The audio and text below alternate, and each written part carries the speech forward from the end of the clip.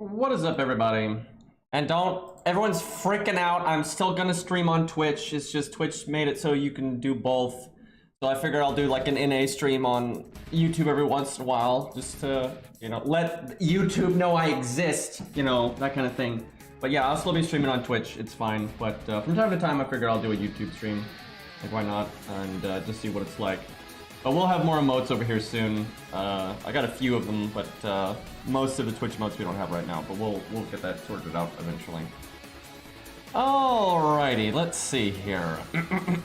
So we do not have the collect all button on NA because they hate us. So I'm not going to take any of these until we get it, and then I'll just get them all at once later.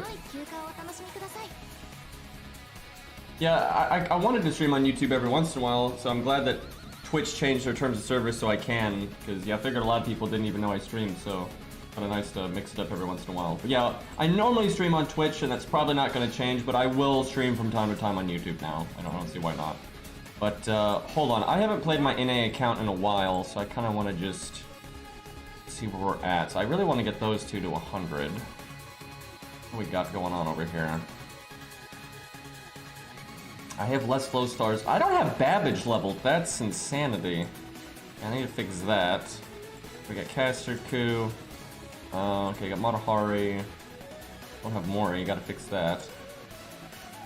I mean, most of the staples I have, but there's a few stuff. And Lost. Thank you for the $2.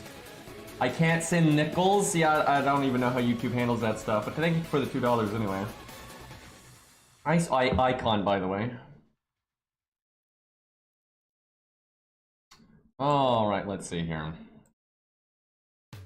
Well, how many Grails do I have? I have 4. Okay, well, let's not do anything with that right now. We'll get a Grail from this event. This is what happens because I don't play NA much. I don't get most of the Grails that they give out from the events, so not as many as I would like. But yeah, you can stream on YouTube and Twitch now. You just can't stream on them at the same time, but you can like do a YouTube stream and you won't get trouble on Twitch anymore. So that's why we're here. But I'm probably going to ignore these questions now because they're just being repeated over and over, so I'm just going to move on. Alright, let's do some 1 to 3 star nonsense here.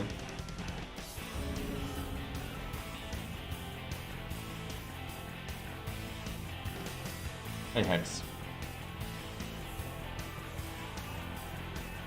Alright.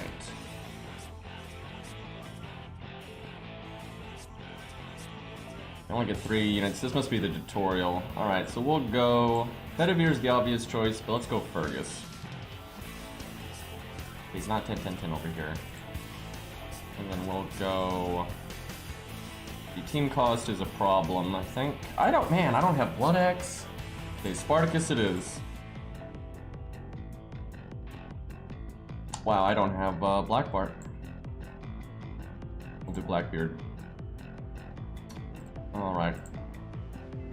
So chat, when you've got a servant that is very normal card damage based, what's really good is like some kind of craft essence that will increase your damage no matter what normal card they pick. If it crits, doesn't crit, no matter what it is. And, Golden Sumo chat, really good at doing that. And it gives you more damage if you crit, don't crit, Art Buster, extra attack even, right? And in Grail front chat, listen to me now, in Grail front, you mostly are using the servant solo, which means they get the extra attack every time they do anything. So a craft essence that makes their extra attack, do more damage, that's quite something. So yeah, we'll give Golden Sumo to Fergus because he's so good, guys. Gotta make sure we're giving him a proper craft. Oh look, another Golden Sumo chat. Oh, how about that? We need to get that one to 100 chat because it's so good you actually want 2 of it at 100. Yeah, that's actually probably my next leveled up craft essence right there. One's not enough, chat. Oh, I actually, jokes aside, I wish I had 2 Golden Sumos on my main account because that's like legitimately really useful. Look for Blackbeard. How many points do I have left? Not a lot. I can't do one of those. Can I do a 4-star? Nope. I can do this one though, because even though it's a 4-star, it actually has a lower cost. I don't think you get FP in this mode though. Yep, the old black key. Who needs an NP? I just brought the wrong mystic code. Well, that'll make it interesting. I'm pretty sure the first Grail front is super easy, though.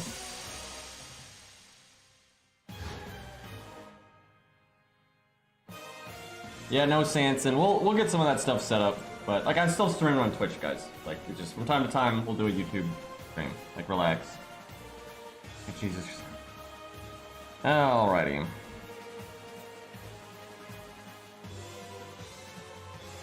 This will just have oh right. This is you get like that little it's different on NA. They don't have like that cost thing. You know what's crazy, chat? That it took them 2 years to really do anything with Grail front, because there's this event that NA has right now, and then they don't do anything really until they do like that little baby event with like Caesar and Merlin. But those are just copy paste of this event really, and they didn't do anything with it. And then they didn't do anything substantial until that CCC Grail front. But that is in almost 2 years. So yeah, it took them about 2 years to do anything of note there. Alright. So, if I remember correctly, on NA, because it's the old system, what you want to do is just bait them into coming to you so you get to attack them twice and instantly kill them. Which is really silly, but it is what it is. Although their alternative to that wasn't that much better. Thorel, thank you for the $2. And there's not much point in showing my ID because my friends list is full, so. Or I'm over capacity. But if we do like, you know, chat versus the dragon or something, what I'll do is I'll just make as much, you know, space as possible, and then you add people as you go, and then you just add and remove people. But, you know, right now we're not going to be using the friends list anyway. Okay, I'm pretty sure I get to attack twice now. Yeah, I can see why they changed this.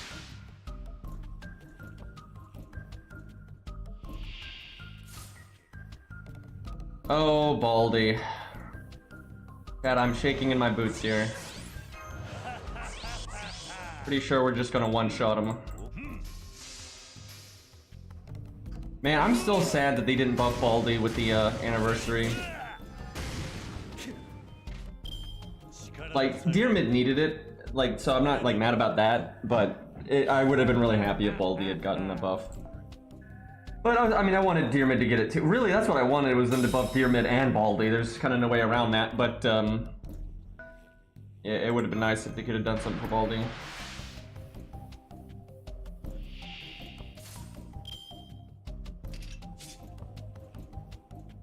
I actually barely killed him last time, but the extra attack was plenty.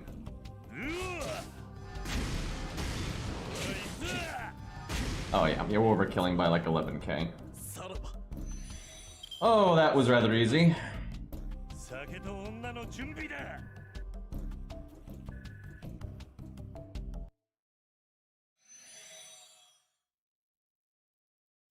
Guys, I'm gonna say this one more time because it's getting a little silly. It's like, when you come into my stream and you think you're being like, you know, 5-head, just stop, right? I know what I'm doing. I'm not gonna stream or not stream on a platform based on what some guy on YouTube says. So, like, just coming in here like, why are you streaming on YouTube? And like, don't you know that's against terms of service? It's like, this is my job, okay? I know what I'm doing. Shut the fuck up! Like, holy crap, it's getting really silly. Obviously. Like, I figured some people were gonna be like this, but this is getting really silly.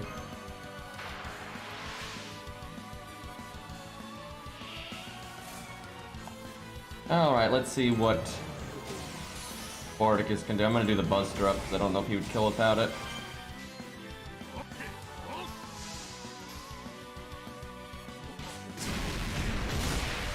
I don't know if I can pin in the streamer setup here. I'm not sure it works that way.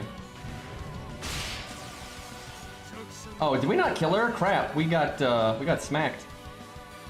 It didn't break our health bar because we had guts, but yeah, we didn't kill her. That's like the difference though between the proper counterclassing where you do 2.0 damage versus Berserker, which is 1.5. I'm surprised though because we did have the Buster up and Spartacus has Madness Enhancement, so I'm surprised. Okay, well we'll get her here, but then she'll get to attack us and then we'll lose our health bar. But it is what it is. So what I could have done was I could have stunned her, I could have attacked up, stuff like that. I'll do the attack up though when we go next turn. Chad, I almost did a rainbow chain. Those don't exist on NA. For the 7 people in chat right now that don't keep up with the JP version, they've changed the combat system over there recently. And it's not on NA, so it's a little confusing. This is my first time playing NA since that update on JP, actually. Right, so you got your team-wide points down there. Why would you do... How is the AI that bad? Like, I know Grailfront AI is, like, really bad, but that was so stupid. Why would you do that, lady? Yeah, that's what I was talking about, though. They really need to...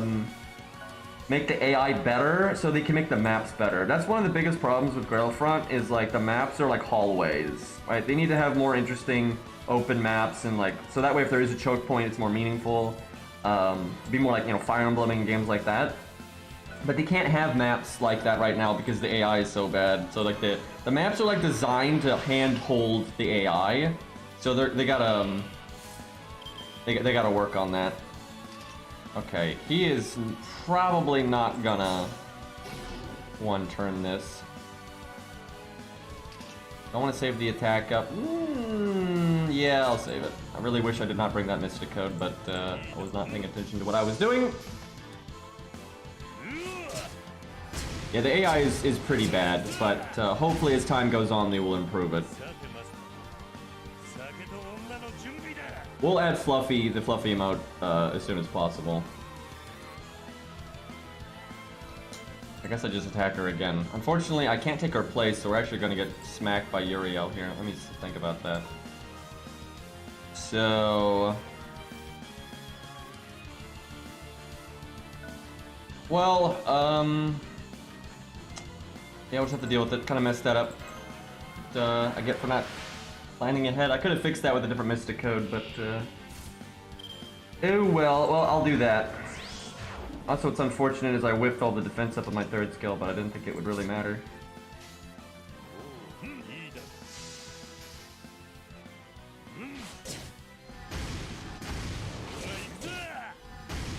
I mean, there's a lot of things you can do for AI in a turn-based game to give them like different criteria to do different actions and stuff, and plenty of turn-based games out there have good AI, so I mean it's totally doable.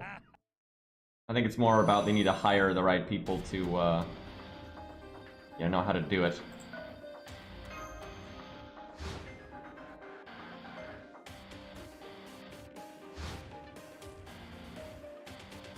Yeah, well, I think there, in some Grail fronts, you might be able to use the switch. I think you actually might be able to have a back row on some maps. Now, I'm not sure on this one, but you can have team fights in Grail front, and like more turns will happen. I don't know, they might cap it at 3 though. I've never tried, but you could, there are some maps that you could have enough units close together enough that you could potentially have 4 units and then use the switch. But that'd be pretty rare, and yeah, like there's no like meta reason to do it. Alright, so I guess Babbage is the only one left.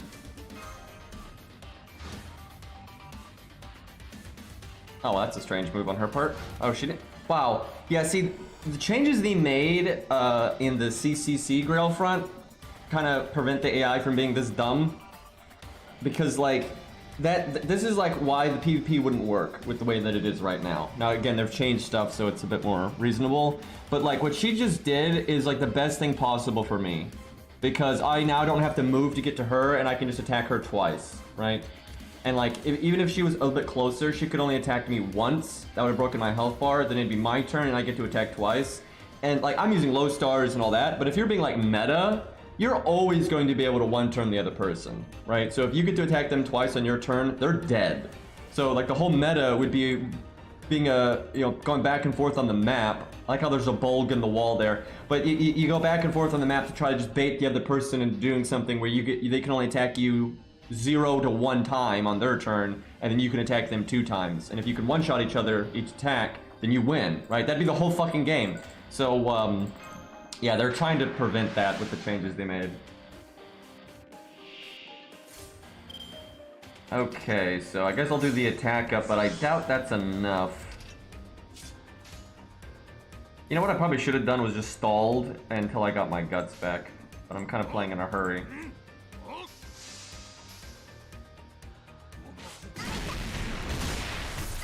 Yeah, that's not enough. If he had his extra attack up, it probably would have been, but I don't have it.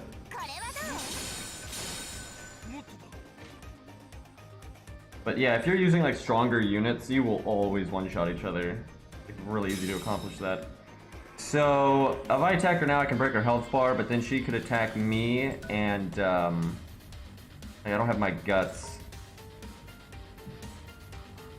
Let me think about this. Well, it's better to do that than nothing. If she doesn't one-turn me, I can then cast my guts.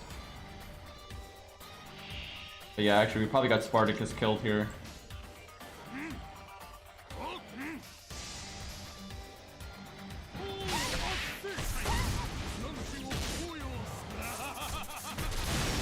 Yeah, I guess they could do like the, AI thing, or one player's AI, but like using the units of the other player and that kind of thing, like Fire Emblem Heroes does it. But I wouldn't be a huge fan of that either. Okay, well, Spartacus is probably dead. Unless the AI is just really dumb. Actually, he might live because she has less actions per turn. Because this game is balanced. Nope, just barely. Like, and she crit, yeah, just barely. I kind of deserve that, though. I was being really, dumb. But I think FGO, like, fundamentally should not have PvP. It's just a bad idea. Alright, we'll just let her move into us, and then we murder her. That's like the thing to do in this version of Grail Front, is let them come to you, then you just smack them.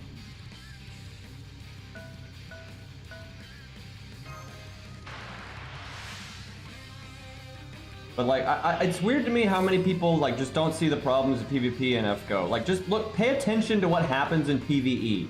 Like, look at right now. I have 8,000 health. She has 74,000.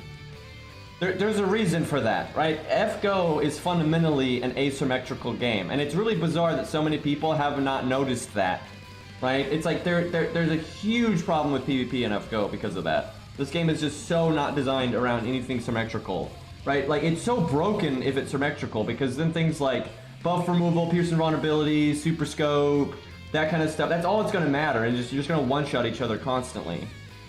So I think PvP is like fundamentally a bad idea. Now you can do some stupid stuff like making it so like your damage is normalized and things like that, so you don't kill each other as fast and that kind of stuff. But like that's gonna have a lot of its own problems, because I mean the game just wasn't designed with that in mind, to just tacking it on. But that's probably what they would do, is try to normalize the damage so you can't one-shot each other. But like even then, a lot of the mechanics that that are available to you, why is it that we're actually might lose unless I just like run off and go kill the master, because nobody can do any damage to her? Let's see, so if I don't take out her health bar here, this is what I get for like managing Spartacus so badly. But I think it's actually better if I let her attack me. Yeah, we can still turn this around. I just have to let her attack me. Actually, she'll probably be stupid and attack the master. But yeah, I need to have 2 actions again, I think. Yeah, I think the AI like prioritizes attacking the master no matter what. And we might seriously lose this though, especially because of the Mystic Code.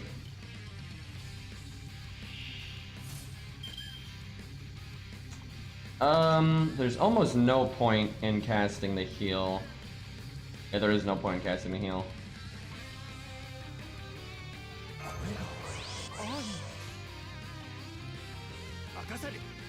Well, I think we're gonna. Well, I could still win if I like kill Durmaster, but I don't want to win that way. I think we're screwed.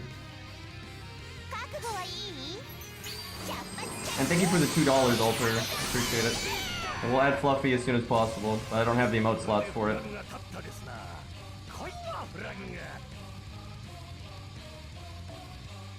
Oh, that's it. I didn't even know it did that. Yeah, we lost one of our actions because of that, but then it's gone. Huh. Well, he can probably kill her now, so I guess we are fine. I kind of forgot we had guts. Yeah, I didn't know that Charm worked that way. I've never seen it, in all my time playing it. We actually might not kill her here. We'll see. We have attack down. Can we do 18k at neutral?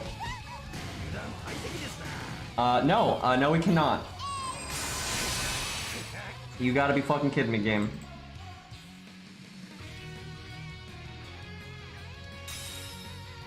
Yeah, you still can't dual stream, but you can stream though on like either platform, but only one at a time. So we're still fine, but we've gotten Blackbeard super messed up. Yeah, wow, I think we're fine, but we almost lost this. But I kind of deserve it because I brought the wrong Mystic Code, I used Spartacus really foolishly, etc, etc. By the way, that would not be a meme combo on JP. Yeah, I have like none of the passives on NA because I haven't like rolled any since they added it to NA, and I'm sitting on like 1,000,000 FP or something. Okay. That's so funny the way they did that.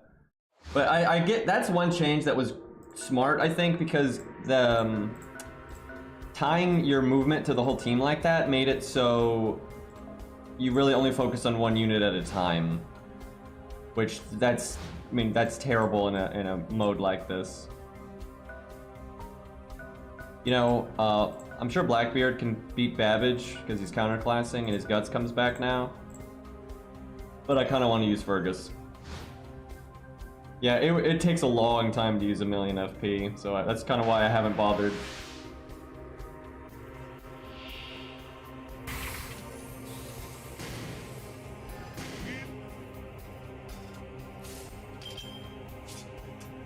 Okay, well, we still, that's so messed up.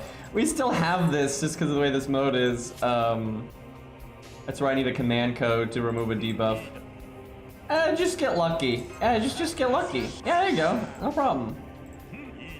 By the way, they just buffed Fergus on JP and he doesn't have that anymore. Instead of having the debuff, he has a Buster up. And a Buster crit up. I do wonder if they'll give the Rainbow Chains to NA early. I think they will, because it's probably more trouble for them not to. Because like just the way the client version works and everything, you know, NA's client doesn't actually match the content that they're at, so I think they'll have like problems eventually. Like they'll be on the version of the game that's supposed to have Rainbow Chains, and they'd have to like go out of their way to not implement it, and so that would be a problem. So I suspect they'll add it early. Maybe like a year early. I don't know like exactly where NA's client is compared to JP's.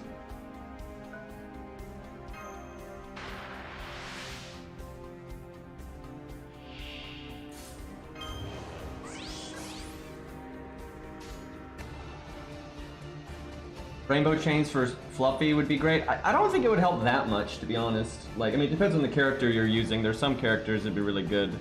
But Fluffy, for I'd say like 90% of the player base, is very NP focused. Your normal cards are almost useless. And you're just going to use them to eat the curse stacks because Fluffy heals when you hit him, and so normal attacks are very ineffective. Now that being said, you can make a normal card setup for Fluffy, like absolutely, and people have done it.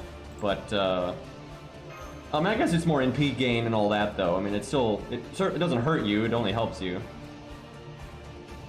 Amazing AI right there. Let's see if he attacks me here. Yeah, you can potentially get better NP gain, but not necessarily, because an art chain is still the best NP gain. Like, that hasn't changed. But the thing is, you're not always going to have an art chain. That's like the thing about rainbow chains, is they just give you more consistency. So, I mean, sure, it'll make Fluffy a bit easier, but I think way smaller of an impact than on a lot of other boss fights. Like, that actually might be one of the fights that impacts the least, I would say, unless you're using a pretty strange setup. What's really going to make Fluffy easier for an A is the fact that you guys got the coin system early. Because JP didn't get the coin system until like a week before Fluffy. So they had 1 week, and there was like nothing rated up, you know, blah blah blah blah, and you didn't get all those FP summons to get like low star coins and stuff. So really, everyone at JP had no coins for Fluffy. Like, I didn't have the anti-berserker passive for Ku, which that's huge.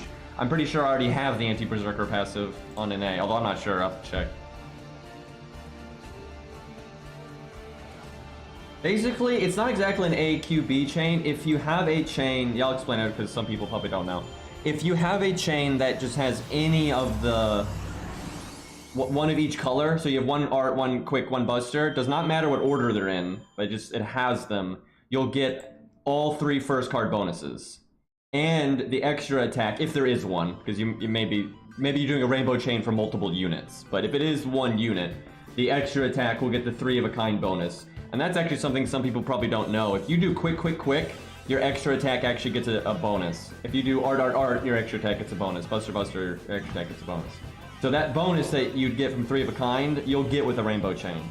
But if there is no extra attack, you're going to get the first card quick bonus, you're going to get the art card first card bonus and the buster card first card bonus, even if those cards are in 2nd place, 3rd place, whatever. So rainbow chains basically reverse what you do, right? Normally you would put like buster quick art or something like that, right? Because the first card buster bonus was so good. But now if you're wanting damage, you're going to do like quick art buster, because now you want buster in 3rd place, because you're getting the first card bonus anyway. So I like rainbow chains because you actually will change them based on what you need. Do you need damage? Do you need MP gain? Do you need Sergeant? Do you need a hybrid? That dictates which card goes in 2nd and 3rd place, and that's actually more interesting to me than the way they did the first card bonus. But you still do the old combos from time to time too, so I just think it's better. BM combos are still a thing, because most BM combos are like quick buster. You still would never want to do that. If anything, it's even worse to do that, because you have like more options that are better. So yeah, BM combos are still a thing. But yeah, and I think I'm forgetting something. Oh yeah, they also just changed quick card. Quick card, if its first card bonus gives 20% crit to the rest of the chain. And so if you do a rainbow chain, you get that. So even if the quick card is in 2nd place or 3rd place, you're still getting the first card quick bonus, which is 20% crit for the whole chain. So they just gain a 20% crit chance. So if they were at 80, they go to 100. They're at 40, they go to 60, right? And that's super, super good. That's one of the best things about rainbow chains, actually, is just the crit boost. And then quick chains, if you do, quick, you get 10 more stars, so 20 total, which is way better. So basically what they did, art chains are still super good. They're one of the best things you can do still. Quick chains are a lot more viable. And then buster chains now are a little eh. Just because a lot of times a rainbow chain is better than a buster chain now. So yeah, quick chain's still good, art chain's still good, buster chain's kind of whatever. Which kind of sucks. The only time buster chains are good is if you're like really amped up on like buster up. Right, you've got a unit with a bunch of buster effects. But if you've just got like attack up, crit up, stuff like that, then generally a rainbow chain is the way to go. But if you're sitting on like 3 buster ups, then buster's still good. And buster chains still are the most damage, but just by a lot less than they used to be. So the incentive is not as good. Okay, let's stick with low stars, but I need to be a little bit more careful here because I kind of messed up on that last one. That was a little embarrassing.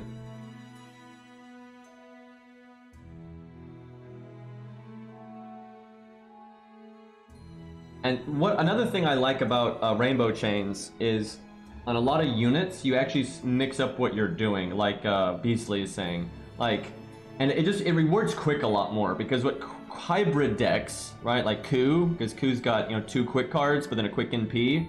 So Ku wants to do is quick NP then quick, right, like normal, and you get more from that because they buffed quick chains. But then the turn after, you want to just rainbow chain, just completely, and you got a bunch of stars to work with for that rainbow chain. Honestly, Ku got a lot stronger with the changes because quick chains are better, he quick chains, and then rainbow chains give you an extra 20% crit chance. So Ku basically will always crit after his NP, like no matter what. And then he's also getting more boom for his buck because he's getting all the other rainbow benefits. So he can kind of quick into rainbow, and if it goes well, sometimes you can just NP again, and then, you know, quick again. So very strong for him. Yeah, every anniversary, Ku seems to find a way to get stronger, but at least he buffed Deer Mid, and I do really like the Deer Mid buff. It's quite nice. I just wish Baldy could have gotten a buff too. Like, personally, I kind of wanted to Deer Mid buff more, even though I think Deer Mid was actually better than Baldy for the average player, right? Like, Baldy's better at, like, you know, soloing and stuff sometimes, but like a normal player booting up the game, Deer Mid was actually better for them. He's more straightforward, better for killing a boss, has hard survival to survive the boss's NP, has an upgraded NP, does a lot of damage, nice and easy. Where if you throw Baldy on like a new account, he's terrible. I mean, he's like completely useless. So in a lot of ways, Deer Mid was already better, but he was so unsatisfying. Like, Deer Mid was like, hey, I'm Ku, but worse at everything possible.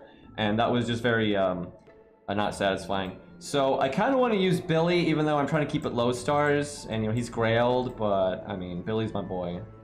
But we could do Robin. Let's see what my skill ranks on Robin are on an A. Oh, 10, 10, 10. Very nice. What about David? I'm like account checking myself. Okay, 6, 10, 10. I mean, that's respectable. Man, I don't have a lot of archers over here, though. What about a Rosh? Ooh. I mean, this third skill is the only one that really matters, but, Proto-Ku at least has the anti-beast thing, but he is still completely inferior to Ku. Also, hi Zashi.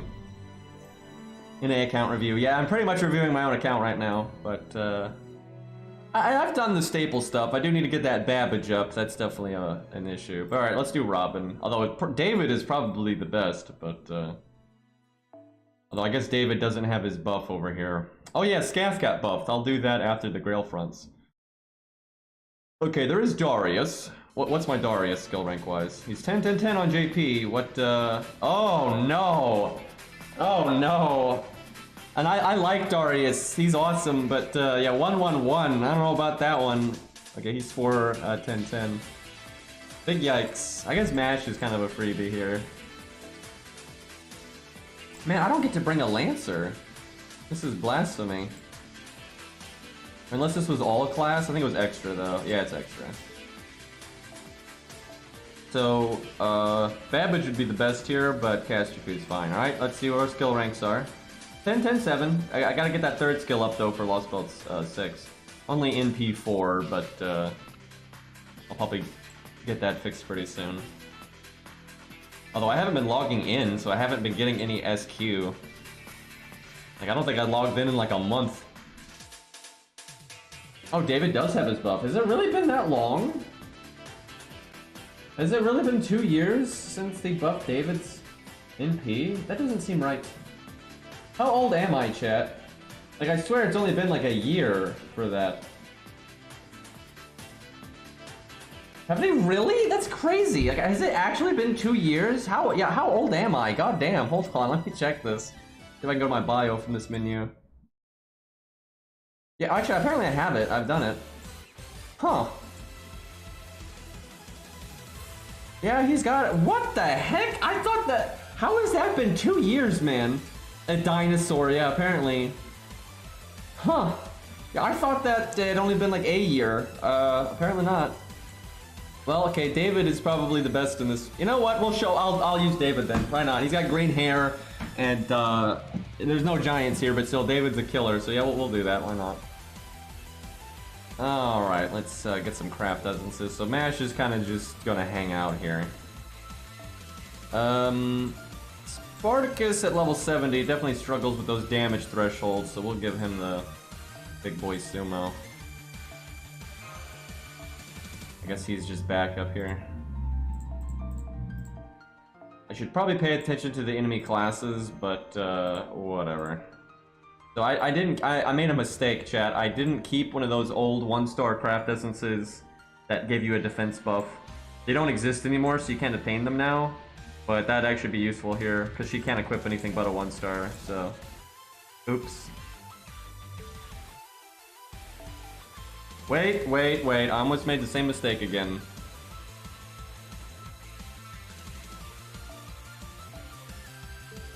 I still cannot believe they buffed Fujino. And she might get buffed again, I could see that. Because the JP server has not had the coin system since Fujino, which is so messed up because NA does. Like, NA is really getting the good life because they get the coin system early and they know about it in advance, so they can get Fujino coins on her raid up that happened, right? Where JP didn't get to do that because they didn't get the coin system until after, so. But yeah, the coin system has been much easier to deal with on NA than JP. Like, and it's noticeable because on NA, we saw so many people with 120s and like 110s and stuff pretty quickly, where it's really slow going on JP. Like, JP's just now, you're starting to see a healthy dose of 120s. Alright, so don't want David to fight the Lancer. They kind of always set it up though, where it's really easy to run into your counter class in this version of Grail Front. They didn't really do that though in the CCC one, but that's because they like really changed how it all works. So I guess I'm just gonna... I'll move up a bit, but I'll probably wait and see what they do. Boy, I will say, like, I'm not a big fan of Grail Front. I think it's really shallow. But the CCC changes to it were definitely good. Because, like, the movement thing, it really is annoying. Because it allows you... Like, the way it is right now in NA, you can just barely move. And yeah, that kind of sucks. Let's see, so she can go up to there, so we'll go up 1. Although I doubt they're gonna move their full amount. Man, one thing I don't like about YouTube is when people at me, I don't get like the highlight message, so it's harder for me to notice when someone in chat is trying to get my attention. I'm not a fan of that. I have to read more, can you believe that? We got the raid up with the first run of the summer camp instead of the rerun. Oh yeah, that's right. So you'll probably get it again. You'll probably get another Fujino raid up, I suspect. So you're in way better shape on that one. Cause yeah, the Fujino raid up on JP was like right before the coin system. Medusa Blind, indeed. We don't have that emote over here either. I'm not entirely sure what unlocks emote slots for me, because it was saying I could unlock more, but I didn't actually look, so I don't know if it's like subscriber base or like streaming hours, or maybe I have to like unlock it by like paying. I don't even know. I'll have to check. Hopefully it's just like the amount that you stream or something simple like that, but we'll, I don't... It behooves YouTube to make it easy to get emotes, because like the emote game is a big part of why Twitch is preferred over YouTube. Like, no joke, like people like their emotes and I don't blame them. Okay, might as well do this. I think I'm gonna go ahead and throw out the attack buff and try to just one turner. Hopefully that's enough.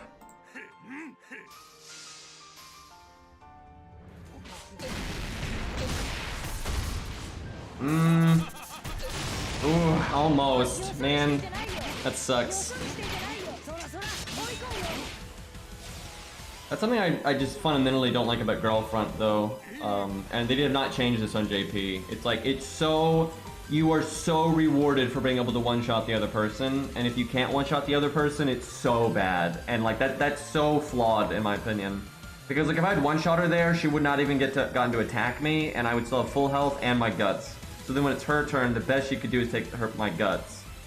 Because like now I can attack her, but I just break the health bar, and then she gets to attack me twice, and I die. Like damage thresholds are just like everything in Grail Front. Like if you can hit that sweet spot to one-shot somebody or not, that's like all that matters. And that's why PvP would be bad, because it'd be the same thing. Oh, I didn't even realize you could go that way. Man, I'm really throwing today.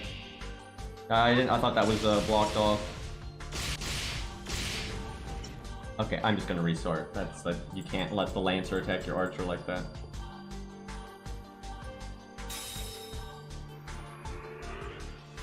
Yeah, I had no idea you could go there.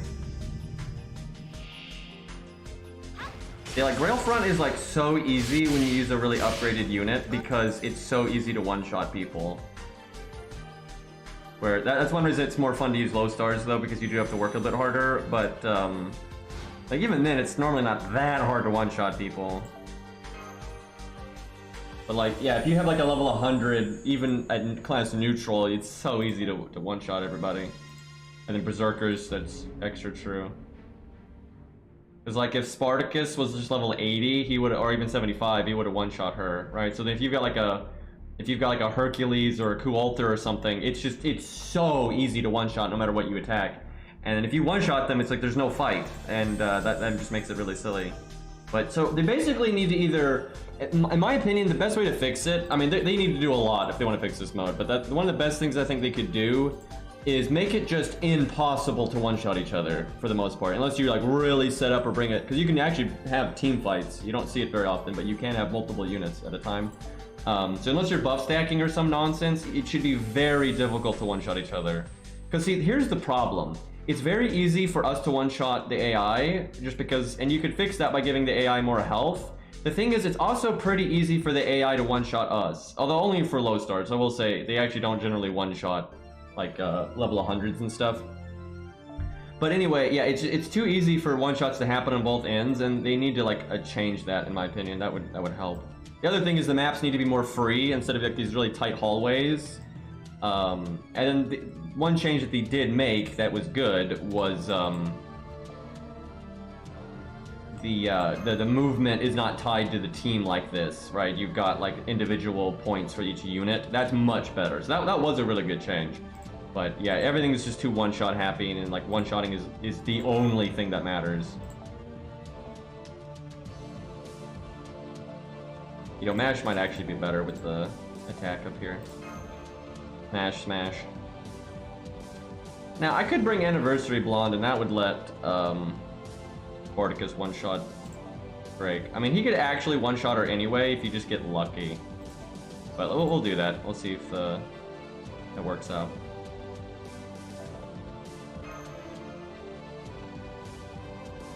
Also, I think craft essences need to like not be in Grail Front. You need to have mode-specific passives, because so many craft essences are just so busted in this mode because they were never intended for it.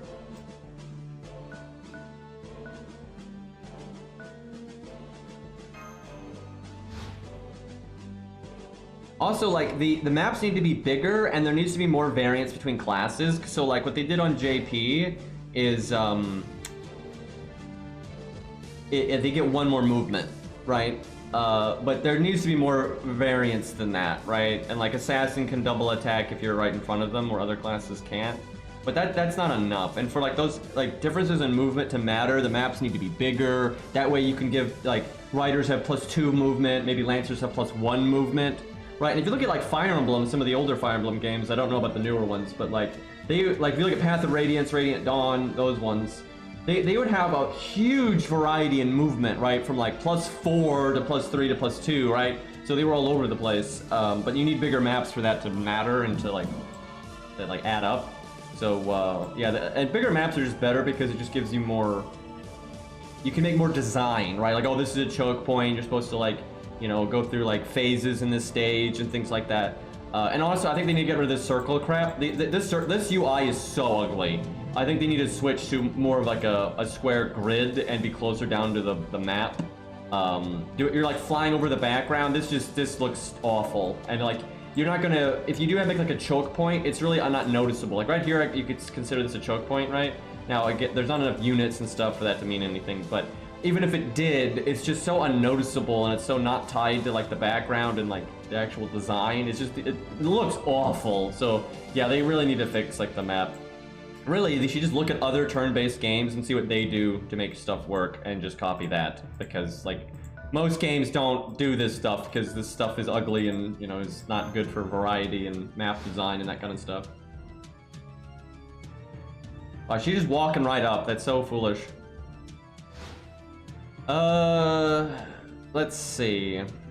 I guess I back up like one and then smack her. I don't think Mash is gonna do so hot here though, to be honest. But even if she dies, Castraku can finish it off, and then David can kill that. Maybe I'll let her attack me. No, I want to attack her so I can cast my defense buffs.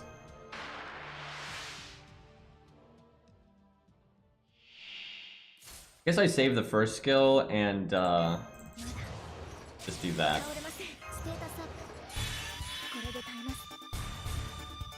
I was about to Rainbow Chain, but that's not a thing, so we'll do Buster Art Art. Mashu, Smashu, Mash Bash, you know, however you want to put it.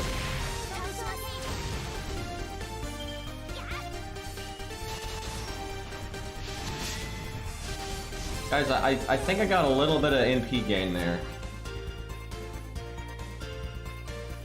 Yeah, the UI is really ugly. Like the blue circles and it like just they need the map needs to be more like zoomed in, right? Like at the background, it needs to be more like and then like you just need squares like lightly indicated on the ground, and that way if you have like a choke point, you know, it's just really clear and you're actually by the wall and that kind of stuff. I think that's the way to do it.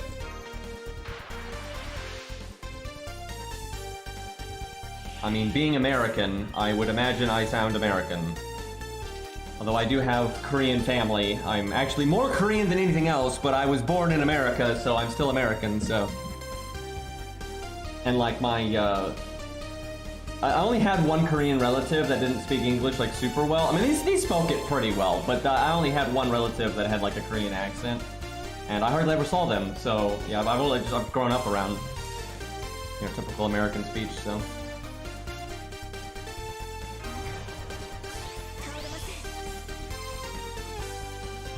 Okay, I guess we just Art Chain. Boy, Mash is not really doing any damage, but in her defense, she has no craft essence, so... Green isn't from Greenland. No, see, it's Iceland. Iceland is the green one.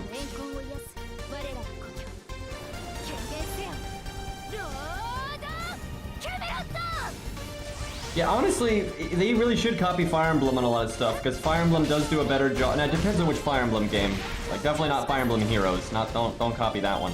But, you know, a lot of Fire Emblem games have larger maps. It's a square instead of a circle. It's more zoomed in. You know, the variety in movement is more useful that way. And because the map is like that, like, I'm not even the world's biggest Fire Emblem fan, but this is just obvious. Like, Fire Emblem has significantly more variety and like the way they can set up their maps and the way you can play through a stage and have like each stage feel unique and that kind of stuff, where Grail Front doesn't have that at all, and it's just because like their maps are just like hallways.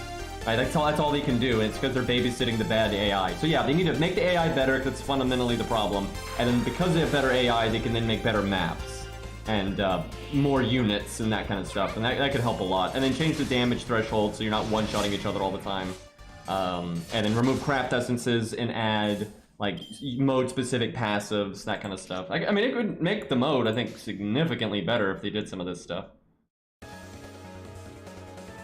Do Buster, Hard Buster. So we're gonna get NP'd at some point.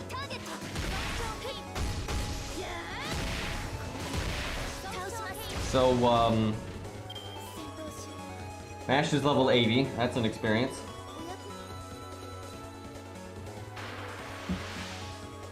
Wait, did she get an NP tick there?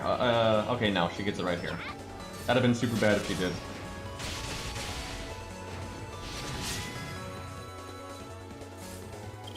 Okay, so...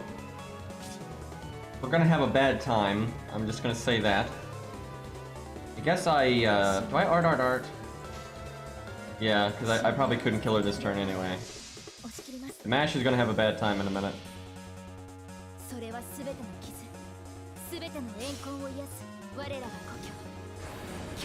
Okay, chat, I ask my Twitch chat this from time to time, so let's ask YouTube.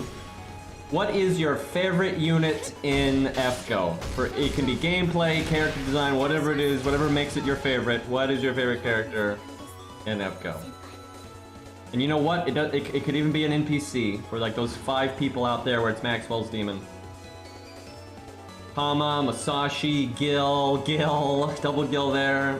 Man, I've been seeing a lot of Saito Hajime hype. I was messing around the other day and just summoning random people that weren't on my friends list, and I was looking through Sabers, and I was seeing so many Saitos. Okay, let me scroll up. I'm falling behind here. We got quite a bit of Gil, which that's expected. Gil's popular. Got some Emiya in here. Chat is actually going kind of fast here. Alright, let me back it up. Okay, we got some Garrett, Nobu, Okita. Oh, Arthur, respect. Another Gil, Tamcat. I wonder if anyone's gonna say something that's like not playable though. I haven't seen any of those yet, like, you know, Tiamat or something. But I mean, I'll accept it. Oh, Mordred, I respect that one. Bertra, that's a rare one. That's a super rare one. Couple of says. Guadia. Guadia's pretty high on my list too, actually. Angra, Valkyrie. Which one? There's so many Valkyries now. Yeah, no Morgans, but that's because I figure most of my viewers are NA, so. But yeah, from JP people, Morgan is a pretty popular one. Obviously, for me, it's Ku. I think we all know this. That's not going anywhere. But Gilgamesh is a very close second and kind of tied, really. Like, I really like Gilgamesh and Ku. Especially Gilgamesh in like Fate Zero and stuff. Like, he was written really well there. Okay, so if I don't do 25k, I am going to get NP'd in the face. Now, I'm going to get NP'd in the face eventually, no matter what. But if I can attack again, I could get my first kill. Okay, let me do this. I want to save the Buster up, though, for Spartacus. Boy, I wish I had given her the attack up and not Castriku, because over these few turns, that would have added up. Melt fans, rejoice. Thank you for the $2, Elliot. I appreciate it. Melt's pretty popular, in my experience. Vortigern, which one? Because there's a difference there. Alright, so 50, 50, 70 would be the best crit chance I could go for, but I could do like the 40, 70, 50. I'll do that. See if we get lucky. Come on, 40%. Work with me. Nope. That's enough. That's enough. We had to crit twice. I actually saw a decent amount of Canuses, and in my experience for like the community at large, Canis really is not that popular. But I kind of suspect Canis is more popular on NA than JP. Because like on JP, her sales figures were like awful. They were crazy low, and her and the twins because they were rated up together. But I suspect like proportional to the player base size, because obviously JP is a bigger server, so Canis is probably gonna have more sales over there anyway. But proportional to the player base size, I bet you Canis did better on NA. That kind of character.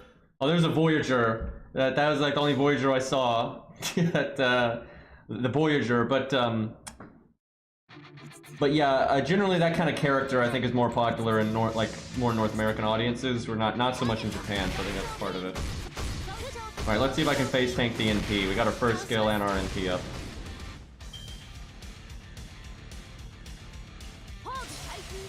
It's not just tomboys. It's like this goes for men and women, really. The MA is generally more hype for, how do I put it, like real, like assertive go-getters, right? Again, for males or females, like they're just, NA normally likes that more than JP does, right? JP hypes, now both NA and Japan, both, you know, there's gonna be a degree of people that like both of these things, but like, Japan is normally way more into like the typical waifu kind of archetype and that kind of thing. And like for the guys, they're normally more into like pretty boys and stuff. Well, that's really big in China. I've noticed like JP is more accepting of the Chad. I'll put it that way, right? Where like Chinese games and like their version of anime, which I don't remember what they call it, but they're really big on the pretty boy spam. They don't do all much with the Chads. Where like JP doesn't really like super hype Chads and brutes and that kind of thing, but they're definitely more accepting of it than China. So we're kind of getting the piss kicked out of us here. Wow, Wow, we were doing so good at not losing a bunch of life per turn, and then we just got absolutely bodied there. That was brutal. So I think Mash might lose the 1v1 here. We'll see. She's certainly taking her sweet time. I tell you what, though, if I had given her that attack up, I think that would have made enough of a difference that we'd be looking a lot better here. You didn't need that piss anyway, apparently.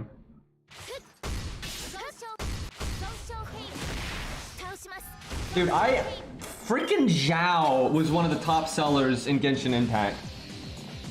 Like Zhao. Now, I'm not hating on anyone that likes Zhao. It's just like that's not what I would have expected to be the top seller. But yeah, I guess the Chinese demographic really is different. Cause he outsold like all the waifus, dude. And I see it like I know Zhongli sold insanely well, like almost as good as Zhao. But the thing, I've always seen people say the reason Zhongli sold well was because he was OP. But the thing is, he wasn't OP when he came out. And a lot of the sales data that they have for him are for before he was buffed, right? So I don't even want to know how much he sold in total between like all of his rate ups since he became better and everything. I don't even want to know on that one. But yeah, Zhao and Zhongli were just crazy popular, so. But yeah, it's just kind of interesting because people are already saying guys don't sell, but the sales data does not support that. Like seriously, you can look at Genshin Impact sales data, and of course the waifus sell well. Nobody says waifus don't sell well, but like, if you look at the sales data, like Zhongli and Zhao have sold significantly better than most of the waifus. Like they beat most of them, and actually, I'm not sure anyone's beat Zhao. I'm not sure. I have to check. But yeah, like the guys sell really well, and same in FGO. I mean, Ivan sold really well. Muramasa sold decently. He actually didn't sell as well as I thought he would, but he sold decently. Gil's always sold well. Edmund sold well. Achilles sold well. Right? Like the guys have always done well. There's a couple of guys that don't do well, but there's always a couple of ladies that don't do well either. Some people have said they think the reason Ivan did so well was because of Antonio, and I'm sure that played a bit of a role, but I don't think that played a huge role because he's a 3-star and he's ultimately not going to contribute that much to the sales, I don't think. Now, we'll never know. You know, all we get is the raw sales data for that month, right? So it's not the same. But, so yeah, there's app earning reports, right, for Apple and Google. So you can look at, you know, what their app earning reports were for that whatever month the banner was. Now it's not perfectly accurate because there's just so many weird things. Like first off, sometimes there's more than one banner in a month, or a banner switches over like at the end of a month, right, and then bleeds into the next month. So there's, you know, it's not perfect. And then you've also got, there's like a few ways around it where like, you know, people may have just saved up for years and used free SQ or you know, months. But you know, free SQ won't show up, things like that. But like if someone uses free SQ, that still ties into popularity, and then that person is more likely to spend money later down the road, that kind of stuff. But regardless of money, it's still a part of being popular, right? Like I say free to play, and except for Edmund, but I still roll on what I like. I may not be spending money, so like what characters I like is not translating into like the sales figures. But I'm still saving up my SQ and putting it towards characters that I like a lot, right? But there's no way to see that stuff. And there's a lot of players like that. So the sales figures are not a perfect representation of how popular someone is. It's just not, because there's a lot of free-to-play people. Or even if they do spend a little bit of money, right, they might have just had a lot of free SQ anyway and they didn't need to spend any money, right? So it's absolutely not a perfect system. But for example, Karen, the month Karen was rated up, I think she was like the only real clear rate up, so it was obviously anyone spending money that month was for her. The game barely made any money. It was one of the lowest earning months in all of FGO history, right? So Karen bombed, right, really, really hard. Where like Morgan and like Vortigern's month, because they were together, right, was a crazy high earning month, right? So even though like the sales figures aren't perfect for knowing what's popular, there's no world where like Karen is, you know, is popular. She blatantly wasn't. And obviously Vortigern, Oberyn, and Morgan are super, super popular. Because like the sales figures are so extreme there. There's no, you know, there's no way that's not the case.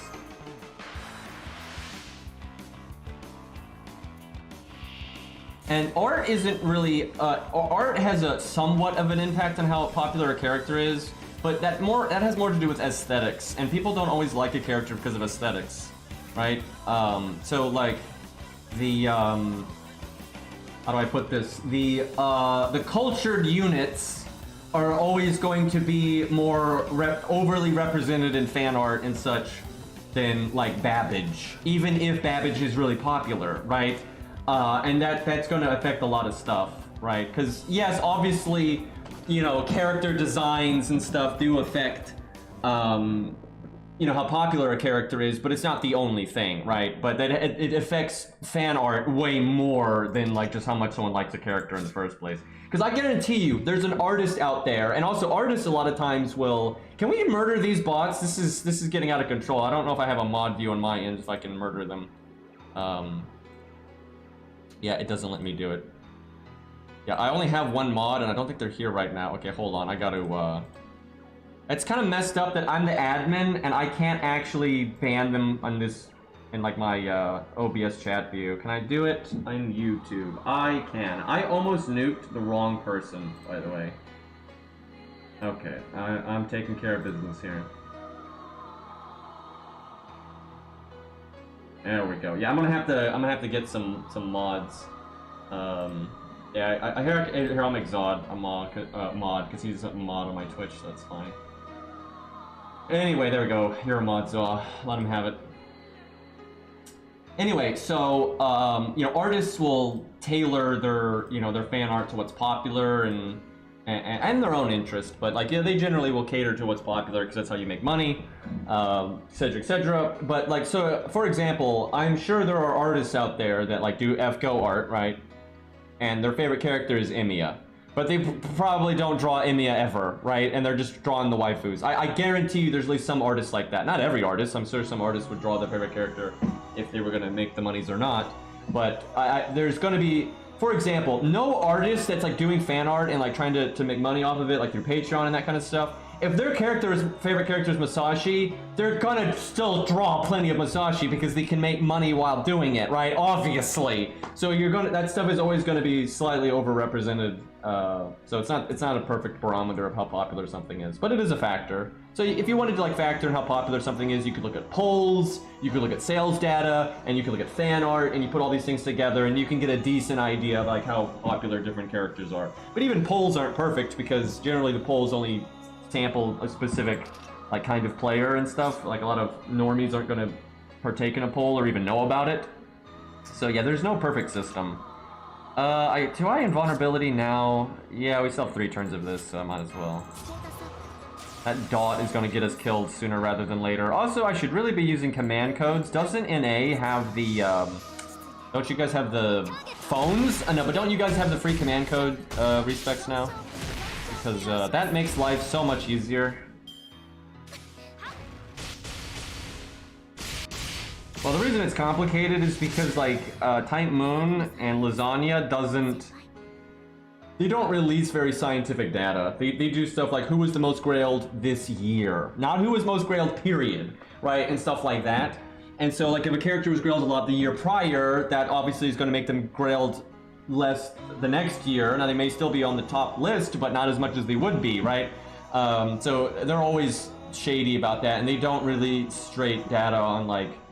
I wish they would though. I would love it if they would just release raw numbers of like who is the most grailed unit, because they've never done that. They always do who is the most grailed this year, and that's so different, right? Because I grailed Ku to 100, you know, years and years and years ago. He's still my favorite though, but that's obviously never going to show up in any of the data. Right. So yeah, I wish they would just say what character is the most grailed. That would be super fascinating.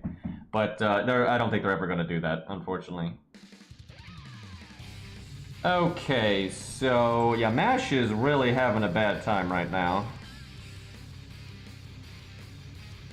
I almost want to bring in Casterku so then her damage is split.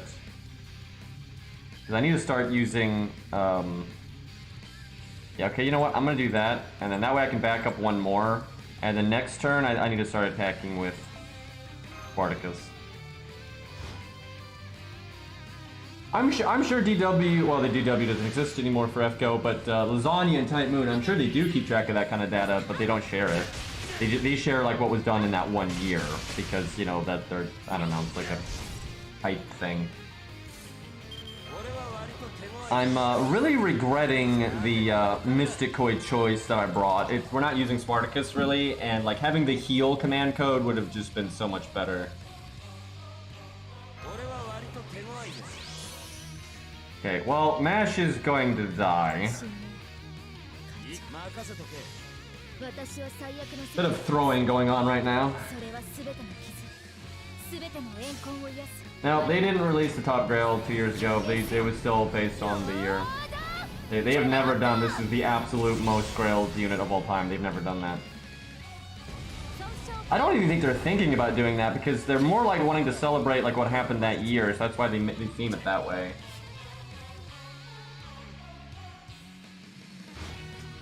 So that was not the smartest move on her part.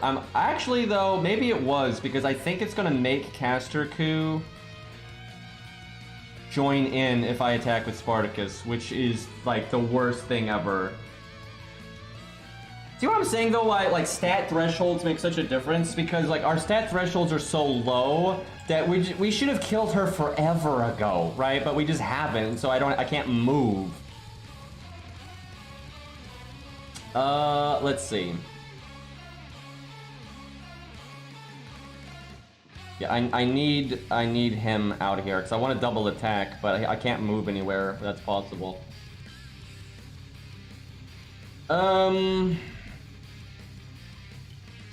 Let's see.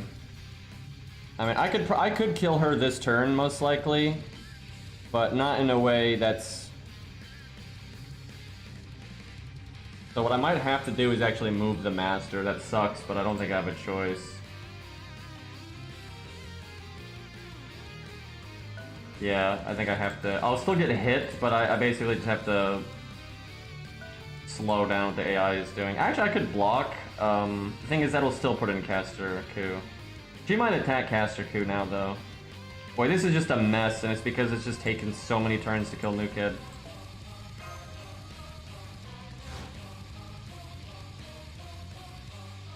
That was such a weird decision on her part. What's messed up though is I don't have my guts, so I'm just instantly dead. That sucks. I don't know why they would do that though. That would have been way better if they attacked Q. Although if they get lucky, I'm just dead here. This is kind of dumb. I'm kind of annoyed. Like there was really nothing I could do about this just because there was no way I could kill New Kid in time, so there was really no preventing that.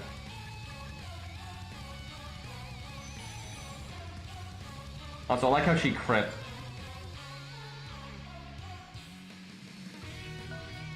There's no way I could have used David to help Spartacus. That is just completely impossible.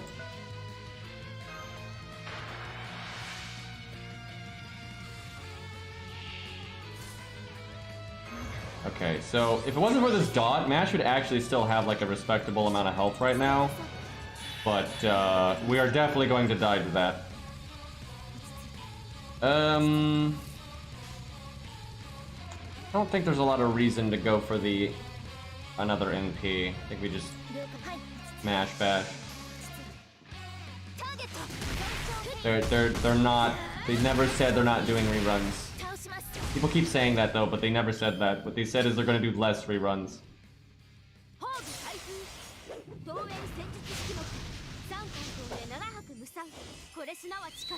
But I mean, there's no world where they don't do any reruns. Nice damage, by the way. But like, there's just too many events that are like really popular, and there's just the practicalities of game design, like game development. There's just going to be times they don't have content ready, and they're going to use a rerun to buy themselves time. I mean, that's just going to happen. But, you know, there should be less, and that's fine. I mean, I don't think anyone really liked reruns anyway. But the obvious thing they need to do is make the main interlude system better. That way, if you missed an event, you can still get, like, the craft essences and the command codes and stuff. It's actually really weird that they haven't made the main interlude system better. See, if I had just done that one turn sooner, like, it's really frustrating because it's completely based on stats, and it's like, I just swallowed water the wrong tube. Anyway, If we just done that a turn sooner, it wouldn't have been such a clusterfuck in here, and I could have attacked first with Spartacus, and I could have one-shot her health bar, and I could have cast Guts, so then she wouldn't have killed me, and then we'd just be in a way better situation. But yeah, just because of the like slight, you know, stats being off, Spartacus died for free, and there was really nothing I could do about that. And this is still really bad because I just cannot set up where I can like attack twice in a turn because I'm having to waste 10 points switching. Or like otherwise I could have just set it up where I got to attack twice, but now I can't do that. Yeah, I think we've actually lost. Spartacus dying. Like Spartacus absolutely needed to kill her. And like I brought this Mystic Code, and it was only for Spartacus. And yeah, it's kind of useless for everyone else.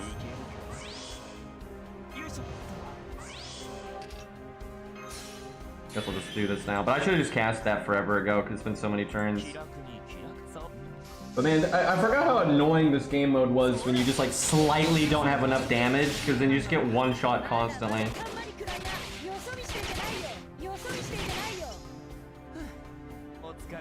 Yeah, it's over. Yeah, we got nothing left. Actually, I probably could still win because the enemy AI is so bad. I could probably just kill the enemy master because like it's actually pretty easy to do that. But what the heck does pause do?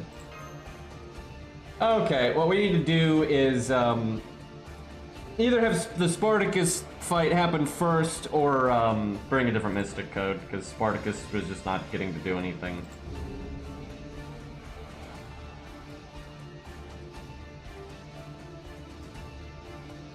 And I don't know, maybe give Mash the craft essence because again Spartacus just didn't get to do anything, so. But if we win one turn sooner, then he does get to do something, and I want him to be able to one-shot, because if he can't one-shot, then it's like screwed. Potentially, it might be better to not bring Caster Coup at all, because he's actually the problem, because he's in the way.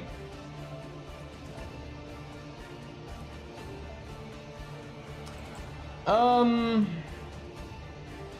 mean, he's good for killing Stheno, but I don't know if you really need help with that if you're set up properly. Let me see. What I could do is give her the weaker one, and then give Spartacus the big one.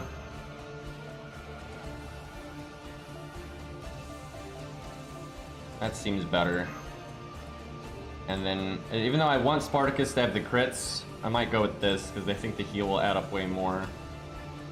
But I could just cast this stuff really early and then have it come back. That's not so bad. Yeah, I'll try that.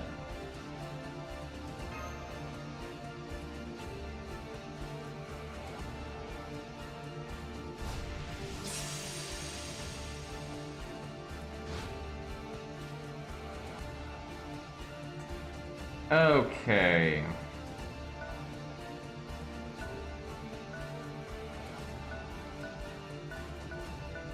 Go ahead and move the master. That'll help quite a bit.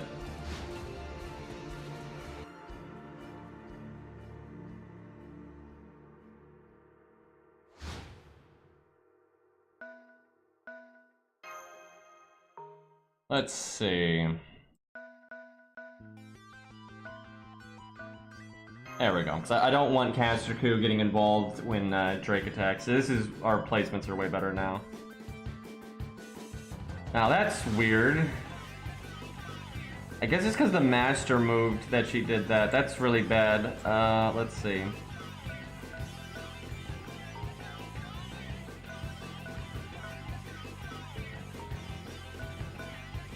Let's see if that gets her to move bottom again.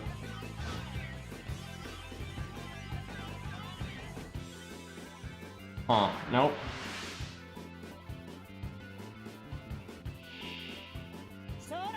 So bad when you don't get the first action because you can't cast your skills. Yeah, I just need to bring default. Like there's just so little use with this one. And even though I'm trying to get Spartacus to do stuff, there's just no getting Spartacus to do anything.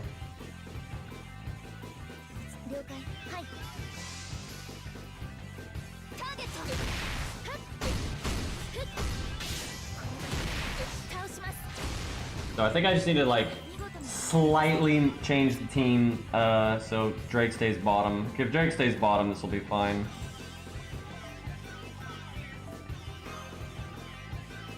I really wish they made resetting easier. Although these are honestly so easy that if you're taking them seriously, no one is ever going to have to reset one of these, but if you're fucking around, it'd be nice.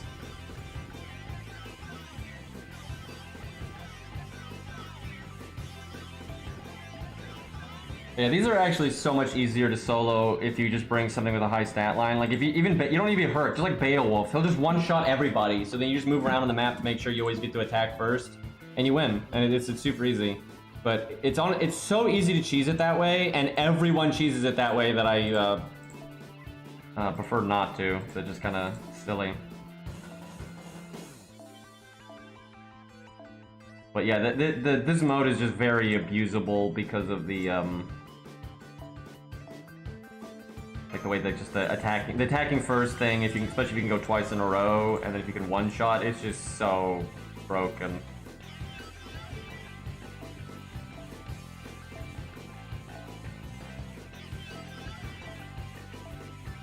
Okay, so we need to keep Drake bottom. I forgot to change the Mystic Code!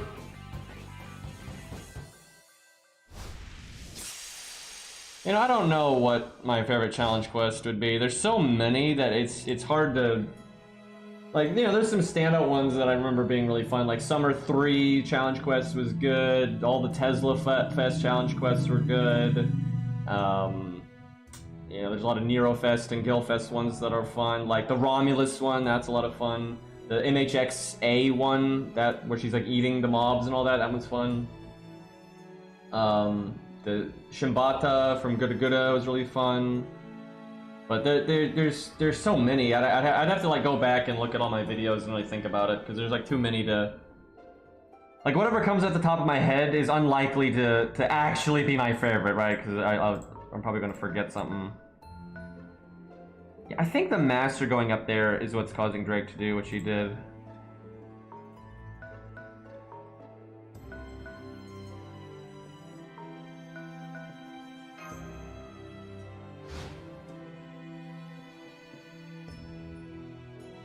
I like the CCC Grail front was an improvement, but not a huge one. But like the changes to the core gameplay overall, like, it's still, like, so flawed, though, right? Like, I still think there's a lot of problems.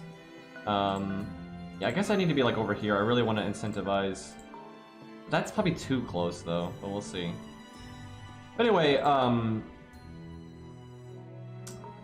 it was better, but it's still really flawed. And, yeah, I can definitely see on a weaker account, though, I could see it being a nightmare. Oh yeah, Bullet Heaven. I like Bullet Heaven a lot, absolutely. That was a fun one. Yeah, that's really high on the list. You see, I didn't even remember that. Yeah, I just forgot. But yeah, that's a good one.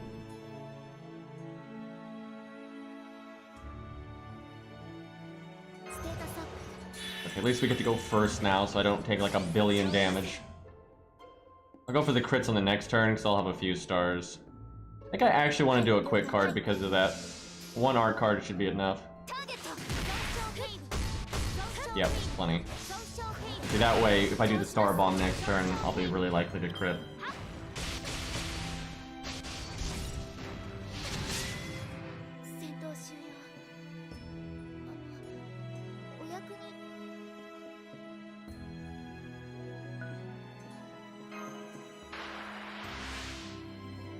I didn't mind the Idol collab one, but I wouldn't put that as a favorite. But I mean, it was the best part of the event, but the event was also kind of... Okay, this crit spread though, I was hoping something would get at least 30%. I could though do the crit and then do like art, NP art, and see if I get an art crit. Yeah, I'll do that. That is not 80, 100. If I could rainbow chain, I would. If we were on JP, that's what I would do. But could do Buster NP quick, but nah, we'll do the art. That sucked. That probably wasn't worth the Star Bomb then. I was hoping that one art card would get a bit of stuff there.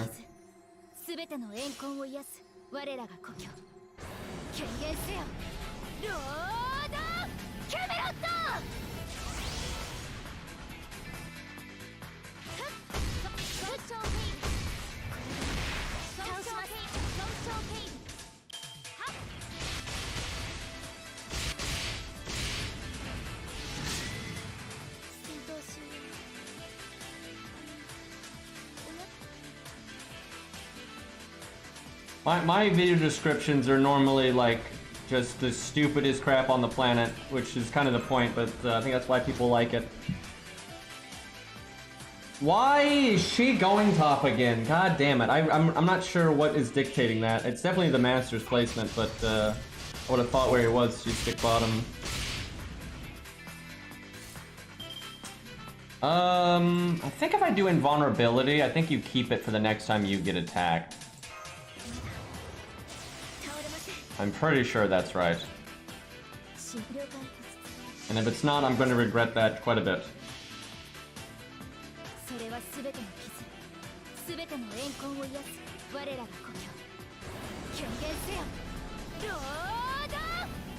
Yeah, this was going really well until Drake went top, so I just gotta get her to go bottom again. Because like Mash having the crap essence speeds this up quite a bit. Yeah, you keep the invulnerability.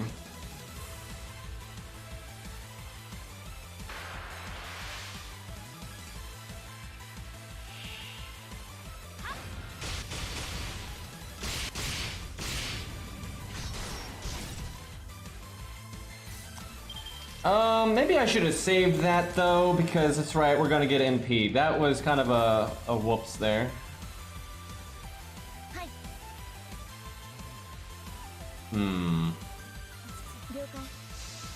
This would still be fine though, I just need to get Drake to go bottom. I don't know if I need to like go more up with Spartacus or what, like I'm not really sure why she's doing that.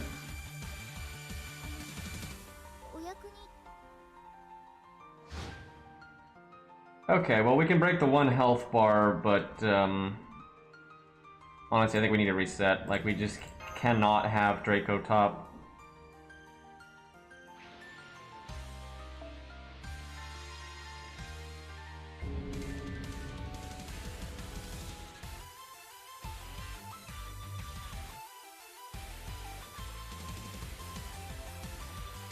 Okay, Jesus, dude, it's so annoying that you have to do this every time. Like, it should obviously just leave the team as it was, and if you want to change it, you change it.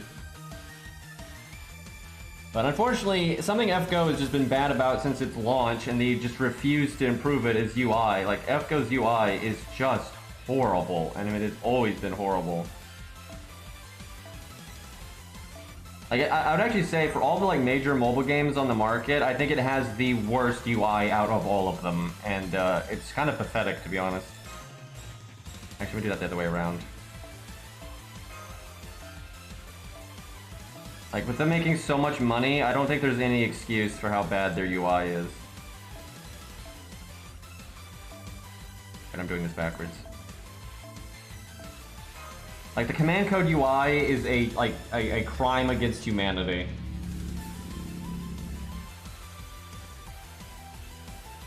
Okay, I'm just bringing default because, I mean, we're never using Spartacus.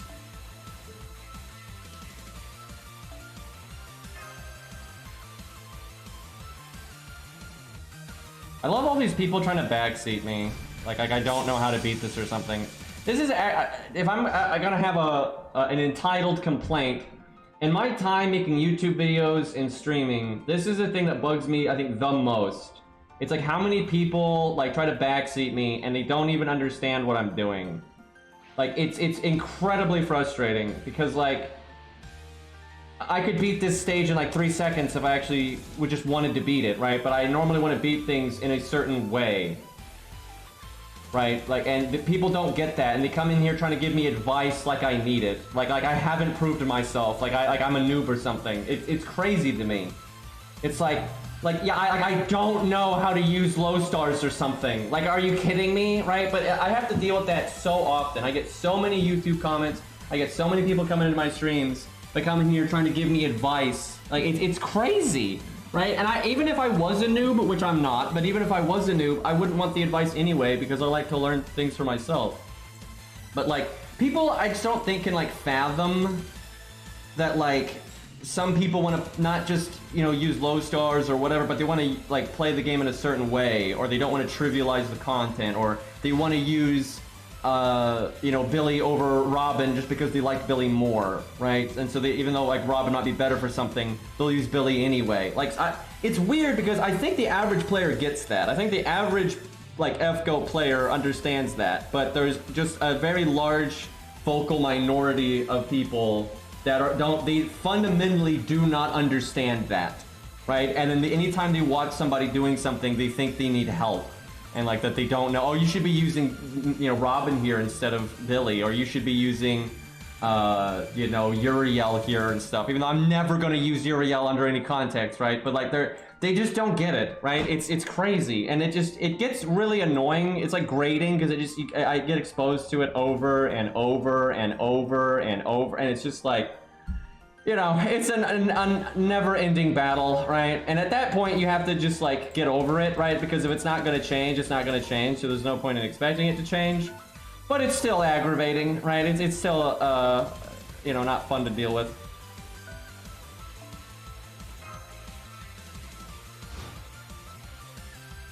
It's not even a curse of being a content creator, it's more of the curse of being exposed to the public. Like, just ask anybody that works retail, you know, how many fucking idiots do you get exposed to, and like condescending twats and people that think they understand what's going on but don't understand what's going on, right? You got the Danny Kruger effect where like when people don't actually know, like they're ignorant of something, they don't even realize how ignorant of something they are, right? Anytime you're exposed to like people, you're gonna run into stuff like that. It sucks, but it just is what it is. So, I think I need to move Spartacus up 1 square, or move the Master like down a square. I mean, I bet you it's based on like movement. See, 1, 2, 3, 4, 5. 1, 2, 3, 4, 5. I mean, it's the same either way. So I wonder if I move the Master right there, if they'll stick to ball. I kind of want to do this just for science. That's a really good way to see if that's what's going to dictate it or not.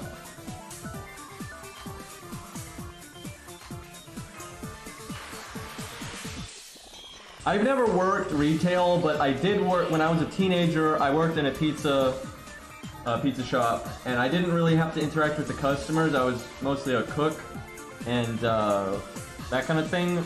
But I'd have to deal with people, and I would see the people that did have to deal with the people, and like it just yikes. So even in that setting, which isn't as bad, yeah, I was like, holy crap.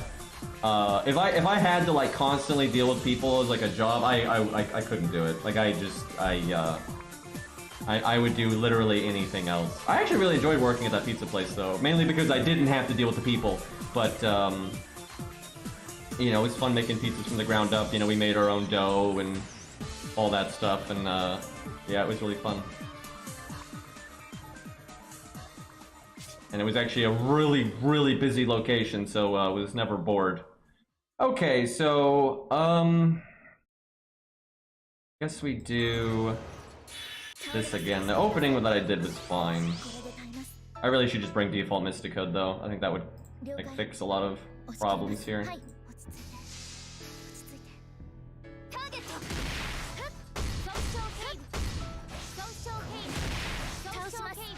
I make my living off YouTube and streaming now. I used to work regular jobs, but now I make enough, and I'm very fortunate. I was very frugal with my money when I was younger, and my father gave me a very good life advice on how to you know, not be an idiot with your money. And so I got a lot of my finances in order at a very young age, and I was able to pretty early on in my life.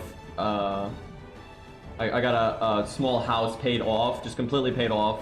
And because of that, it's way easier for me to make my living through streaming than it might be otherwise. So yeah, I make my living though from YouTube and streaming, and it's pretty smooth. But yeah, I'm lucky. But yeah, I had a father that just gave me very, very good, you know, life advice. And I cannot fathom why she's going top now. Now I just want to know, because like that first attempt, our first 2 attempts, she went bottom, and I cannot imagine why. Can you? I don't think you can quit. You have to play the turn. I cannot imagine why she's going top now. I'm actually confused. I guess maybe Mash is up a square, and she's just like, oh, get Mash, or something. But I'm pretty sure Drake is actually programmed to more go after the Master, but this is so dumb that on enemy's turn, you just cannot quit no matter what, so you have to just sit here. I'll put it this way, I'm older than pretty much everyone else in the FGO community.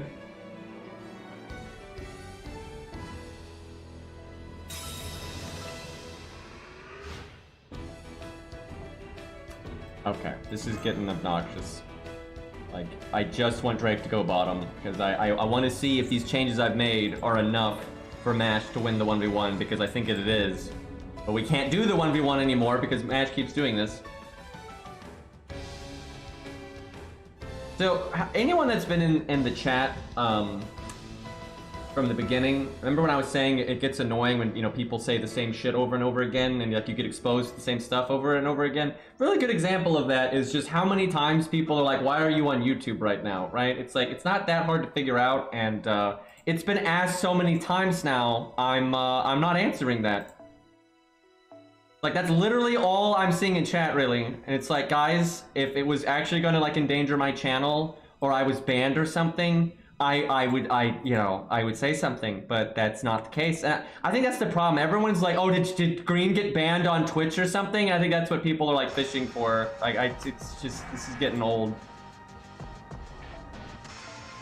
But it's just like over all day, it's just like, why are you on YouTube? It's like, oh my god. Yeah, no, definition of insanity. Except I'm actually the insane one because, you know, obviously it's human nature, and I'm expecting human nature to be different than it is. And that's not going to happen.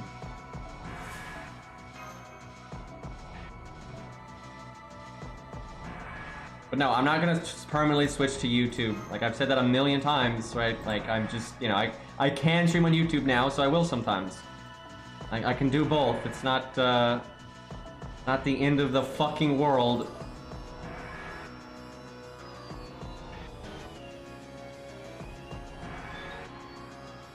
But this is something I try to do. Now, again, this is not, like, important or anything, but, like, when I join a stream, right? First off, if I'm new there, which a lot of people aren't, but, like, if I'm new to a stream, I'm not gonna, you know, I'm not gonna backseat. I'm not gonna, you know, if I don't know, like, what the streamer's about, I'm gonna just kind of, you know, read the room, right, for a while, right? But, like, I'm not gonna join a stream and ask the most obvious thing possible that I know has been asked a billion times, right? That's, like, I've been streaming for a while now, and, like, of course I've been asked that, like, you know, 50 fucking times.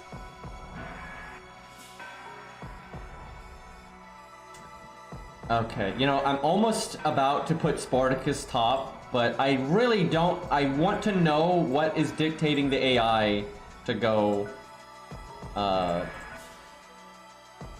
top instead of bottom. And it might just be proximity to any servant. That might be what it is. It's just that Mash is the closest, and that's why.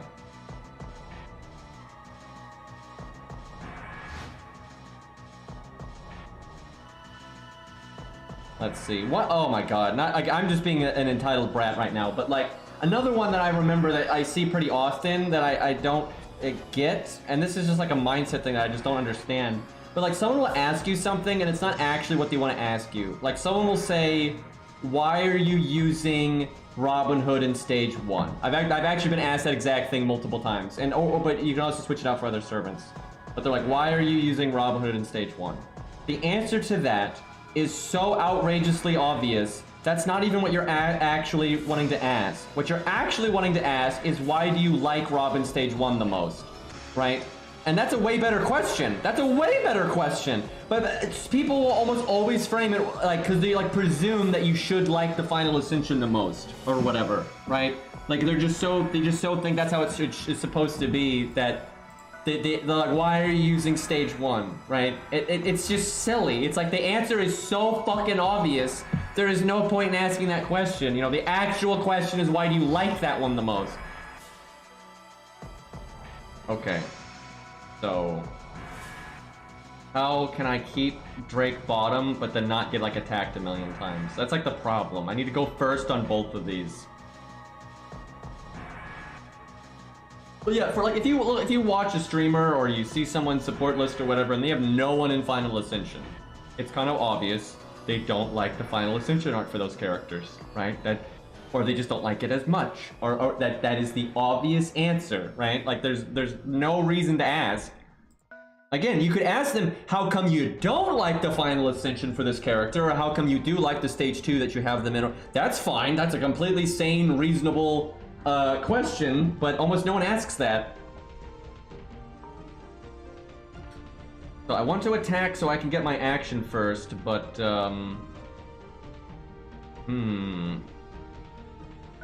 But I might do the attack once with Match and then back up Spartacus one square.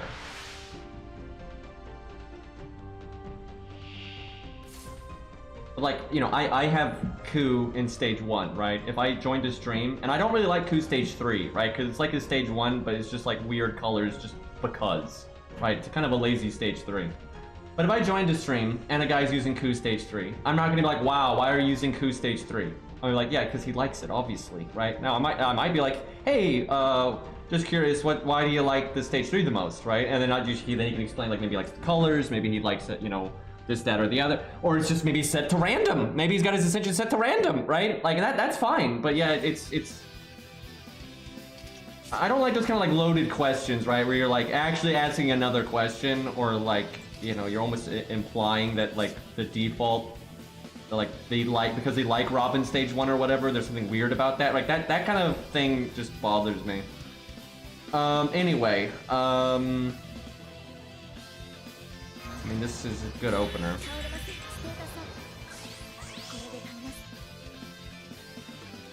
I like Taiga stage 3 because it's more serious. I generally don't like the joke, silly stuff. Like Summer Servants oftentimes will have one ascension that's more like serious, or even straight up just serious, like Musashi stage 3. And I pretty much always prefer those over the silly stuff. But now every once in a while there's something silly that's just like abnormally funny or clever or whatever. But generally I don't care about the silly stuff that much.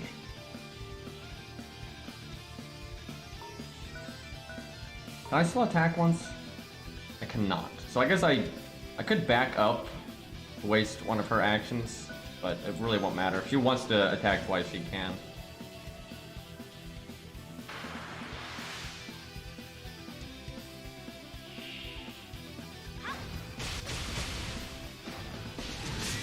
I mean, like, how am I already dead? Well, okay, we're not quite dead, but like, Jesus. But like, you know, every summer design is generally, you know, on the silly side or, you know, non-serious side. Sometimes it's just fan servicey, but it depends. But then there's like, you got VR Tomoe Gozen, right? That's pretty silly.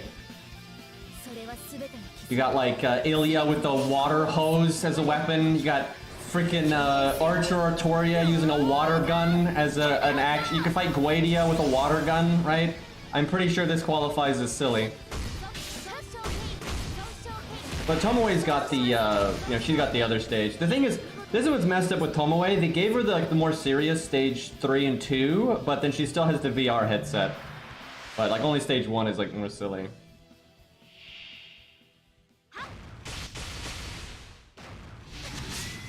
We're getting kicked around here.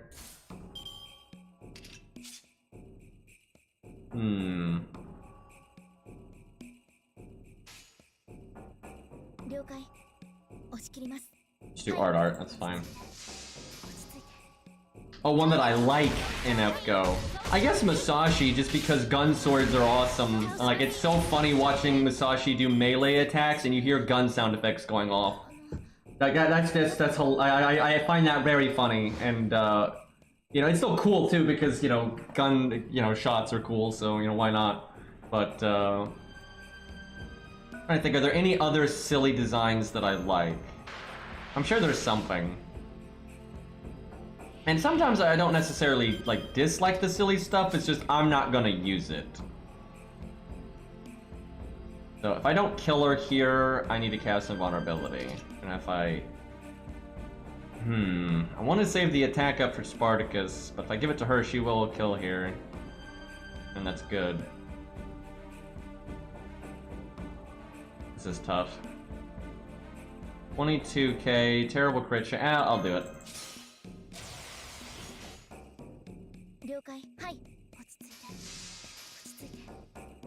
If she doesn't do 22k here, though, this is such a mistake. Okay, she's got it. No problem.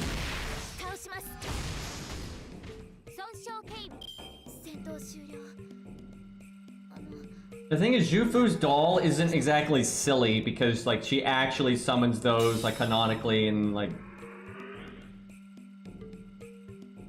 You know, it's a bit bizarre, I suppose, but, Oh,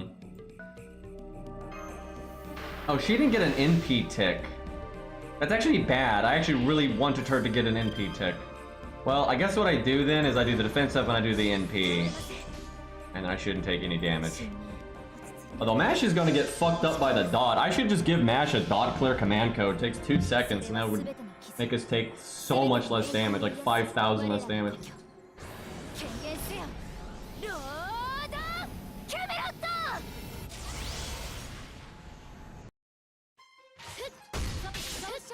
See, if I really wanted Mash though to be like doing better with damage, I would have done like the attack up at the like the first fight, I think.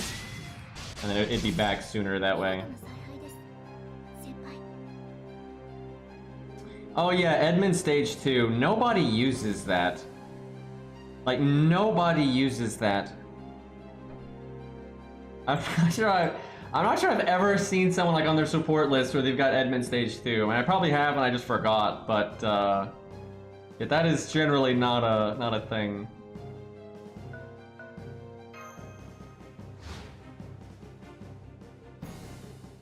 You know, Melt's penguin costume is not too bad. I don't know if she even has like a more serious costume, so yeah, I messed up. There was like no good way though to actually sync up Mash's invulnerability with this NP. I guess I could have done the invulnerability and saved my NP. That's probably what I should have done. That sucks. Yeah, yeah, I should have invulnerability'd and then just not cast anything. That's what I should have done. And then cast all of it after. Dude, I just cannot do this right. Like, I just cannot get Mash to win this properly. I mean, I could pretty easily if I wasn't having to deal with Drake. Drake is the reason things keep being suboptimal over here. Okay, so we might still win. It's so dumb, you have to play out the turn, dude. But, I'm just gonna give her a dot clear command code, and then I think she'll do it.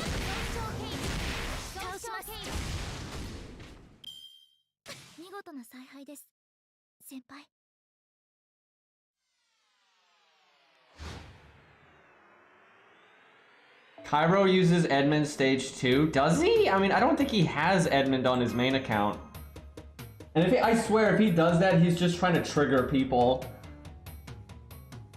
I'd be surprised if Cairo actually thinks that's the best stage. If he's probably doing some nonsense. I know how Cairo is. And like, he might be doing it for like variety, right? That kind of thing. Yeah, I doubt. He does on NA. See, he probably doesn't like on JP and stuff. He's probably just doing it because yeah, he likes it enough and it's just something different. But I doubt it's his favorite. Okay, you know what, chat? While we're here, if we're gonna use command codes, we're gonna use command codes. This is not necessary, I don't think, but I'm doing it anyway.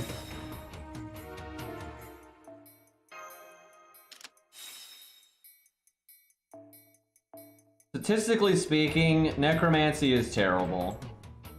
You can't switch from one server to another.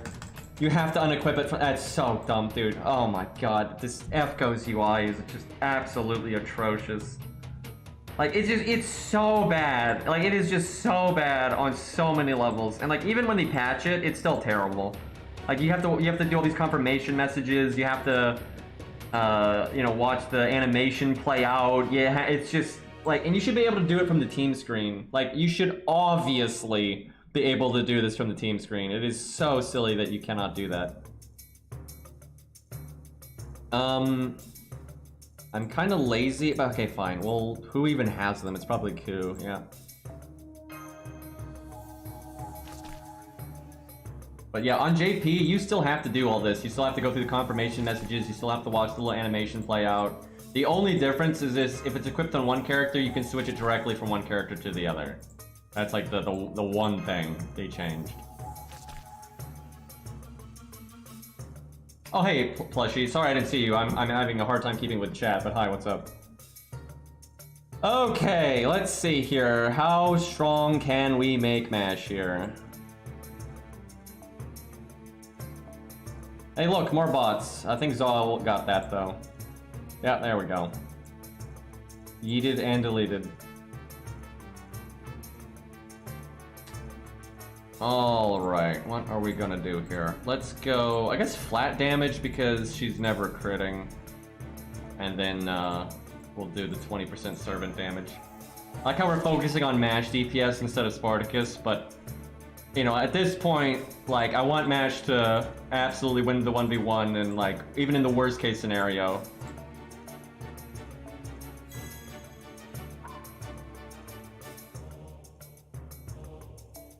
They're everywhere these days. Yeah,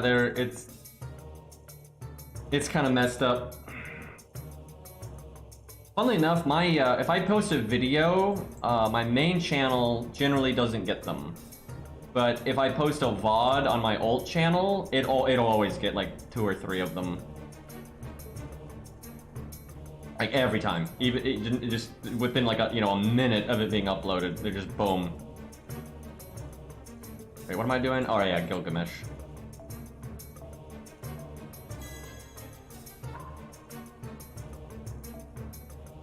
I'm sure Berserker Nobu could solo it.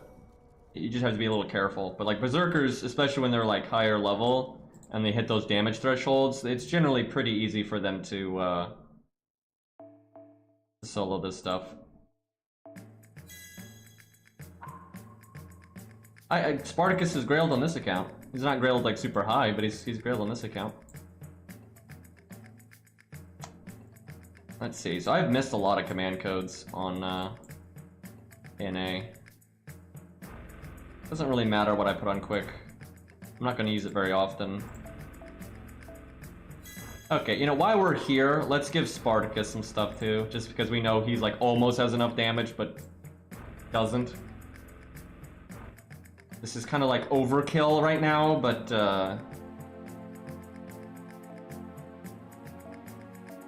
yeah, I've never grailed Spartacus super high, but I might do that someday. And he's got, you know, he's a fun character and he's got cool animations and all that. And then the voice actor does a great job. But the like low-star Berserker that I really like is Darius. Now his animations suck, and you know, hopefully they can sort that out eventually. But actually, I don't have a lot of damage left. I mean, if you get a crit, you could do that. Maybe I should give him the flat damage one. Yeah, I don't really have much to boost his damage. He's not divine, any of that. I've got, this gives you a little bit of crit damage, but he's unlikely to crit.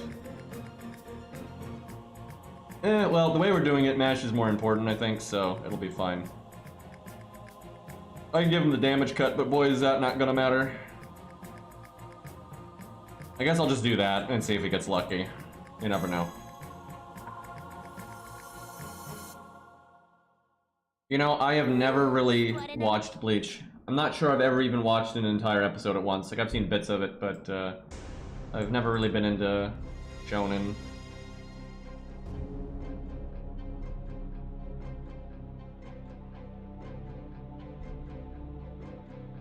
Yeah, Darius is actually, I'd say he's the best 1 to 3-star Berserker overall. Because he's definitely the best AoE one, and he's so good, though, that he can, like, fill in for single target.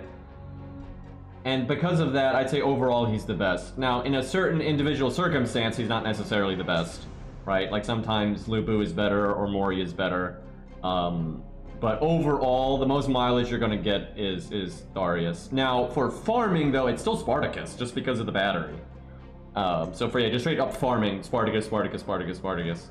But, yeah, actually, a lot of times for single target, Darius is tied with Lubu or better, and it's because Lubu just has a defense buff, where Darius has Guts, which is way better. And then Darius has Buster resist down, and then has the defense down on his NP, has the NP gain, so he gets his NP nice and easy. He's got the big heal, debuff clear, like, it's just better, right? Like, he does comparable damage to Lubu, but he lives longer. and then you might need the AoE. Now, if you've got the right team, right, like maybe you can protect the Berserker, and all you need is straightforward single target nuking, and it's got to be a Berserker because maybe you're fighting an Avenger or something like that, and you're doing low stars, right? Then Lu Bu is still better than Darius, generally speaking.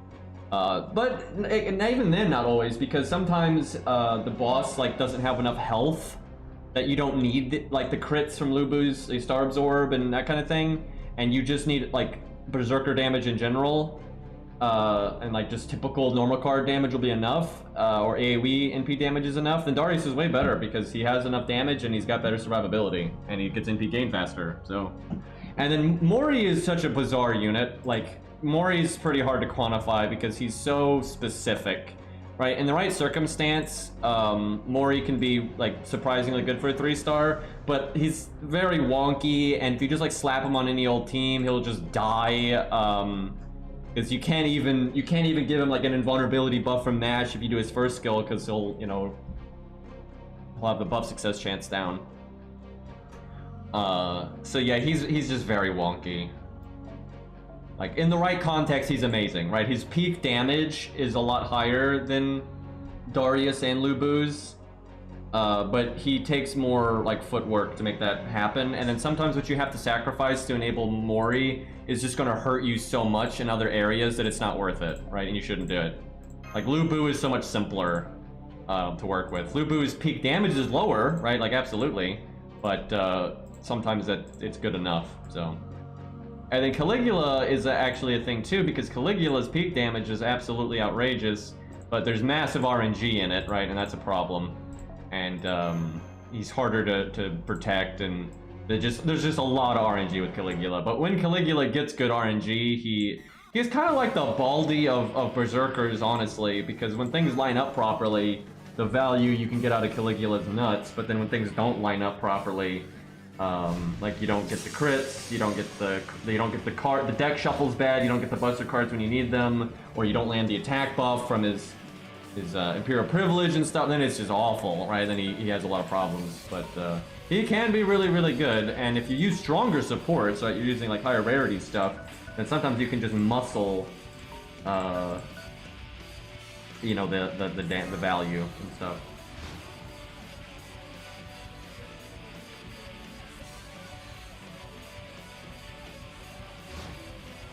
Yeah, Mori has not had as many rate ups as Izo, but that's because Izo is more popular, so that just is what it is. I don't think Mori is like unpopular or anything. She'll probably move at least 2, and then maybe 3. I'll move up 1. So 1, 2, 3, 4, 5. 1, 2, 3, 4, 5. So I think he needs to move up 1.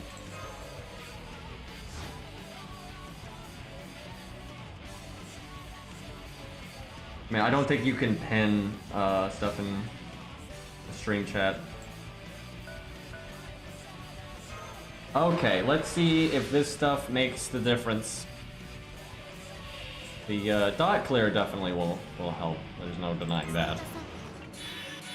Okay, you know what? I might do the attack up right now. The thing is, Spartacus might get in a fight, and then I should save it, but... yeah, let's save it. We'll see what happens. The thing is, Spartacus with the attack up, it's within low-high roll if he actually breaks in one go or not. Let's do,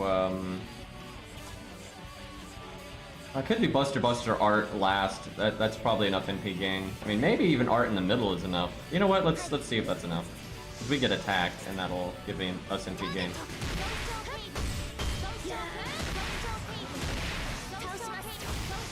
Right on the money. So I'm so salty about Mori because on JP we got the coin system later and all that, but we still got a Mori rate up after the coin system. But you don't get 3-star coins retroactively. So when Mori first came out, right, he's one of my favorite characters, so I rolled and I got him MP5, right? Because I really, really liked him. And I had a decent amount of SQ saved up. And that was worthwhile, right? It was worth my time to do that because he's one of my favorite characters, so of course I want to get him MP5. So way back in the day, I get NP5 Mori, and then here comes the coin system, and you don't get any coins retroactively for 3 stars. So even though I got Mori to NP5, I didn't get any of those coins. I got 0. I get 0 coins for Mori. So then when he's rated up again, right, it's like I'm starting from scratch, right? All of my SQ from the past is wasted. Where someone that's just now rolling for Mori and doesn't even have NP5, they're not wasting any of that SQ. And my luck was just atrocious. When they rated up Mori again, I didn't want to use, I didn't even have as much SQ on hand, and I didn't want to use all of it. And because I already had Mori at NP5, I couldn't really justify just going ham. And I only got 2 copies of Mori. I just could not get him. The RNG was awful, and I did not want to blow all my SQ. And so I'm nowhere with Mori coins. I have fuck all Mori coins, and yeah, it just sucks.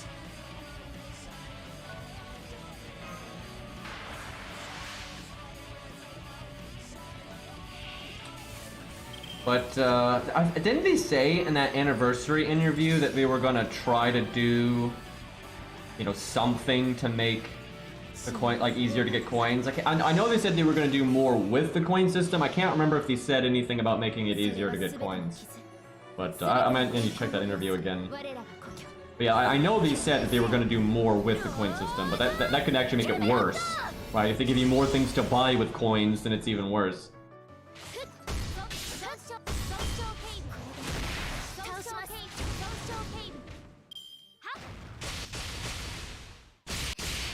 Boy, she's still doing some damage even though I got the NP buff.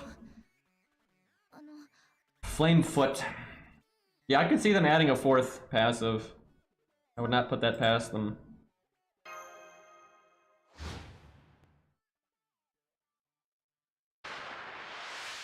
Man, I'm just gonna say it, chat. Mash, in her regular form, is not a good DPS. Honestly, she's probably better as VR Mash here. Her first skill might be enough to make it work out.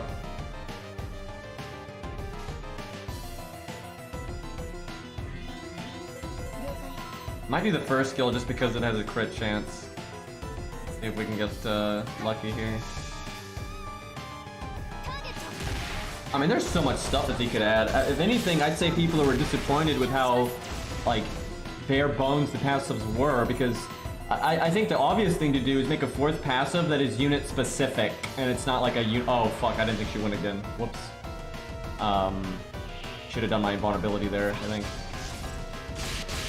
Don't you kill me. Don't you do that. Okay, well at least we're still alive. But yeah, you could do a 4th passive that's unique to the unit. For some unit it could be make 2 stars per turn.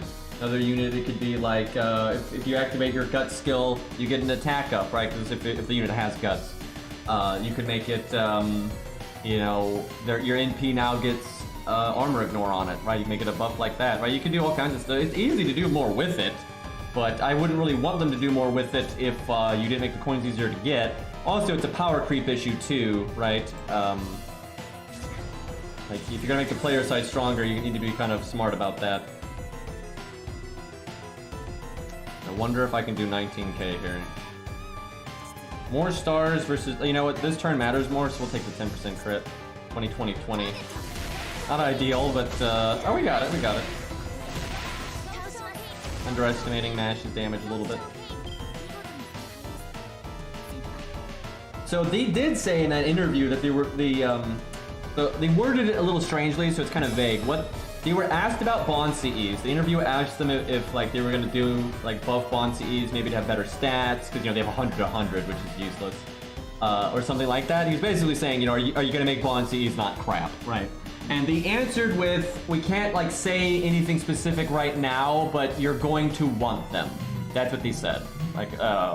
So they didn't give any hint if they were gonna add because they might have even worded it in a way where they were talking about Bond 10 more so than the Bond CE, but yeah, they were saying you're gonna want them. So implying that either Bond 10 or the Bond CE is gonna be worth more in the future.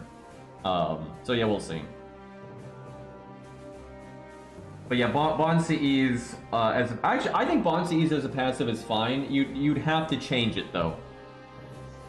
It's okay. Okay, so Hercules is the obvious one, right? Let's just get that out of the way. Obviously, if Hercules gets his Bond CE as a passive, that's insane. And then now you can bring Hercules with a damage CE and just, I apologize to the bosses, right? But that's not even... Hercules is already so good. If you think about it, adding a regular CE to him isn't... That's not, like, that big of a deal, right? Like, yeah, Herc's already really strong, and now he's a bit stronger, whatever, right? That's not really that... That doesn't actually affect that much when you think about it. The problem is actually all the Bond CEs that are bad, right? Like, Lu Bu gives the team, 15% Buster up. And so that is a 15% buff to Lu Bu, right? So he's making his Buster cards do more damage now. Now that's never been worth it before because you're getting that in place of a real Craft Essence, which would do more than that.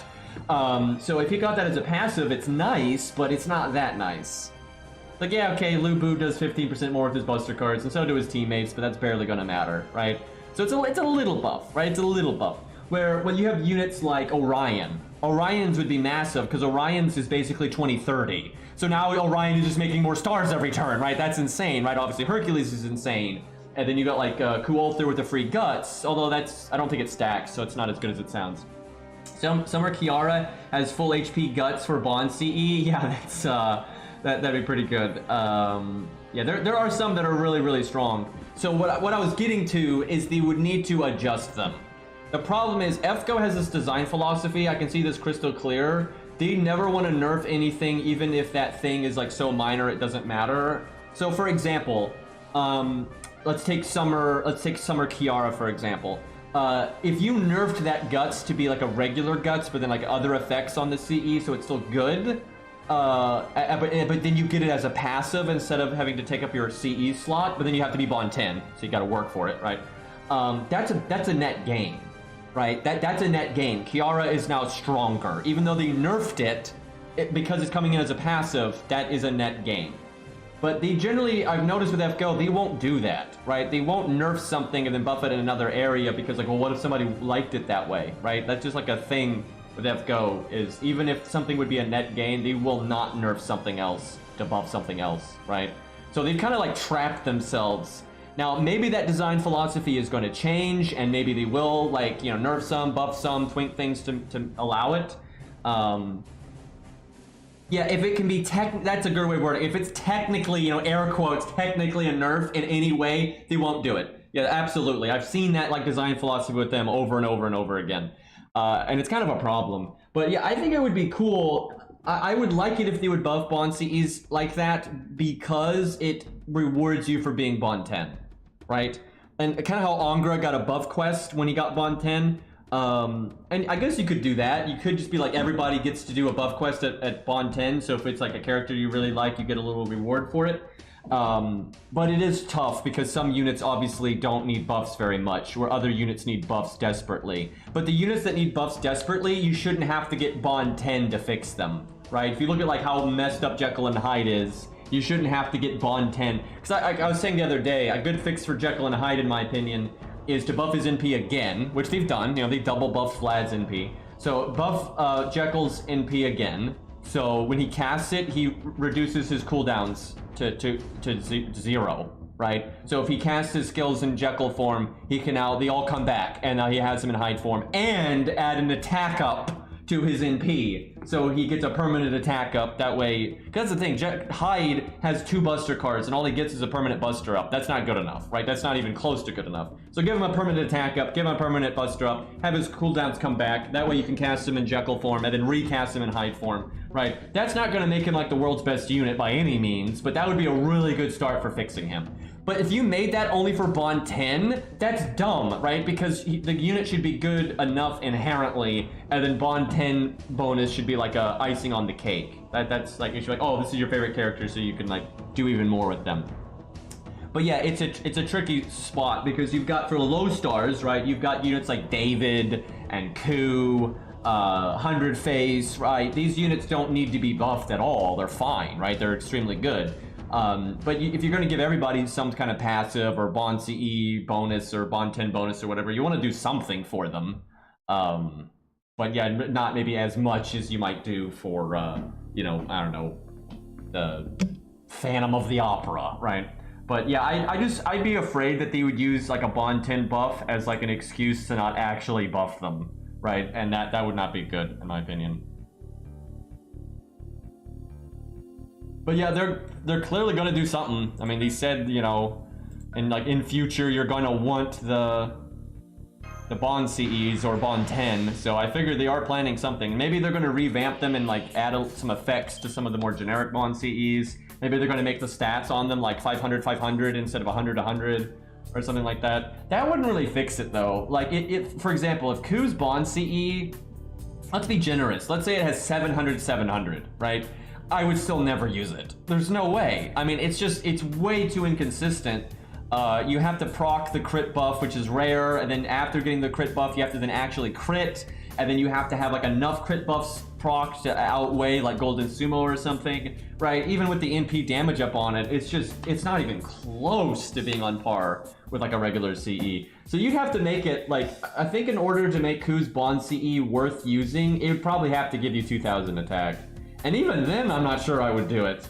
I might. I don't think so. Yeah, no, I don't think so. Because if I want, yeah, no, I wouldn't. Because if I wanted my NP to do a bunch more damage, I would just use, Imaginary around. Because that's 25 to 30% quick damage, which is 30% more NP damage. And then now my normal quick cards are doing more damage, and that's going to outpace the shitty crit buff from Q's Bond CE. And, you know, Q's Bond CE doesn't have starting NP, so you still have stuff like Golden Sumo, where the starting NP is going to outweigh the higher NP damage. Yeah, no, I still wouldn't use it. So, I mean, that just shows how bad Q's Bond CE is. Even if it had 2000 attack, I wouldn't use it. And, like, even, like, Jesus, even if Q's Bond CE had, like, the 30% NP damage on it, and it had 50% starting NP instead of the stupid crit thing, I still wouldn't use it. Because it's only benefiting the NP, so I'd still rather have Golden Sumo or whatever. So that, yeah, it is very far away from being worth a damn, and as are most Bond CEs. However, I tell you what, if they made Q's Bond CE a passive, that would be really good, because now the crit thing is just a bonus. I mean, it's barely going to do anything, but it's something. But then the NP is now just 30% stronger, right? So, yeah, hold on, let me yeet these bots. I might need to get a few more mods in here, because we gotta ban them and we gotta remove them. Because, yeah, there's so many, dude. This is messed up.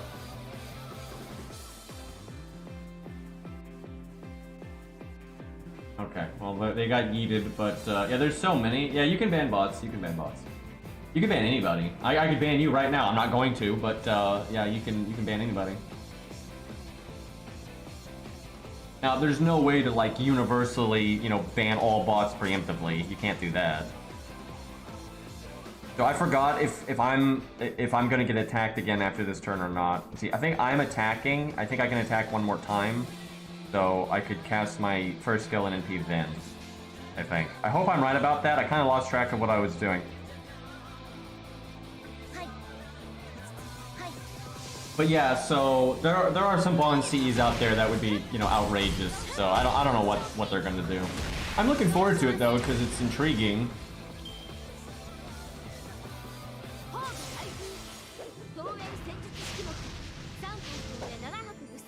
Yeah, Hijikatas would be pretty good. Again, it's not good enough to use on its own, but as a free passive. Oh, I like how we brought the anti-dot command code, and now we just guarded it.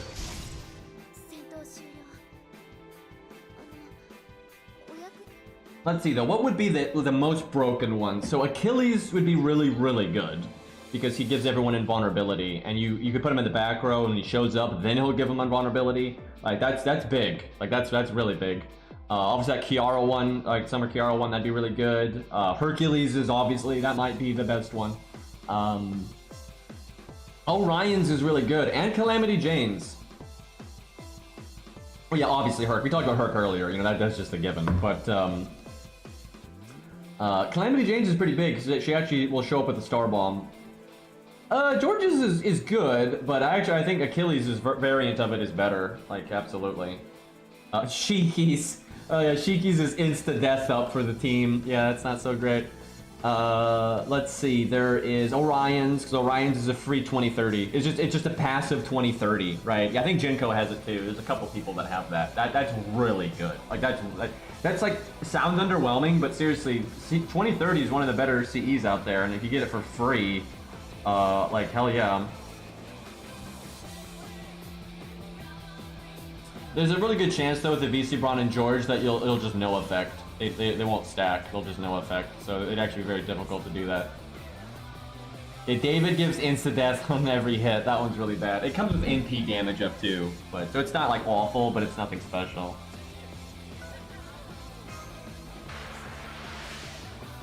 Oh yeah, Rosh, he gives the heal and debuff clear.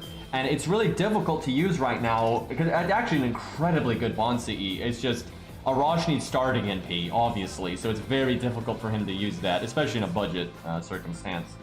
But yeah, if it was just a passive, that'd be so good. Honestly, that's like crazy. Because if it was people use Arash all the time anyway, and then if that's a passive, you can give him the starting NP so he can NP whenever he wants, which translates to him being able to clear your debuffs and heal you whenever he wants, right? That's actually nuts. That actually might be the biggest one.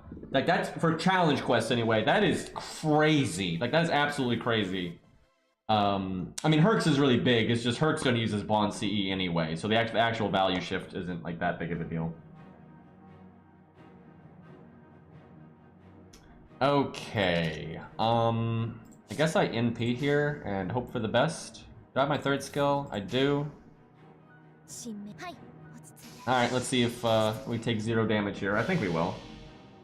Oh, King of Sans. Yeah, King of Sans, you get 100% debuff resist all the time. And then some enemies have more than 100% success chance, but he's got the second skill, which is another 100% debuff resistance. So then for 3 turns, you have 200% debuff resistance. And then if it's Charm, you'd have 300% Charm resistance, so that's a thing. I mean, it'd be exciting if they did it, but I do think the correct way to do it is you need to buff a few of them, like Lubu's, that needs to be buffed, and then you need to nerf a few of them, like Kiara's. The thing is, I'm not sure they would do that. That's the problem. Because if you just generically added them all, that would just be so messed up for some units.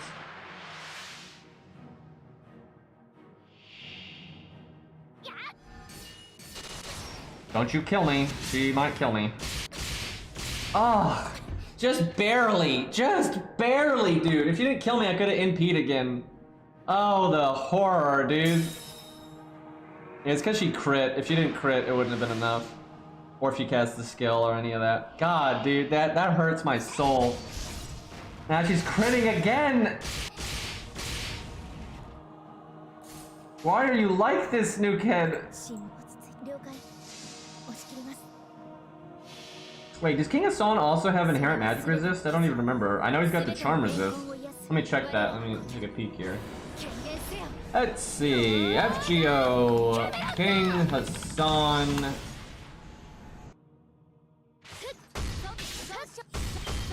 Yes, he has magic resist B, so it's 17.5%. So yeah, he's pretty far along there.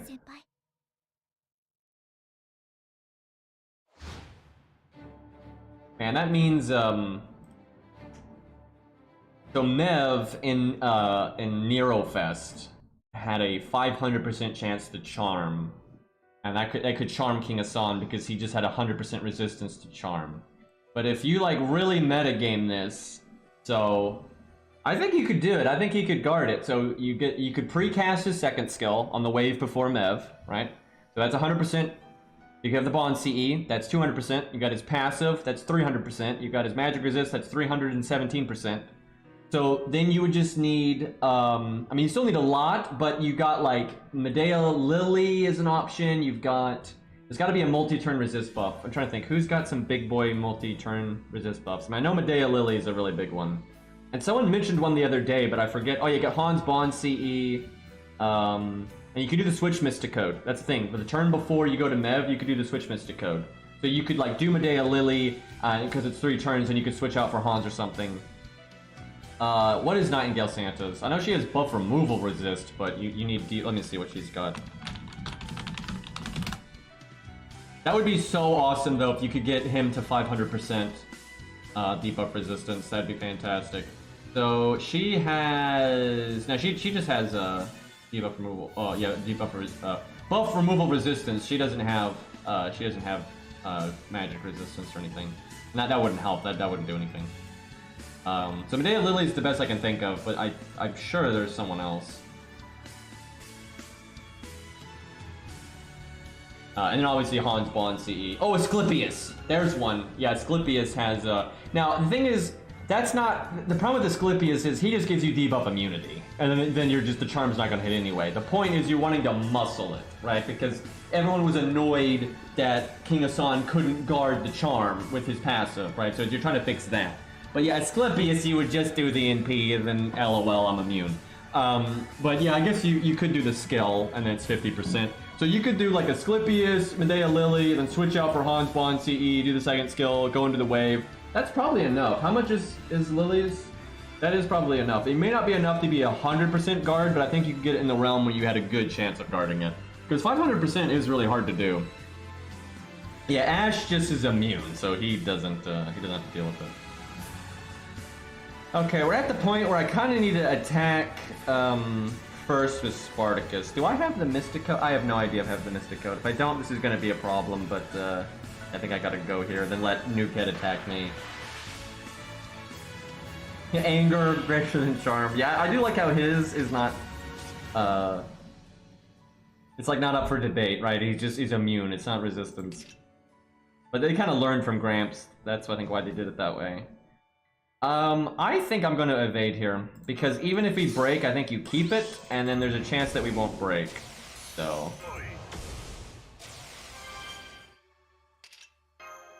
it's like within low high roll. Daw has a wrench now, indeed. He's bonking people with it. Dude, 668? See, this is where I need like his passive for his extra attack up, because that would easily do it, even if you low rolled. Because now I'm just wasting a turn here. Oh, it did. Oh yeah, she attacked, right? So she ate my, killed my evade. But there's nothing I could do about that. All right, Star Gen time. We'll do, I guess that. Hopefully the art card crits. Oh, that should have been in first place. Nope, didn't crit. And even if it did, it won't always make a star, but it can.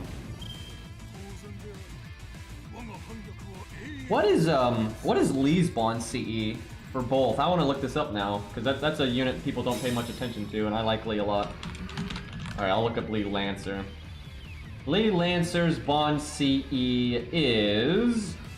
oh, it's one of those. Be good on a support, right? This would be good on like, you know, units like Jufu or Mozart or whatever, but it's increased party's art performance by 15%.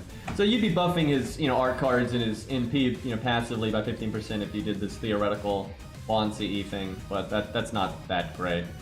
And then his assassin self gets increased party's art performance by 10% and then increase their critical damage by 15%. That's better. Like that's not too bad actually. Like you're just getting a pretty sizable crit buff all the time there. Still not as good as some of the big boy ones out there, but yeah, it's worth something. What do I want to do? I don't think I do anything. I think I just chill out here. Can't move. I can't even move. I don't have an action. Excuse me. Oh yeah. Let me see Arjuna Altars. I remember it being good, but let me look at it exactly.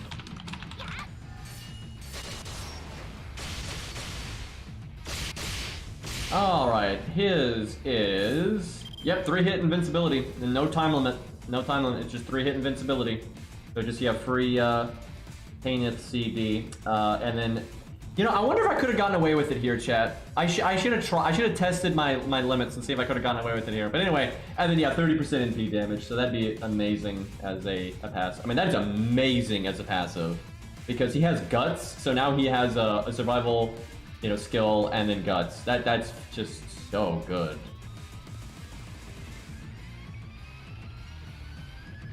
I like how there's a CD emote. He's watching? Yeah, he might be. He might be.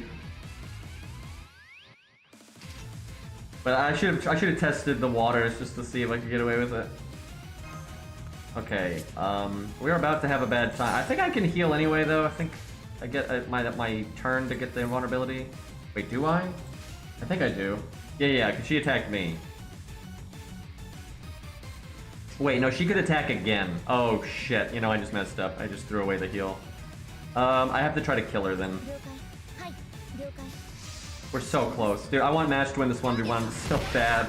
We've had to do so many things. Mash! 4,000! I think she's gonna. I think we get attacked again, and I think we lose. Yep. Oh my god, I'm not. I mean, she did well enough that we could win, but like, I really wanted Mash to win the 1v1. Maybe we don't. Maybe we don't die here. I mean, we're not dead yet, but now we're dead. Yeah, now we're dead. If she casts, if the I can remove that. Oh my god, we. I thought we were dead, but we're not dead because I can remove the dot and everything. How about that? Oh man, she won the 1v1, boys. So close, so close. And now she's gonna do nothing, so her survival doesn't really even matter. But because like Caster Coup probably could have just attacked once and killed her, but still, feels good. And she gets her invulnerability back, so. Okay, and see now Spartacus gets to just attack, so it's, look at how much better that is though if Spartacus goes first, like, jeez. Oh, and he can NP now. I don't have my Buster up, so it might still fail to kill, but I'll try. But the best she could do is get rid of Guts, so we're fine. Yeah, Mash is the best shielder in the game. There's no dispute on that. Because she is the only shielder in the game. But maybe someday. I don't think they're ever gonna add another one. Even though there are like things that are confirmed that can be shielders, they're never gonna. They gotta have that unique snowflake status. If they ever added another one, the only one I think they might do is Galahad, because she's only a shielder because of Galahad, but even then I think they'd find a reason not to. Which is stupid, but you know, Emco is stupid pretty often, so.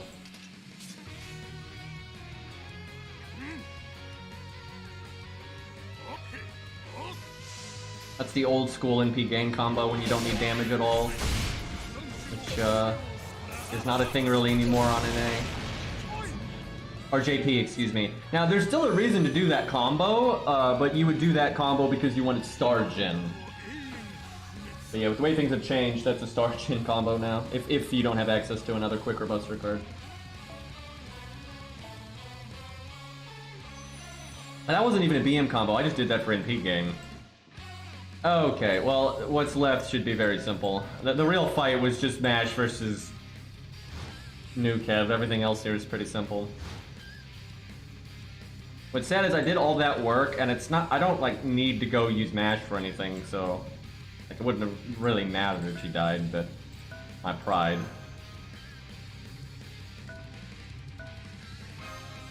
Although I guess there's a chance that David will have a bad time here because David doesn't have a CE. Do they give them CEs? Or no, they didn't start doing that until later. Let's see if she'll move. Test the waters.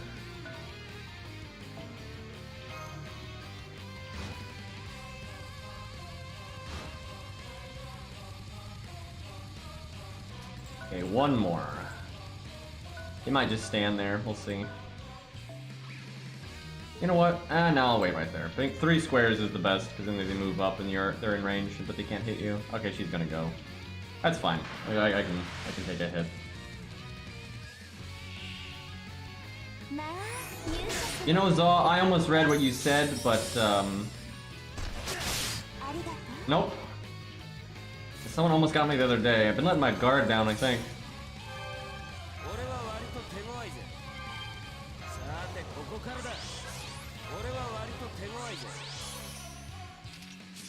I guess we are chain just to get our NP.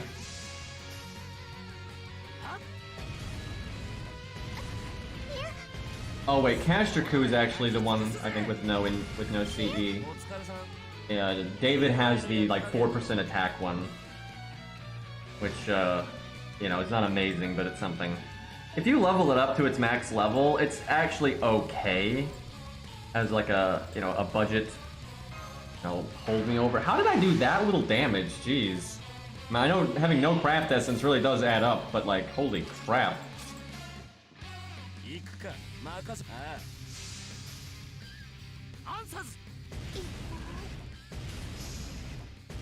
Yep, that's pretty yikes. Yeah, he doesn't have his animation update on NA. That sucks.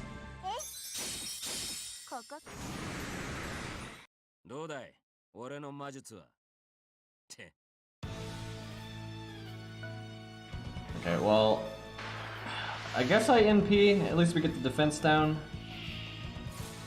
The dream is actually the NP doesn't kill and I get to do art after it. With no CE, it actually might not kill, which is kind of pathetic, but...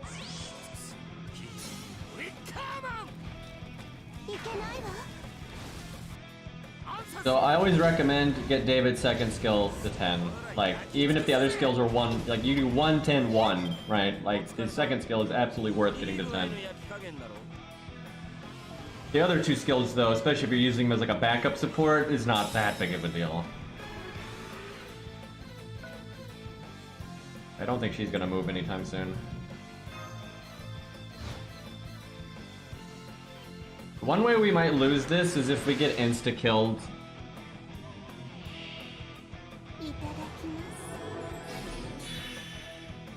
And she just, are you kidding me? She just quick charged into her NP. So yeah, if we're gonna lose, this is how it'll happen. And she procced insta-death. Are you kidding me? See, if we use Seno, you'll never get to do that, right? You could literally fight an AI, you know, caster, like Babbage, Caster, whatever, and you use your Stheno, and you cast the NP, you will never insta-kill them. Right? It'll just, that is not gonna happen. Like, well, you'll do it one time, like, every 2 years. In my, like, you know, 6 years or whatever playing FGO, I think I've insta-killed servants, like, I don't know, 4 or 5 times, which might sound like a lot, but that, you know, I play this game a lot, and so, like, actually, that's terrible. Like, that's a really bad ratio. And look, she's already pretty far along into her next NP. That's actually bad. We might get insta-death on, because our damage is so low. Yeah, look at that damage, man! I should have given him a craft essence. Well, we kind of needed them on, at least on MASH. I don't remember if we ever insta-killed Lobo. I've insta-killed, Caster Gilius.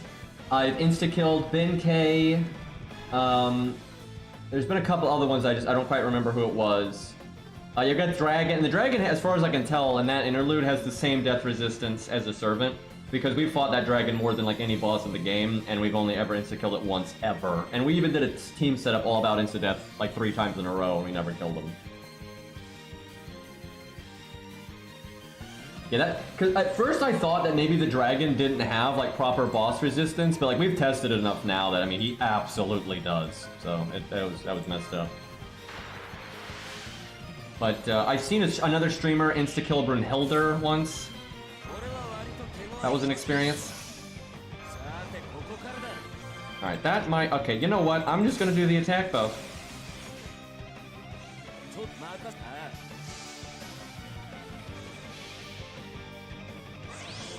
But yeah, I think I've insta-killed a few other things that I just don't remember. Yeah, I remember insta-killing... Like, I've insta-killed the most with Ku, simply because I use Ku the most, even though his death rate's not so good. But I'm sure, with all the insta-death attempts I've done, I am sure there's been a time where the RNG came up that the enemy's death resist would not work, because that's the barrier, that's the thing.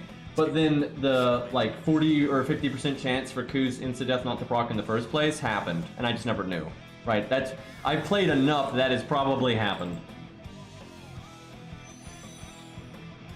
Because you gotta proc insta-death in the first place, and then you gotta deal with the stupid boss resistance. Okay, we did not lose to Stheno, but we did lose a health bar. So Spartacus still has his health bar, and his guts is back, so if he attacked first, he could stay in it for a really long time. Alright, let's see if I take a step forward, if she will come up. Yeah, I had a feeling she might actually do that because I shouldn't have moved up with Caster Coup. Okay, so 1, 2, 3, 1, 2. Let's see what she does here if I just stand still. I insta-death Ishtar in Babylonia with old lead. That's a good feeling. That's some justice right there. But yeah, it's so rare. I wish they would do it differently. Like, obviously you can't have it, like, be super common, but the mechanic is just so stupid the way that it is. But here's what I might do, is if insta-death procs, it does, like, a flat 40k damage. Right? Like, it's flat damage, so it ignores defense up and all that. I think that's a good way to do it. And then you just make the proc rate what the proc rate is. I think that's fine, honestly. Wow, she beat the crap out of us.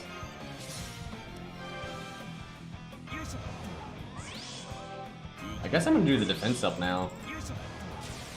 Because it'll linger.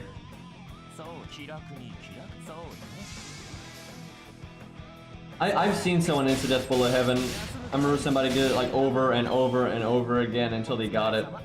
And it just breaks a health bar. They actually did it because they wanted to show like that what would happen, and they wanted to like, cause I think they had done it off stream or off video, and they wanted to show that it didn't kill them outright. Yeah, for a long time, people didn't actually know what happened if you insta-deathed a break bar enemy.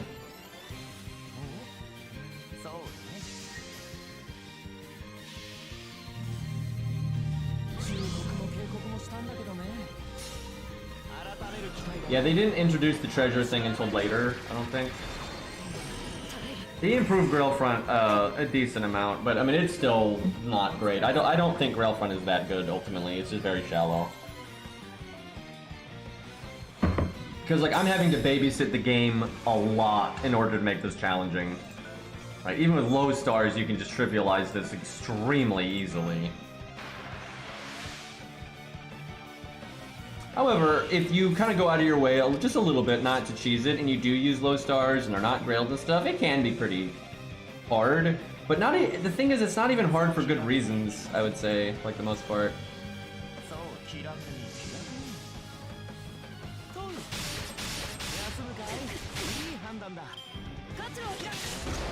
We'll see though, they claim that they're like not even close to finishing the mode and they're wanting to like really massively change it. But I kind of think they were exaggerating. They were kind of like, oh, it's only like, you know, 1/100th of the way done, and I'm like, I doubt they're gonna improve it that much.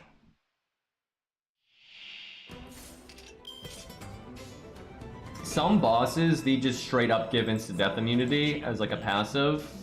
And I could see Fluffy being one that they would do that with, because they clearly wanted that boss to be a bitch.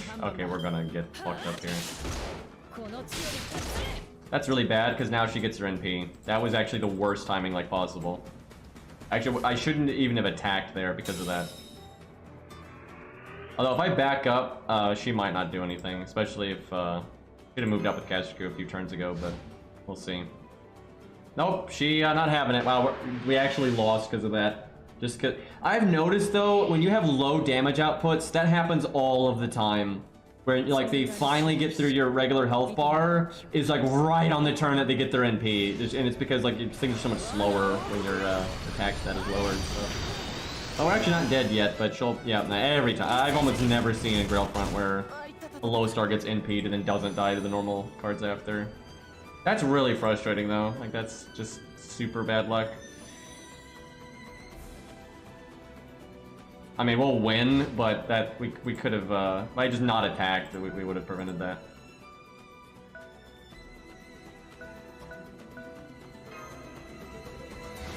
But, I mean, she's dead. Like, just one attack and we got her. But now I have to wait for this, because I could have, like, put him farther back so she couldn't do that, but I didn't know if she would actually move up or not, so... Just get it over with. But if I had attacked first, I could have cast Guts and I wouldn't even lost my first health bar.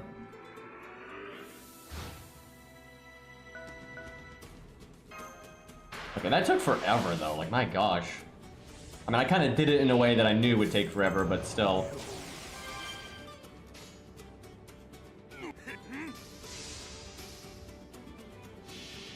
Yeah, and then like 95% of bosses have pig immunity as a passive.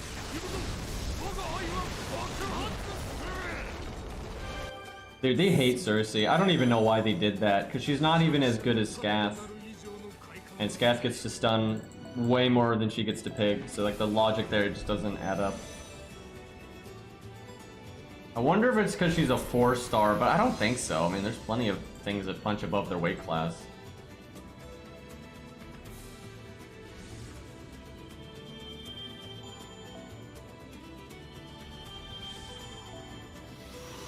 I think they thought because she had a battery that it was just going to be a huge problem, but her natural NP gain is so terrible that it would, like, at most you could front load 2 stuns, and then that's it. Oh, we can't do the next one.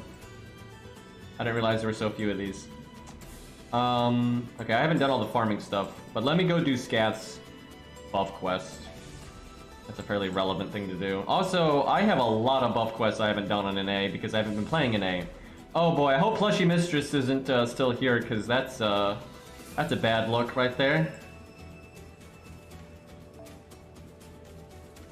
By the way, no joke though, I mean, like, Carmella is a good 4-star assassin. Like, what I always see people say is, like, she's only good if you're fighting females, but that's not really true. Her, like, raw value is totally fine, and then if you're fighting females, then she's just really, really, really, really good. Yeah, she's good. She's got really good damage, good Stargen with her skill, and then you've got a lot of damage up for the team with the defense downs and stuff. And then she can keep herself alive with the healing and all that. And her damage is fine. Like, her damage is quite good. You know what? We'll solo with Scath. That's kind of a fun thing to do. It's her buff quest, so.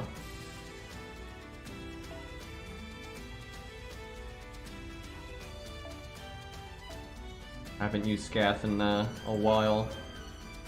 Oh, did I get our 2K photo over here? Not quite. Close, though.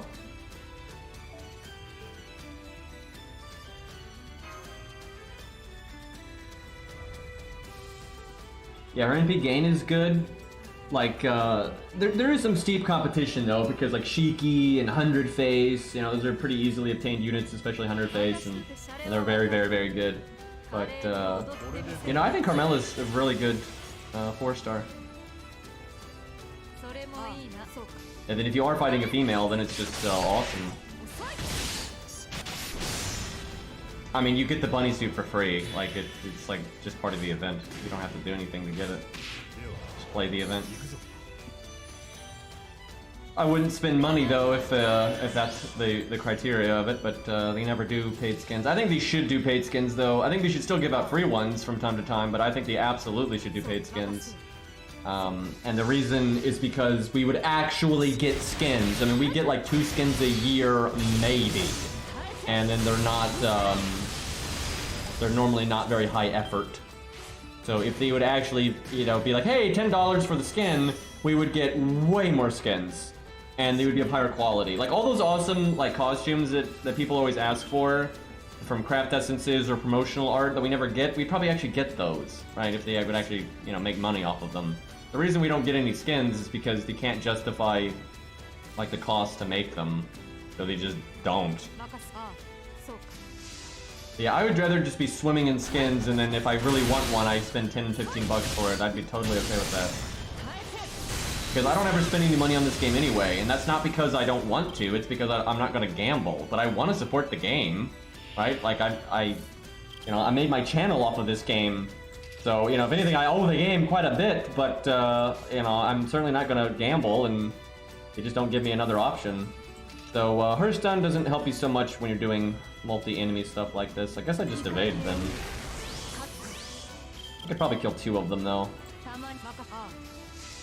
But yeah, it'd be nice if I could actually put money into the game and not feel like I was getting ripped off.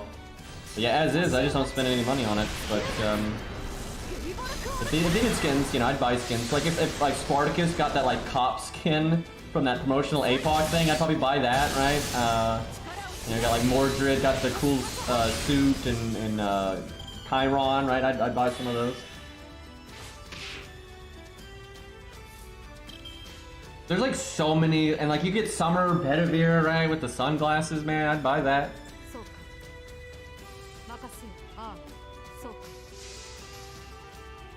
You just give everyone a suit. Literally give everyone a suit, and then just have that available all the time in the shop, and then I'll buy those from time to time. Yeah, I do spend money on GSSR, although not so much anymore, because I really only do it for like the entertainment of the stream, because I have all the 5 stars that I want. Over my years playing this game, I don't even want that many 5 stars.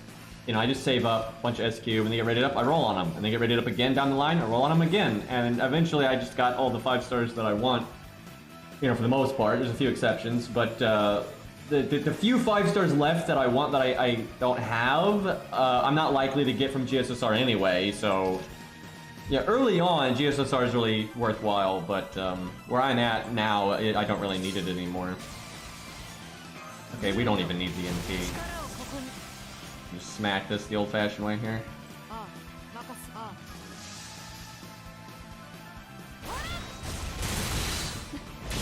We crit, please? Okay, yeah, we just... Like, with the crit up and the attack up. And look at how much more damage that crit did compared to the other ones. Let's see, the 5 stars that I want that I don't have are Moriarty.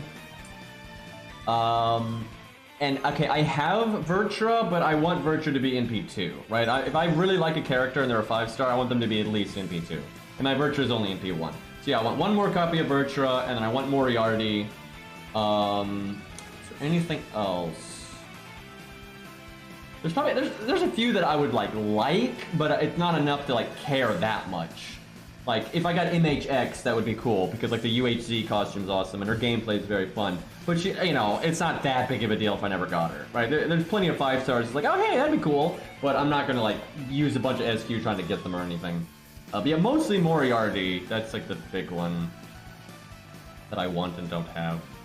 What's really messed up is I actually do have Moriarty, but I only have him on my 1 to 3 star account, which is in the name. It can only use 1 to 3 stars. And, yeah, it has Moriarty. And I can't use them. So, that is just the worst feeling ever, by the way. Because, yeah, there's a lot of 5 stars that I like, but I got them. Like, here, I'll jump on my main account real quick here. Guys, I'm playing JP on an NA stream. I'm so bad, chat. Report me to YouTube now. And so, like, I've got my ult account, right? So I got my main account and then, like, my main ult, right? Because I got a bunch of stupid ults I just played for, like, gimmicks and, like, playing through the story or whatever. But I don't, like, keep up with them and they're not, like, developed. But so my ult account has got, like, Gilgamesh, right, at NP4, 10, 10, 10, level 100, you know, 2k foe, all that stuff. So I don't need him on my main, right? Although actually I have him on my main because I got him off of GSSR, funnily enough. But yeah, so Gilgamesh and like Achilles, I super like them, and I don't have them. But I have them on my ult, so it's fine, right? So I got Achilles at 100, I got Gilgamesh at 100 over there. So those are like 2 units I super like that I'm lacking, but I'm not really lacking them. So like Arthur, I'm a big fan of, Mordred, Tesla, those are like, you know, 5 stars I really like, but I got them. You know, Romulus, Enkidu, Vertra accounts, Gundam Guy, those are, and like even like, you know, I really like Edmund, right? I have Edmund, and I don't like King Hassan as much as Edmund, but I do like him, and I got him randomly. So yeah, most of the big shots that I like really want, I want, and then like the only oddities are on my ult account, right? So it's pretty much Moriarty. I can't think of anything off the top of my head other than Moriarty. But yeah, like Mordred, you know, I just over time I just rolled on her on a lot of different banners, and I did get her off of GSSR as well. And so she's MP5 now, right? So I don't even need another Mordred. That's my only MP5 though, 5 star. Arthur's fairly far along though, because I got him like NP2 on his original banner, and then when he got reran, I think I got him 1 more time. So he's NP3, which is more than good enough. Like I no complaints. But yeah, she is my only NP5 5 star. Tesla is what? I think he's NP3 now. Yeah. I'd kind of like to get Tesla at NP5 though. I really like Tesla. Like, I don't like how they use him as a meme all the time, but his actual character, like if you read his character material and his bio, he is so awesome, dude. Like, yeah, obviously Archer Moriarty. I don't give a crap about the ruler one, but a little too silly for my taste with the, like the emo makeup and all that. Now this though, this is an absolute unit, right? I was very glad when they added this guy. He's pretty awesome. And then there's a lot of, I find I like 4 stars more than 5 stars, I think. And obviously 3 stars. I mean, there's like 3 stars everywhere that I like. Because like I like Robin enough to grail him. The only reason I don't grail him is because I kind of like showing off how busted he is at level 70. Like, I'm serious, that's why. I'm a huge Robin Hood fan. But I should just level a second one to 70 at some point and then grail him. Because yeah, I really like Robin. Robin would be worthy of grailing. Bedivere, Caesar, actually, and I have a grailed Caesar on an ult account. Protoku, obviously. Pyramid. Baldy, although his gameplay I'm not a fan of right now, but someday. Black Bart, actually, Black Bart, oh man, he's awesome. Yeah, there's a lot of low stars I like. And then you got a VC Braun, who's in my top 5 favorite characters in Fate. Never mind Def Go, he's like in my top 5 favorite characters in Fate. And he gets worse when you grail him. I don't know how they accomplished that, but yeah, he literally gets worse when you grail him, so I just keep him at 80. It's like a happy medium. He's a little bit worse, but hey, he can do some like NP farming and stuff, so... But yeah, I'm big on the low stars, just like character-wise. Like Darius, you know, Darius is 100.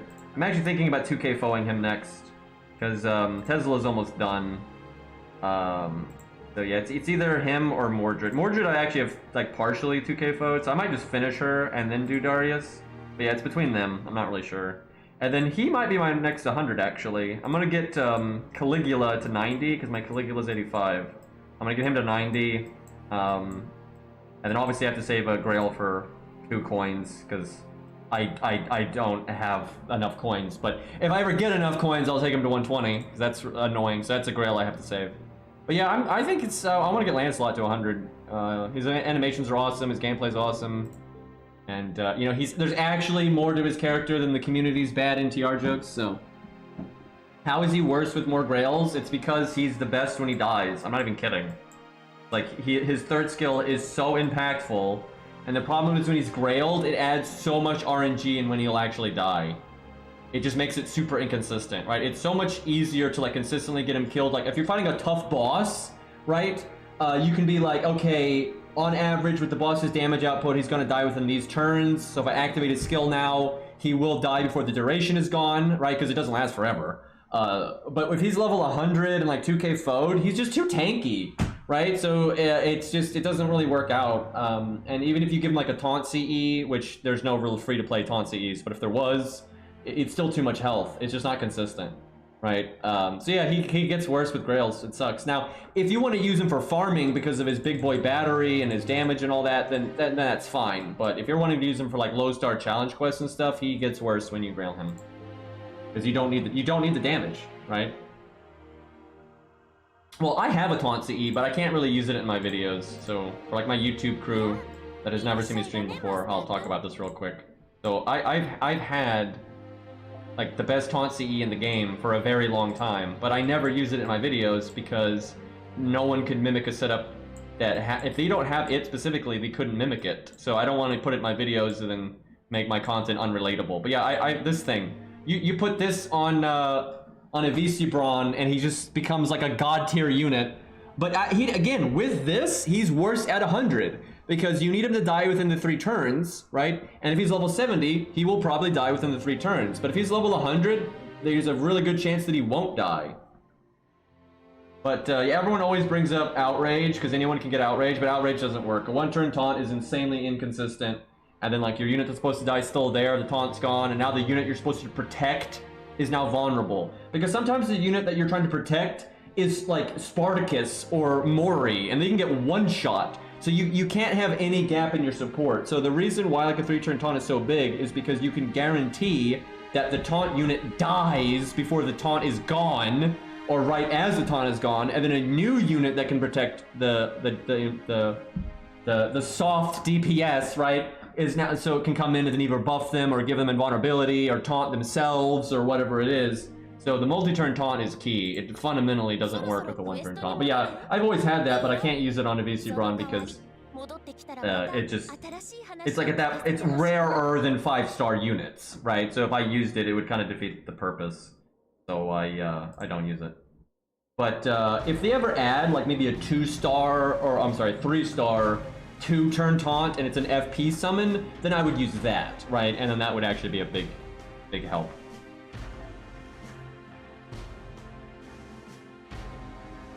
Okay, see, George, though, you don't always want to cycle. Sometimes you do. Sometimes you do want to cycle George. But sometimes, like, if he lives, his taunt comes back, right? If you get it at rank 10, it's a 3-turn duration and a 5-turn cooldown, right? So his uptime is really good. But I do always say, if you're a George fan, it is best to have a Grailed one and then a non-Grailed one, because there are times that you're not gonna want him to live. But there are times, like, a Grail George can be great, because then you can, like, keep taunting throughout the run, like, over and over, and that can be very, very helpful. So these stages have not been particularly interesting so far.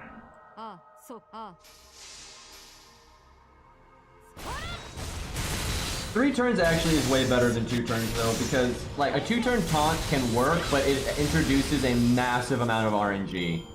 Because what will happen, and you can see this for all the people that do use Poster Girl, every once in a while, the boss is just like, I'm gonna do quick attacks and it won't do enough damage to kill you, or I'm gonna spam my skills, right? And then you just randomly don't die, right? Like, if you put, like, a 2-turn taunt on Shakespeare, sure, more times than not he'll die, but sometimes he won't. And see, here's 3-turn taunt is just, it really is 3 turns or bust, because let's say you're using Shakespeare, okay? That's a really common unit to use Poster Girl on, because he can buff one of your other units and you can die and cycle into another one. But so let's say the fight is going to be a bit longer and you need as much protection for your DPS as possible, right? You don't want your taunt to die immediately. So you're wanting Shakespeare to live a bit longer. Then you use Shakespeare's second skill and he has invulnerability for a turn. And so now that he has taunt, he's blocking, he doesn't die. But now he still has 2 turns of taunt left. So even though he gave you that guaranteed turn of survival, he's still pretty freaking likely to die on those next 2 turns, especially if it's a boss that hits really hard. And if it's a boss that doesn't hit very hard, you just don't use the invulnerability. You don't have to use it, right? Yeah, 5-turn taunt. Let's go. Is Salome, or yeah, Salam, whatever, Salome, I think it's Salome. Is Salome good to Grail? Yeah, I'd say so. If you like her, she's pretty usable. She's not like the best, like, if I was gonna make a tier list of what's the best low stars to Grail, like what gets you the absolute most boom for your buck, she's not gonna be at the top of the list, but she's not gonna be at the bottom either, right? She's pretty solid. She has very fun gameplay, very unique gameplay, and with raw stats, it's easier to enable her, like, 3-turn nonsense. And then she'll do more damage while she's there and everything, so yeah, she's totally fine. All Berserkers are generally good Grail targets, and she's no exception, so yeah, she's totally fine. And like Lost actually has a Grailed one, and she's really fun. Like, I think she's a really, really fun unit to use, so yeah, if you like her, go for it. Don't worry about it. I don't think you'd regret it. It's incredibly rare that a unit is bad with Grails, but there are some units that don't get anything special out of them, right? Like, a VC Brawn being bad with Grails is a very unique thing. That's a very rare... There's maybe 1 or 2 other units are in a similar boat, but there's very few units are bad with Grails. But there are units that absolutely scale more. And yet, Kojiro is one that scales more. Because here's the whole thing about Kojiro. Kojiro's 3 skills and his NP are way better than most, especially for low stars. But even I'd say for 1 to 4 stars, Kojiro has a better skill set than almost all of them. Right, like he has a ridiculously good toolkit for like what all of his effects do and stuff. The thing is, his stats are terrible because he's a 1-star. But if you do Grail him and all that kind of stuff, he'll see a lot of gain off of it. And not only does it give him high enough stats to actually use his toolkit, but like a lot of his stuff scales with stats. Right, so let's say you're Mozart. Your big thing is like making 50 stars and putting crit down on the opponent and putting art resistance down on the opponent and getting the team art up. None of that scales with stats. Those are just set effects that happen, right? So Mozart having higher stats, that doesn't do much, right? But Kojiro, he has crit up. That will get literally more mileage if you have higher attack stat, right? He has quick up. That again, more mileage off of higher stats, right? He does a damaging NP. He actually does it pretty often, and your NP is based off of your base attack stat. So that he is getting, direct gains off of higher stats. And then also his cooldowns are short, So if he lives longer because he has more HP, he can easily cast them again. So yeah, he scales all. People like to act like all units scale equally with Grails. That's just bullshit. Like that's not accurate at all. There absolutely are units that scale more than others. And like Ku's one that scales more. I think that one's a pretty well-known one, but like Ku having higher stats is ridiculous because it means he casts his skills more, which means he lives even longer, right? So like a little bit more health can translate to like an extra loop, which is like an extra 3 turns. So you got like 4 turns instead, right? Like that's crazy. And like Ku is just guaranteed to live so long that the more damage you do in those guaranteed turns, the better, right? So Ku having more attack is just a really big deal. So yeah, Ku scales a lot, Kojiro scales a lot, Robin scales a lot, David scales a lot, maybe not as much because he's very support based, but he does scale a lot. Well, I like how they always come in groups, the bots. But yeah, let them have it, Zaw. If can you hide them, Zaw? Do you have permission to like if you said that to hide from channel, that means they're banned. I mean, most of these bots don't last very long, so banning them doesn't like matter very much. But are you from Canada? No, I don't even know why you would think that, but absolutely not. I don't think I don't have like the typical Canadian, I know there's more than one Canadian speech pattern, but I don't have any of them, so. Although I do have a surprising amount of friends from Canada. I don't know how that's happened, but just throughout my life, I have just made friends with a lot of people from Canada. I never even tried to do that, but somehow that has been a thing.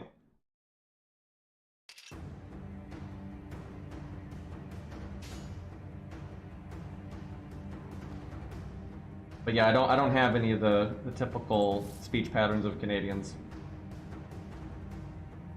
I mean, the thing is, so you have like, when it comes to accents and pronunciations and all that, you have averages across in places like, but like let's take the UK, right? There is no set like English accent. There's not. Do y'all remember like Total Biscuit from like many years back? Yeah, that guy, grew up in the UK, but then he moved all over the place, and he had like weird influences from his family. He had the like weirdest accent. He did not have a typical accent for English speakers, and he'd even have like other English speakers accuse him of faking it and stuff. But he just had a a weird, upbringing, and that's actually a lot of people, right? That's a lot of people where they just have weird influences from their parents or whatever, or where they travel and stuff. That a lot of people have one-of-a-kind accents, with like maybe like a large influence from like a more standardized accent that you might be used to. Like a common thing for Americans, a lot of people don't know this. A lot of Americans don't know this, but like a pretty good giveaway for an American is the way they say water, right? Like the way I just said it right there. I said I didn't say the T. I said water, right? You're supposed to say water, right? But most Americans will say water. Right? We just do. I don't even know why, we just do. And there's a lot of words like that Americans will pronounce that way. And so that's like kind of a giveaway. But it's not guaranteed, because I remember someone brought that up, and there was this guy that was I actually forgot what country he was from. But anyway, he was from a European country. But because he had been around a lot of Americans, he had subconsciously picked up saying water that way. Right? And so that's just a thing, right? Like people just, there's no uniform accents, and this is something that I actually really dislike. Is you have people that get like on these soapboxes, acting like there's these like gods of language that dictate that you're supposed to pronounce things this way or that way, or if you're Australian, you're allowed to pronounce it that way, but it has to be this way because it's not actually an Australian accent if you don't pronounce it this way specific. It's stupid. That's not how language works. That's not how people work. It's just nonsense, right? It's way more flexible than that, and if people had that mindset for all of human history, we'd still be pointing at rocks and grunting. So, yeah, I get tired of that. It's especially with English, because like just in America, you've got more northern accents, southern accents, and then for like the English language, you've got Australians, New Zealanders, the UK, Canada, right? So there are so many pronunciations, and then you got all the mingling. There's no strict exact way you're supposed to pronounce it, right? And like we literally make up crap all the time. Your is because we didn't want to say you are, right? So when people get really like how do I put it? They get like grammar Nazi about pronunciation and stuff. I just think it's so silly, and it's just like you're fundamentally not understanding like how our language has worked the entire time. So, and you got like Shakespeare, who literally just made up words all of the time, and like that was a good thing for the language, by the way.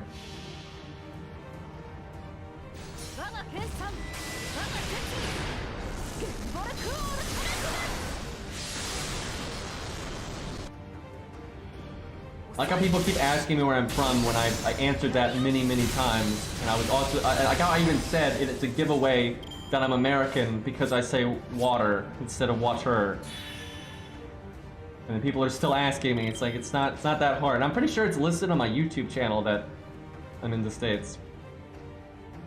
Okay, 1 NP gain. Follow the crits.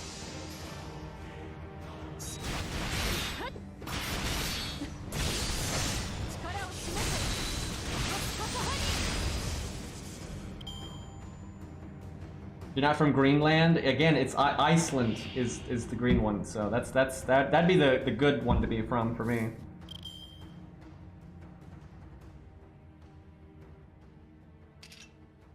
All right, let's see here. Can I kill him without getting my NP? My crit chances are pretty random here.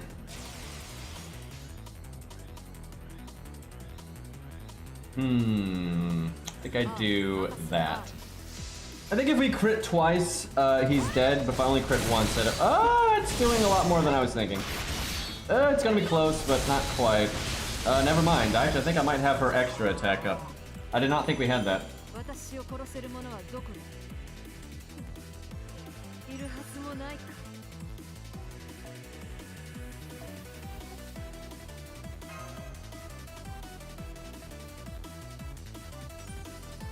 No, I don't think anyone's ever leaked where I live.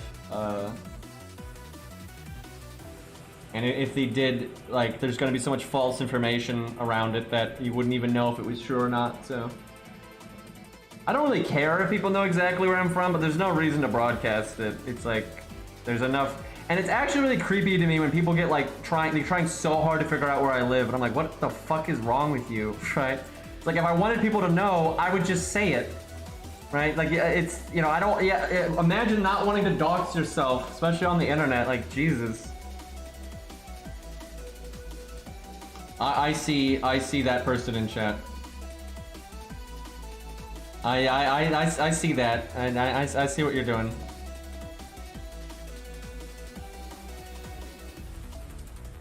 Oh yeah, we got Panda Lancer. You know, that's Mala. I didn't even realize I had you added Mala on an A. I had no idea. That's funny.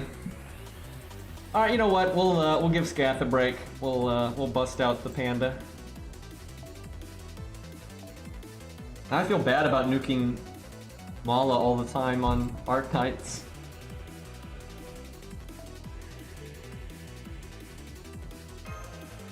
I mean, let's be honest. In Arknights, he's got like the player profile icon of like the typical like twin tail hairstyle. I don't know what character it is, but you know, it's like that typical tsundere, you know, hair, and like that's awfully nukeable, right? Like if you're gonna look through your friend's profile and you gotta make room to add somebody, right?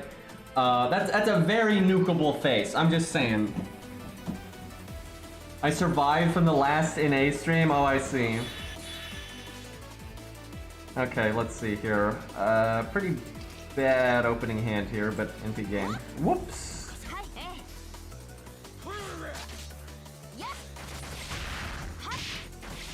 I mean, the third passive. Okay, so obviously, if you have coins to spare, why not get the damage bonus? This is kind of how I see it, though. So if it's Berserker, obviously it's good. If you're a unit that is abnormally good at neutral, right? There are some units that are so powerful that they're really useful to be used at neutral, right? So if they're one of those, then it's worth getting like, you know, anti-caster or whatever you got. It's just a good bonus. And then for farming units, it's good. Because, so for example, Mordred, let's use Arthur actually. So Arthur has anti-saber.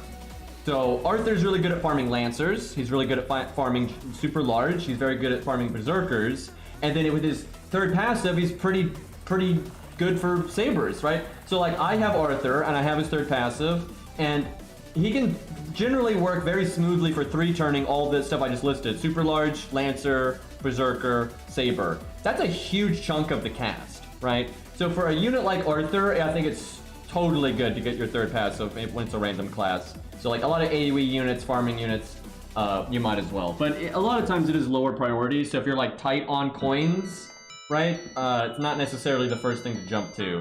But again, if you've got a unit that you're really only using for farming, they're not like one of your favorite units, but you do use them for farming a lot, then a lot of times it's a good idea to grab it. Like on a Rosh, right? I forget what a Rosh's is, it's probably Rider or something.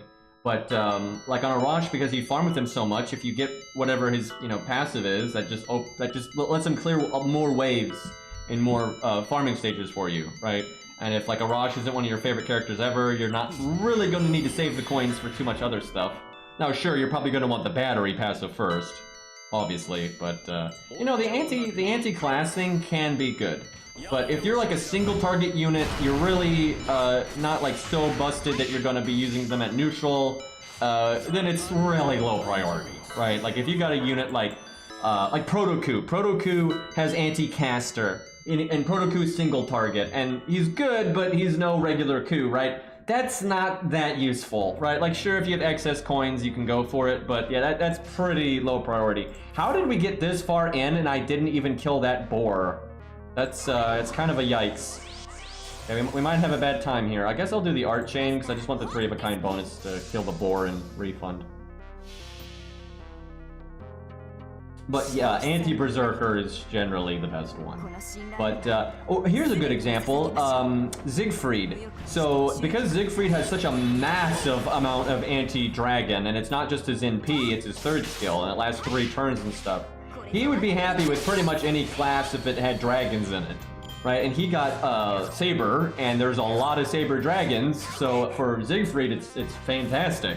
Because now he wrecks Lancers, Sabers, kind of, and then Berserkers, and then anything that's a dragon, and then super anything that's a dragon that's a Lancer or a Saber now, so it's very good for him. How has this been going so poorly? I can probably face tank one of these though, and then heal it. But I probably won't need the evade later. Yeah, no, I'll just evade, because yeah, I don't see us needing it. She is so much better with command codes, by the way. Chat, I don't think I've used her since the rainbow change. And I made that solo video that I was very happy with. But yeah, she's actually probably going to be a lot better because of the rainbow stuff. I really need to try that. I think that could make her so much stronger, actually. I'm super curious about that. Why is this value right now, though? I guess we make stars. But Ephra Legend, he has a ridiculously good Panda Lancer, so he's looking forward to that.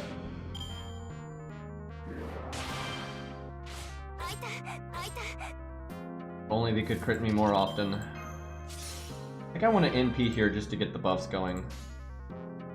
But yeah, holy crap, she is going to be really interesting to play with the rainbow stuff. Rainbow stuff benefits Baldy, but like not as much as you might think, but it does help. It does add consistency, which is good. But it definitely benefited Ku more, which is kind of messed up. Ku is actually the kind of unit that's, I think, benefited from it from like the most. It's the hybrid quick decks. I think they absolutely benefited from it the most. Now there's a few exceptions, there's some like odd units out there, you know, but as a general rule, right, of course there's exceptions, but as a general rule, I think that's the case.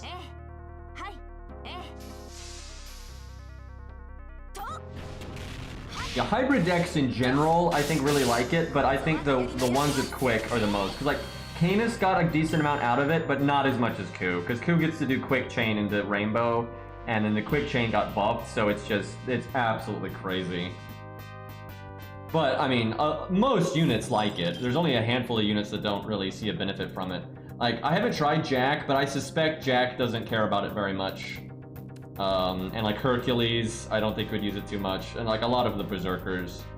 Like, it doesn't hurt them, right? It doesn't hurt them, but it doesn't help them nearly as much as it helps other people.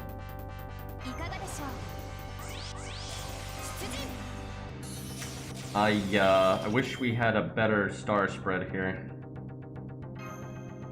I think I'll wait our turn to do that. We'll do NP quick, and then we'll go Burr.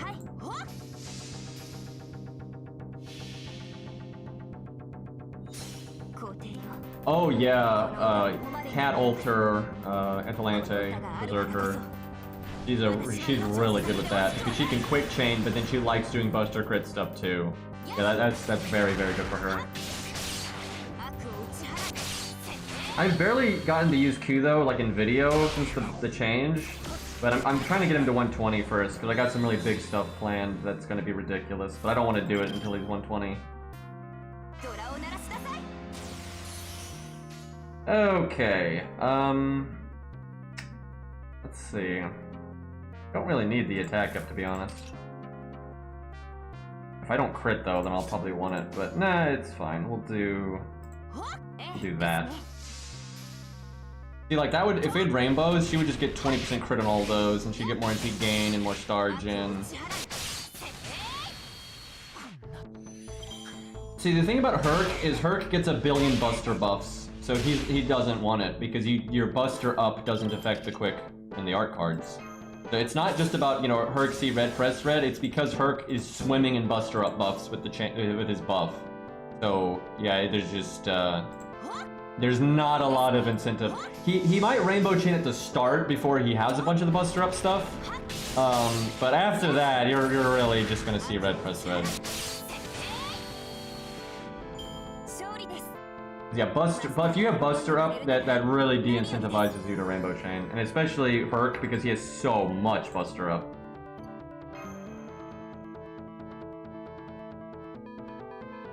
And then Jack, the thing about Jack is she has so much NP gain and Star Gen by just doing what she always does that there's not really any reason for her to change, so. The only reason you would Rainbow Chain on Jack, and maybe you can do this, is if she's able to like make enough stars and NP gain off of the rainbow chain, like, and maybe she does, but I can't imagine you could consistently crit that way. I don't know, maybe if you did Star Bomb command codes on the Buster and Art card, maybe she could. I should try that at some point, but I don't have Jack obviously, so I'd have to use someone else's. Okay, I really should do some of these other buff quests, but I mean, let's at least do Darius's. That's messed up that I don't have Darius's. Also, hold up. Where am I on NA with coins? I think I've rolled a bit. Like random nonsense. Okay, so Ku has 80 coins and that's it. That is so sad, dude. Now, on JP, I had Ku at Bond 14 when the update hit. So I got a decent amount of coins from that. But yeah, he's only Bond 10 over here, so don't get as many freebies. Dude, getting coins on silvers is just so cancer. I need to make sure I log into NA every day though to use my FP. I have not been doing that. I hadn't logged in like a month. However, I'm sure I'll at least get a couple of Ku copies if I use all that FP there. Hey, Wolf. Yeah, Spartacus at 120 is a really good farming unit. And Challenge Quest too, if it's AoE. Alright, we'll use Ku on this one. Although okay, fine, I'll go fix my command codes. Can't be showing off with no command codes. Why do I have a feeling this was command card? Nope, it was code, okay. Alright, let's see. Ku has never benefited that much from this. Like, his gain ratios, it ends up going overcharged sometimes, but... It's just like, what else you're gonna put on art card? Like, you could do the defense and attack removal one, but like, you kinda have to know if it's applicable. The most useful thing on Ku is just the Star Bomb, although that's less useful now on JP. Oh my god, you can't switch between servants! Why are they like this?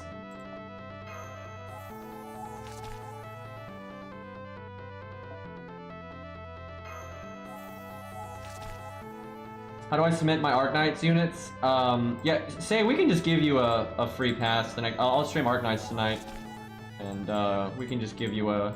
You deserve it, so. Because yeah, the backlog is kind of messed up, so you know we can give you a. I'm kind of curious what you're gonna put up, because it's normally half troll, but we'll see.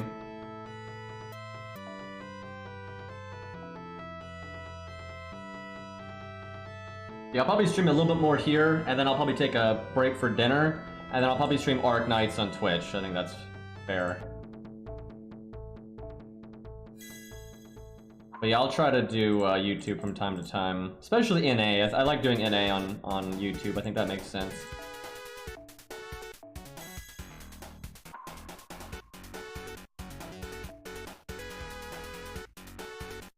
So I would hope people know me well enough, like, obviously I did not roll on Golden Glow. Like, are you kidding me? Like, at what point through my content has it ever appeared that I like kid characters, let alone pink hair and on? Like, that is not happening. And, you know, obviously I play Arknights the same way I play FGO, where I'm doing, like, low rarity stuff, so. What else do I have here for Star Bomb? I have missed so many command codes on NA, although I've got some of the really, really important ones, like this one. That one is so important. Okay, what other Star Bomb do I have, though? I gotta have something. Oh yeah, and I got this one. That's a really important one, too. Wait, do I not have another Star... That can't be right. I must have another Star Bomb. Okay, that... Nope.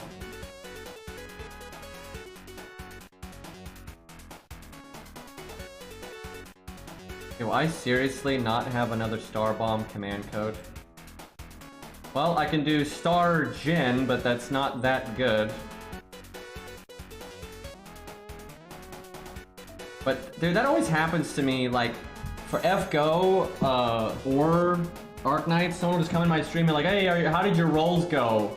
And it's like some, you know, 5-star waifu rated up, and I'm like, what are you talking about? It's like...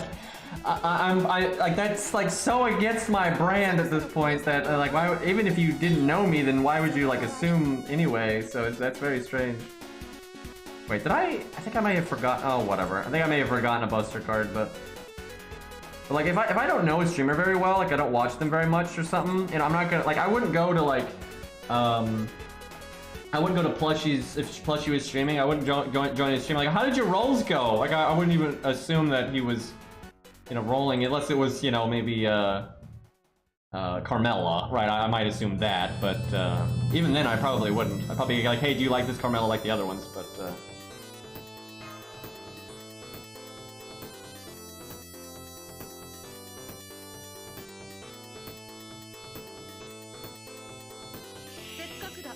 alrighty.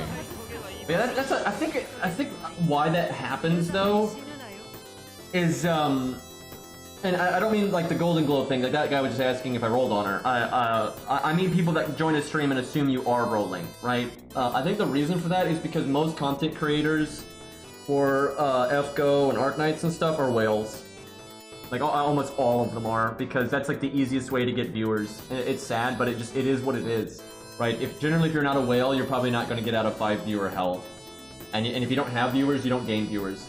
And because like 95% of content creators for these games are whales, they pretty much roll on everything. And especially if it's even remotely meta or something like that, of course they're rolling on it.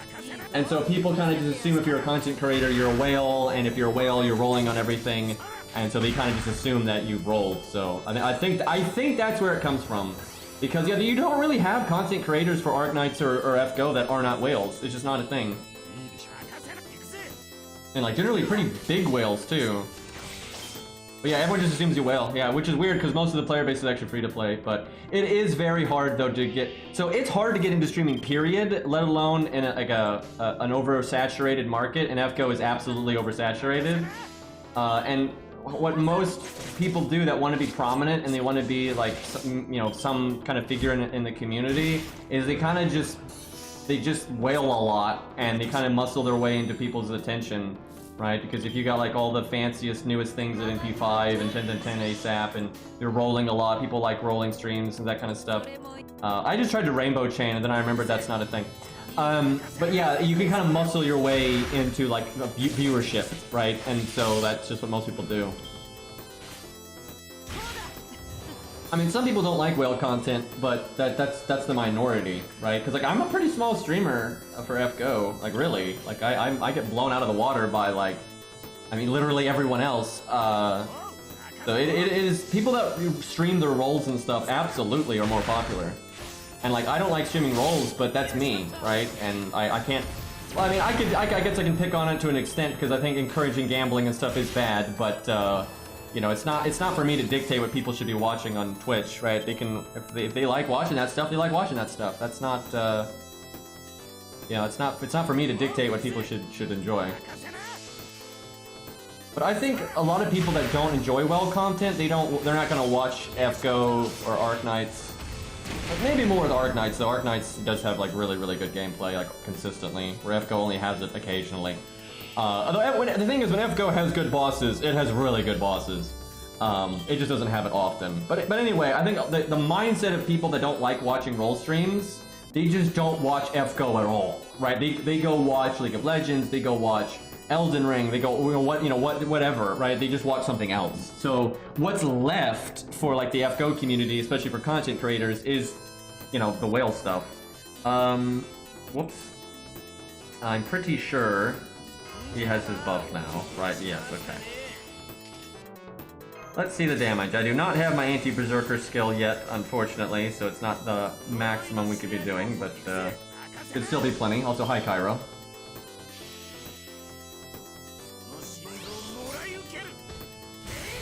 I mean, you know, I like games if they're good games. I don't really target gacha games or, you know, any other genre. So, I mean, if a good game comes out and I'm like, hey, this looks good, I'll play it.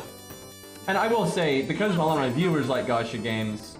Oh yeah, let me make Cairo a mod, and then, we can bonk people if he ever feels the desire to.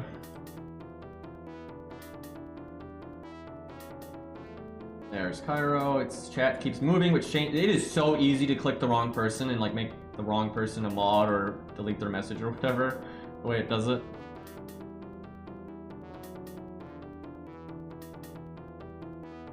Okay. What on earth was I just talking about? Something to do with streaming. Oh, because my viewership is, you know, like gacha games and stuff. If like my viewers are just like, hey, can you try this game out? Right? I'll probably play it. Now, I may not play it a lot, but I'll give it a go. Like if my viewers are like, oh my god, Green, you gotta play, you know, X game, or we want to see your reaction to X game, and I was like, does everybody wanted that? Then I would do it, right? You know, I'm a streamer, so, you know, I'm supposed to entertain. So if my viewership is like really interested in like my take on a game or my suffering in a game or whatever, right, I'll do it. But I don't think there's been, oh yeah, I can get Beastly too, hold up. But I don't think there's been any like, I guess there was Tower of Fantasy, that was the big one, but no one on my channel seemed to really care about it, and I didn't really care about it, so I didn't really bother. What turned me off of Tower of Fantasy is like several people that I know that like, you know, are like, they know game mechanics enough that like, their opinion isn't garbage. They were like, the combat is really easy, right? And it's very much just a stat check, and like they didn't think I would like it, and they're correct if that is what it is. So Punishing Gray Raven looks awesome, and I've played it a little bit, but I'm waiting for them to make a PC client, because I just cannot be bothered to play that game on mobile, and even on emulator, it's awful. So if they make a proper PC client, I will play it. And I popped in and like, you know, chat, so I barely have played that game. I wouldn't even do my daily logins, but I go to every once in a while I'd grab some daily logins and stuff. And when they did the Nier Automata collab, I did one tin roll because that's all the currency I had. I could only do one tin roll. I did one tin roll and I got every single character in the Nier Automata collab. So yeah, streamer luck on that one. But I wasn't streaming it, by the way. But that was pretty bullshit. That was pretty bullshit. But yeah, RNG sometimes. Anyway, I cannot believe how many spam bots are on YouTube. Man, Twitch definitely does a better job with that. Like that is unbelievable how many there are. Some of these, if the mods are able to, can you set them to hide? Because some of these are the same people. Some of them aren't, but like just if you hide them from the channel, they won't come back. So yeah, there's a lot of bots. I'm pretty sure that they target small channels, so that's part of why.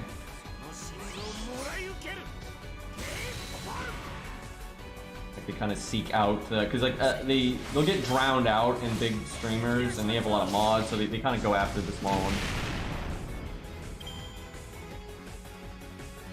Yeah, the interface is kind of bizarre from what I've seen.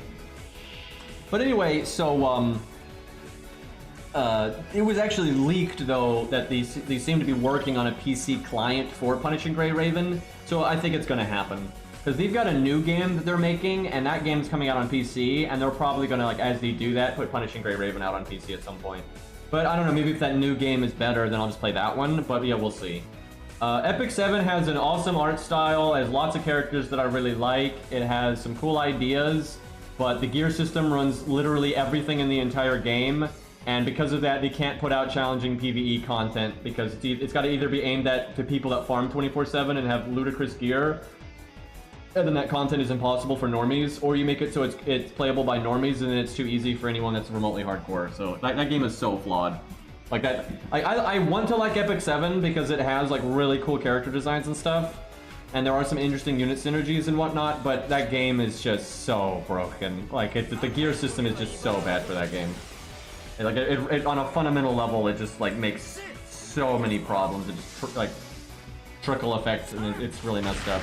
But you know, it's got some cool characters, and you know, the animations look great. It has a great game engine. They made a custom game engine for it that I think it's like an in-house engine that only they have, and it's amazing. I mean, it's an incredible game engine. The game runs like butter. The menu transitions are super fast. There's like no loading. It's a fantastic game engine. But yeah, also that game, not only is the gear awful, but there's so much inventory management you have to do. I literally don't want to log in to play casually because you can't do anything because your inventory's full, and I don't want to sort my inventory constantly. So I literally don't play it because of that.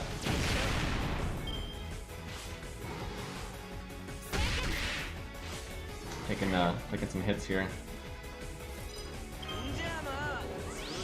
Okay, it's gonna be massive overkill on this turn, so we'll just get into game.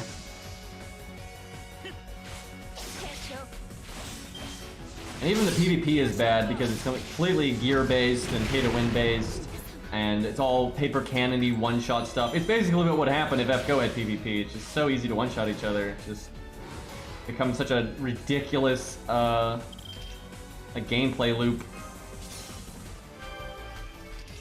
Like, Epic 7 has some great ideas for like game modes and stuff. The problem is most of those game modes are not very good because of the gear. It's just because of the gear. They have no barometer. Like FGO is so lucky in that they pretty much know what your stat line is going to be at in-game, right? Because this game doesn't have gear, it doesn't have any of that nonsense. So it's very easy for them to make end-game content in FGO, right? And it'll be reasonable for everybody. Like the FGO is very lucky because of that. Epic 7 can't do that at all. The problem is Epic 7 though actually makes game modes. They have like a boss rush mode, and they've got like their farming stages have like these bosses that you have to like learn how to fight and all that, and that's kind of cool. But they're you know, they're just so fucked up because of the gear. FGO isn't fucked up, and they have a great like in-game stat line that they can reliably assume that players have. But they don't ever make any game modes. We don't have story replay. We don't have, you know, a challenge tower. We don't have a boss rush mode. We can't play old challenge quests. You know, they don't have a roguelike, because a lot of these games have roguelikes now, and so they don't have any of that. So even though FGO can predict what's a reasonable stat line to make a good boss fight, and that's great. I really like that about FGO. They can reliably put out a boss that has stats that make sense for the player base, right? That's great. But they just don't do anything with that. Yeah, if FGO had multiple good game modes like Arknights does, I'd be so happy. I think Arknights is probably the best mobile game on the market right now, in my opinion.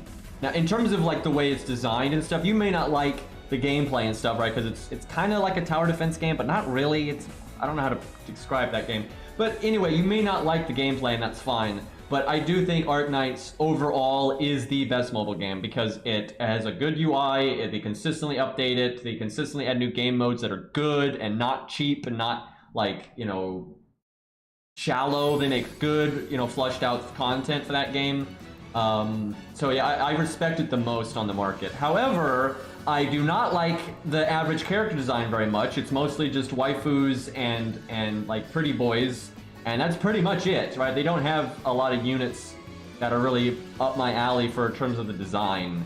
So I respect the game the most, but it's not exactly my favorite just because subjectively there's a lot of stuff that's not up my alley. But I do really like it. I mean, I do really enjoy the game, in spite of the subjective issues I have with it. But I do like it a lot, right? I've been streaming it on a good bit lately, and I've enjoyed it a lot. Yeah, I saw there's another Arknights game coming out, but it's a different game entirely. It's not like a game mode; it's a different game. Because like Fate has other games, but they're mostly terrible, right? We have like Estella Link, which is one of the most shallow games ever created, and that was rather disappointing. Like even for a Dynasty Warriors style game, that game was very shallow, and that's an accomplishment.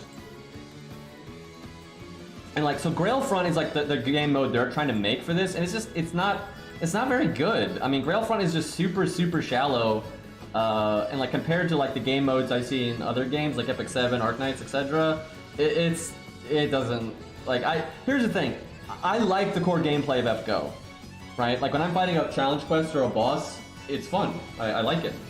So I just want more of that, right? Grailfront is just worse gameplay than the normal game. So I'm just not that interested in it, right? I'd rather just play the normal game and have content to do in the normal game. So I want like a boss rush mode, a challenge tower that gets updated, and like a roguelike. If you look at the roguelike in Arknights, that would translate to FGO incredibly well. And I think FGO could do that.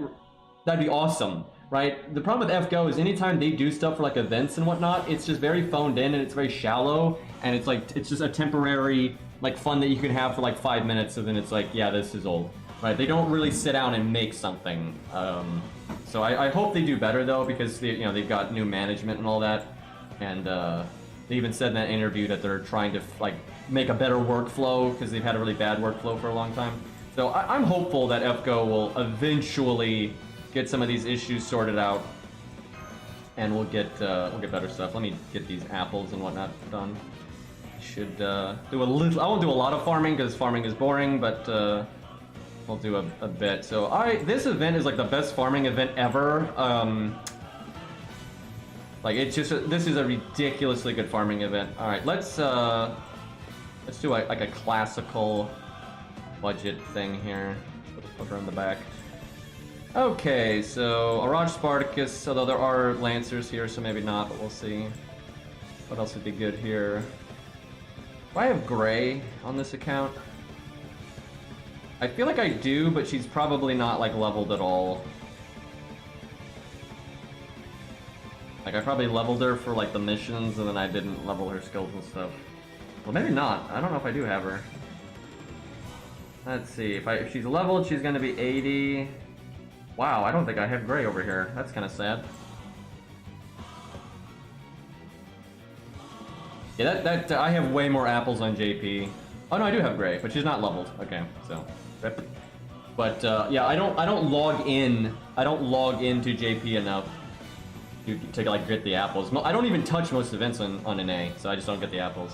I'm not gonna use Cleo because I'm trying to make it very budgety. So Cleo is not actually a budget unit, guys. Believe it or not, she's not in the FP summon pool. Let's see. So a VC Brawn is a thing, but it's Riders.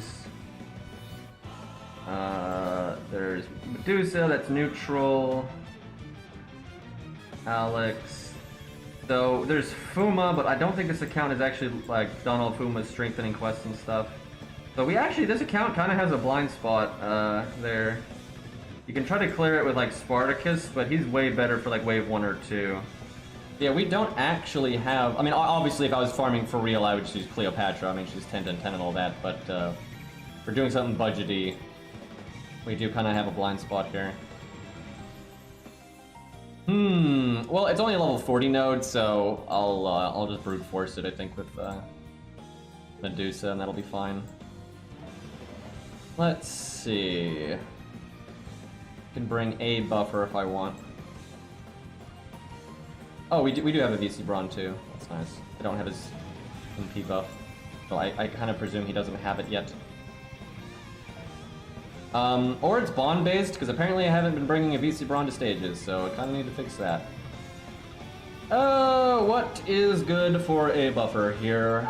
I mean, it's a 40 stage, so I don't think I'm even gonna need one. You know what? I'll just do that. He can do defense. Oh, he's 4-4-4. I don't know about that one. I mean, there's David.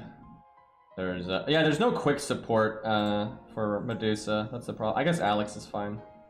Get that 5-4-4. He's 10-10 on my main, but, his mats are just so nasty over here. Right, I don't have any of the event CEs yet, so...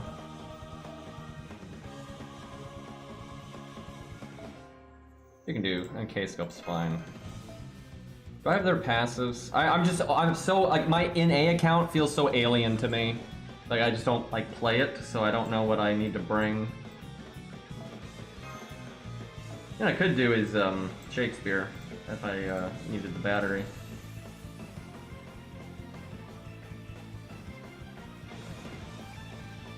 Surely I have another Sakura scope. I'm trying to not throw K-Scope all over the screen.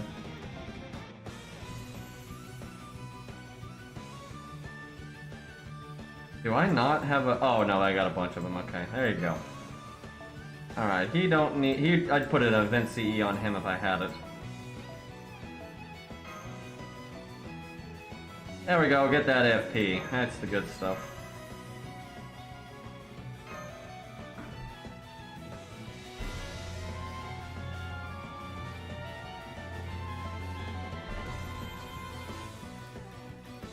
Sometimes you shouldn't 3-turn. Like, I'm telling you, this is important. Like, sometimes you should not 3-turn. And the reason everyone is so obsessed with 3-turning is because of whales. Whales are constantly showing off 3-turning and constantly streaming 3-turning and stuff, so people think they're supposed to aspire to that. So whales are resetting their AP with rainbow pineapples. So they don't care about stage efficiency, they care about time efficiency. And also they have the strongest units possible, so they're you know, they're able to still be somewhat efficient while 3-turning, right? But for the average player, you should not be doing that, because you're probably going to stop playing after you've maybe used a apple or two, or just your default AP. So it doesn't matter how fast each stage is. What matters is how efficient your drop ratio is per stage, right? For the average player, that is absolutely what you should be worrying about. So, like, obsessively following 3-turning can be a really bad thing, and it can result in you getting way less boom for your buck from your AP. So yeah, that's a very common mistake, though, that I see, is people just, like, trying to emulate whales all the time, and they end up doing stuff that's really inefficient. It's just not worth it. Now, sometimes you can 3-turn, and it won't affect your farming at all. Right? But especially because a lot of events, the only way to get like farming bonuses is through the gacha CEs, which you're not going to have, right? So in those circumstances, then you might as well do it in as few turns as possible, unless you don't like stress about it or whatever.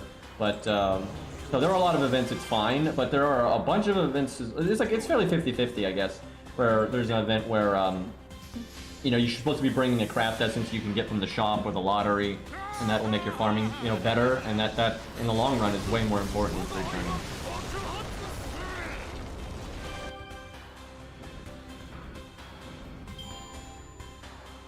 Well, actually, a lot of times you should bring 6. If it's an event where you can have 3 event CEs, you should bring 6 event CEs. The thing is, you probably won't be able to 3-turn if you do that, but that's fine. You don't need, like, what the fuck do you need a 3-turn for? Right? It only matters if you're trying to, like, you know, reset your AP over and over and over and over and over and over again. Most players are not resetting their AP, you know, over and over and over again. They're not doing that. So there's no reason to, you know, worry about that kind of, like, speed efficiency. It's more about the, you know, stage efficiency. Like, that's why I have, like, 1,000 apples, and on a lot of my accounts more than that. It's because that's how I approach, like, every event in FGO, is I don't, if I am going to reset my AP, I'm not going to do it until the best nodes are available, right? And a lot of people you'll see like resetting their AP when like there's not even good nodes available. Just a waste of apples. And then when I do use apples, I'm still focusing on stage efficiency. So I complete the event doing the least amount of stages possible. I clear the shop and everything doing the least amount of stages possible, and so I end up saving a lot of apples in the long run. That way, when I'm streaming or I want to make a YouTube video, I have as many apples on hand to do whatever I want.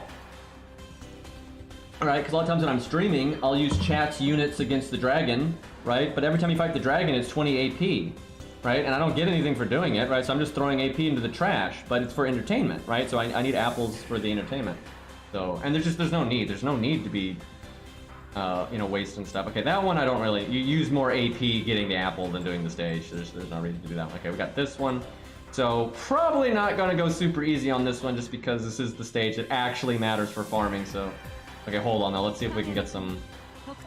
Please tell me they gave NA, no, they didn't give NA the... Actually, maybe NA did get the rolling early, because I just remembered they don't let you do the super rolling until you do the first 10 lotteries, which makes no sense, but it is what it is. Man, when they put out a lottery event like this on JP, I have to take it kind of seriously, because if I want to make like content for it, like if it's a guild fest and there's like bosses and stuff, I have to get all the lottery CEs like immediately if I want to do like a solo with the event CE or whatever. So I have to like when I get on in the morning or whatever, I have to just like go and just like get the lottery CE as fast as humanly possible. That way, if I want to make a video like, you know, that night, I'm like good to go. But on NA, I don't have to worry about that. I didn't even play this event for like the first day because I didn't care. But yeah, if it was JP, I'd be taking it a lot more seriously. But yeah, they got like a thing on JP where you can like roll, you know, way more than 10 rolls at a time. But yeah, I don't think you get access to it until you do the first 10 boxes. Okay, let me see if I should reset. Nope, I value apples like the most, so I'm not gonna reset until I get those. But all the rewards that you can get forever, you might as well, if those are still left, you might as well reset because you just get to a new box sooner that has the same thing, so. But yeah, I want them apples. Yeah, I remember NeroFest in the past, I had to blitz those like first 5 boxes.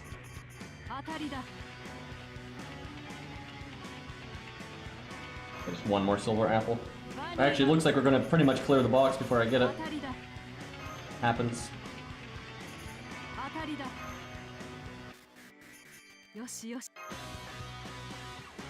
But like, if this was JP, I might have set it here just because I have so many apples. I don't know though. Wow, it was literally the last roll. But yeah, I don't know. It depends. I'd have to wing it if it was JP.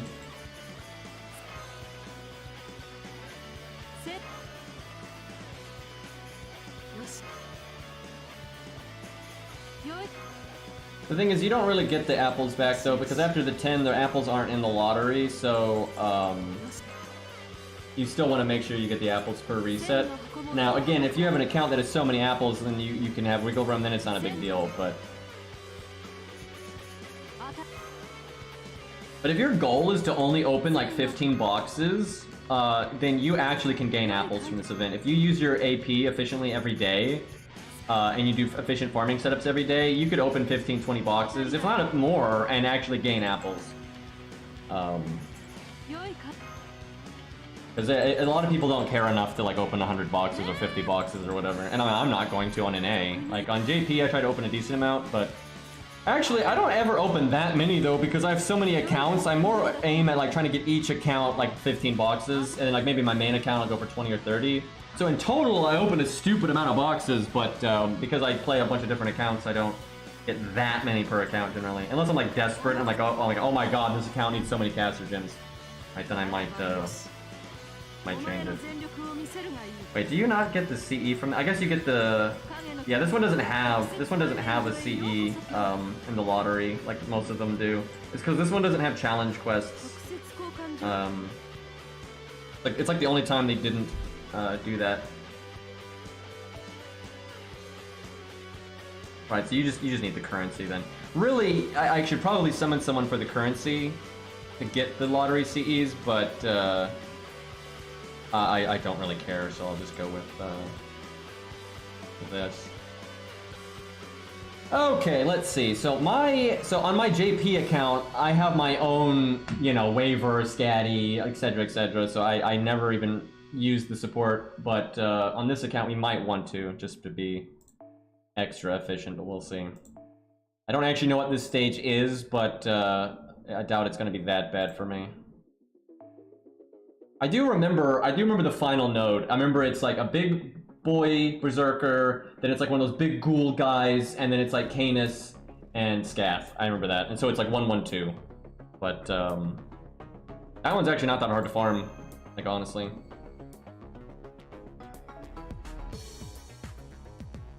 Let's see. I kind of want to try Spartacus just to see if he can work, but I kind of doubt that he will. But I kind of want to see.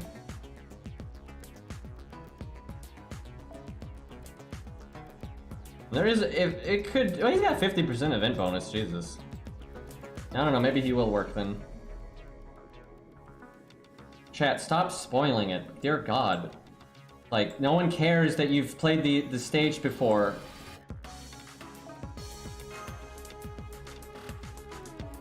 Let's see, so I want Bond on a BC Brawn, and I guess I want Bond on Q because he's not Bond 15 over here.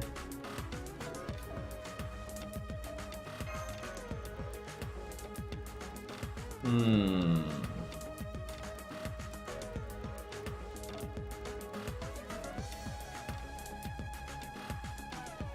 trying to think if I want to do Arash or Spartacus.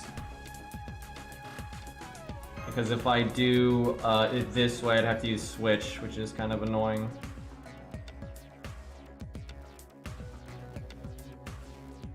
Well, we'll try Spartacus first, just because, you know, Berserker's pretty universal. Let's see if we can get away with K-Scope. Don't really have a CE worth equipping here. I don't buy any of the farming ones on NA because I don't give a flying fuck about NA, to be honest. There we go, the Knight. That's some good shit right there.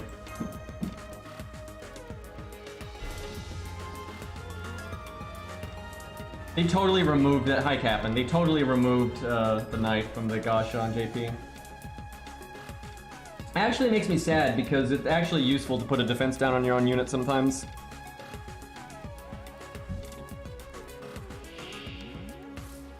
Okay, that is not the tankiest enemies I've ever seen.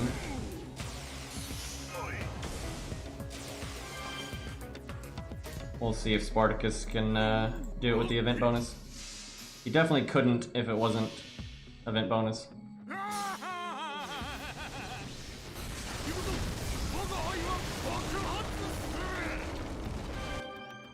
Almost. So close. So close.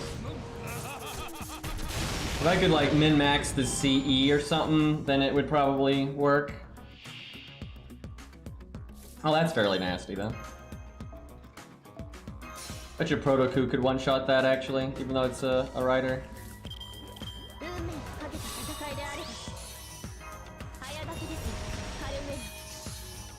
Oh, Castoria is so silly, dude.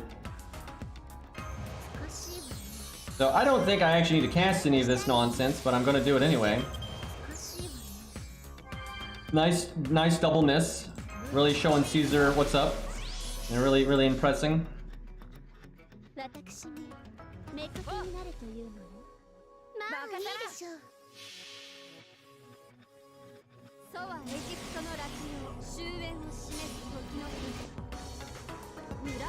Kind of funny, both Cleopatra and Caesar benefit from the...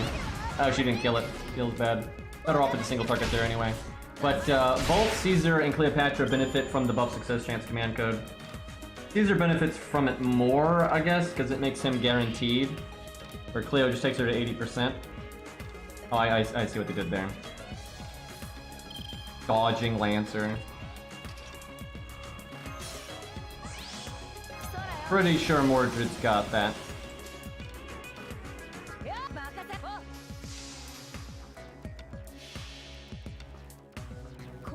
200k on 2. Probably got enough damage here. I think I could actually switch Castoria for Depending on what the assassin was, I could probably switch to Shakespeare, actually. It's more budget friendly. Now, I can't find a friend that's going to slot Shakespeare, but you could make that work, because we had excess. Especially if the assassin one is like more efficient. This drops a decent amount of coins. Well, I'm getting mighty hungry. I'm gonna have to take a break for dinner soon. I'm getting a little shaky because I'm like starving. Let me do that though, like one more time, just because I want to mess around with the other units.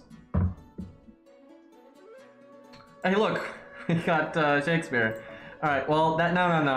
That's 9. No. Hold on. I can just use mine, and I can just put this in the back. Okay, hold up. The only problem is we'll kind of be chipping a VC Brawn, but it's not that big of a deal. I can get him Bond later. Okay, let's see. Presuming that I leveled Shakespeare on NA, okay, we at least got it at 10. That's fine. That's good enough.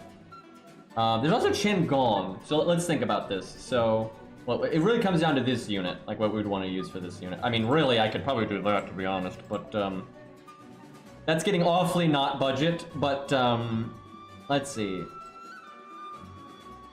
That's decently budget. I feel like that's decently budget. Obviously Mordred's not, but then you could summon the Mordred, right? Because, oh no, Mordred's gonna have the CE though. Ain't nobody gonna slot that. But okay, let's see. So that he can NP right away. She's at 50. She's at 80. That's 20. She needs a little bit more, so she would need a different CE. This is not that good. Like this is not like that good. The thing is, if you replace though, if you did like that, you could then lower these CEs and stuff. So, but honestly, we'll see. I'll get more efficient with like more try-hardy setups when I actually have the event CEs. But like right now, I can just use K-Scope if I want to, so it doesn't matter that much. But I suspect that this account, if I want to bring 6 event CEs, it's probably not going to 3-turn. I would be surprised. My main account when this event was a thing could though. I remember I could be like outrageously efficient, and it's because like Billy and Mordred were perfect for the final node that's like 1-1-2. It was just so easy for them to be able to do it because they could clear the first 2 waves with either their NPs or their crit. And so like Billy could either NP or crit the first wave, and he could use the other for the second wave, and Mordred could crit either one of those waves, and then I would just always save Mordred's NP for the final wave, and I just use like Waver or whatever. I don't even remember what support it was, but I just used all I really needed was a support that gave a little bit of battery to Mordred, and I could like do it no matter what. That was a really good stage for that account. This account actually might be able to kind of mimic that, but probably not as well, because like Billy's not as Grailed and that kind of thing. So if I leveled up Mordred's passive, she actually would not need his battery. I should do that, because I bet you I have the mats for it.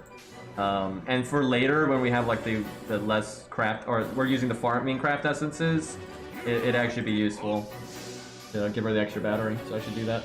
Because yeah, then you could use like Shakespeare for the other unit.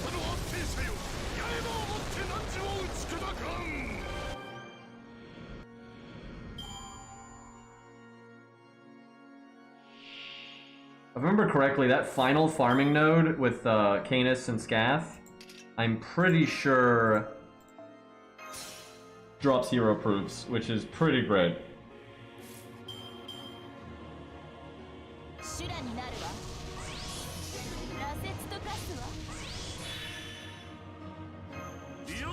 Alright, let's see, she should have no problem with this. I'd be surprised if she didn't kill this.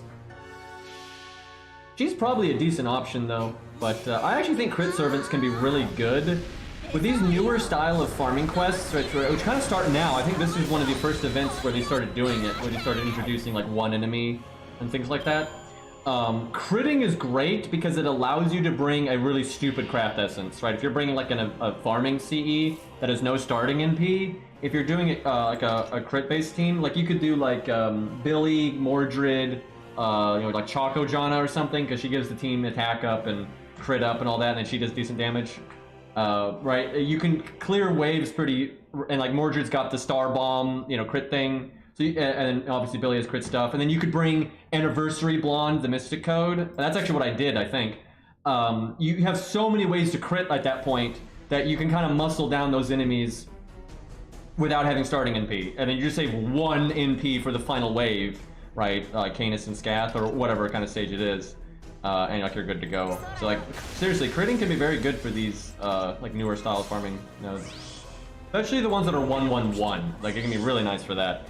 Although it depends on your account too, because like really advanced accounts, I don't know why I'm casting half this crap, I don't need it.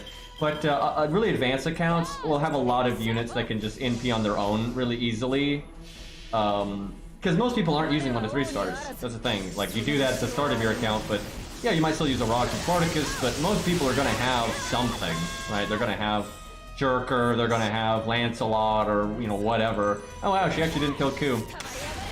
That is unfortunate. Although she just crit him for 138k, so that's the thing. Bigger channels don't generally get targeted by bots. This is just a thing. Like bigger streams, just generally the bots don't go gun for them, and it's because the chat moves so quickly. There's not much point, and they're so heavily moderated that they're just basically they're fishing for suckers. That's the thing. They're just fishing for suckers, and you're more likely to find you know, a naive teenager that doesn't know, right? And like some small stream, and this chat's slow enough that they'll click or look into it or whatever, right? That's just what they aim for. But yeah, YouTube, but most bots are only on smaller streams. I think I may have a few of these. I guess these. I don't think I have any character that actually needs them this second, but oh yeah, blue cubes. Oh please. Oh, you guys are so lucky, man. NA, dude. I feel like JP really is the test server sometimes. Like obviously we get all the content way earlier, and that's great, but like you guys are getting these bells before Burgist is out. What we had to go through was the added Burgist, and then there was or Bargist, and there was no way to level her skills. You just couldn't do it. We had to wait so long to max out those characters. But they're over here giving you guys the bells before they're even added, so you can get them in advance. Like they just, it's because they like learn from their mistakes on NA sometimes. So you get like the coins sooner, you get the all that stuff. But yeah, it's so BS, man. We had to suffer so much with those stupid bells. Like we didn't have all that stuff, like the extra stuff there. We didn't have those yet either. Yeah, I had to farm a lot of those manually. You guys will probably have to farm some of them manually, but like not as many. It depends. It depends on like which character you get, or if you get multiple. Because if you get like Sith, Burgist, and Morgan, you're gonna have a bad time, even with you getting these early. Although you'd have a really bad time on JP if that was the case. There's something I wanted to check over here.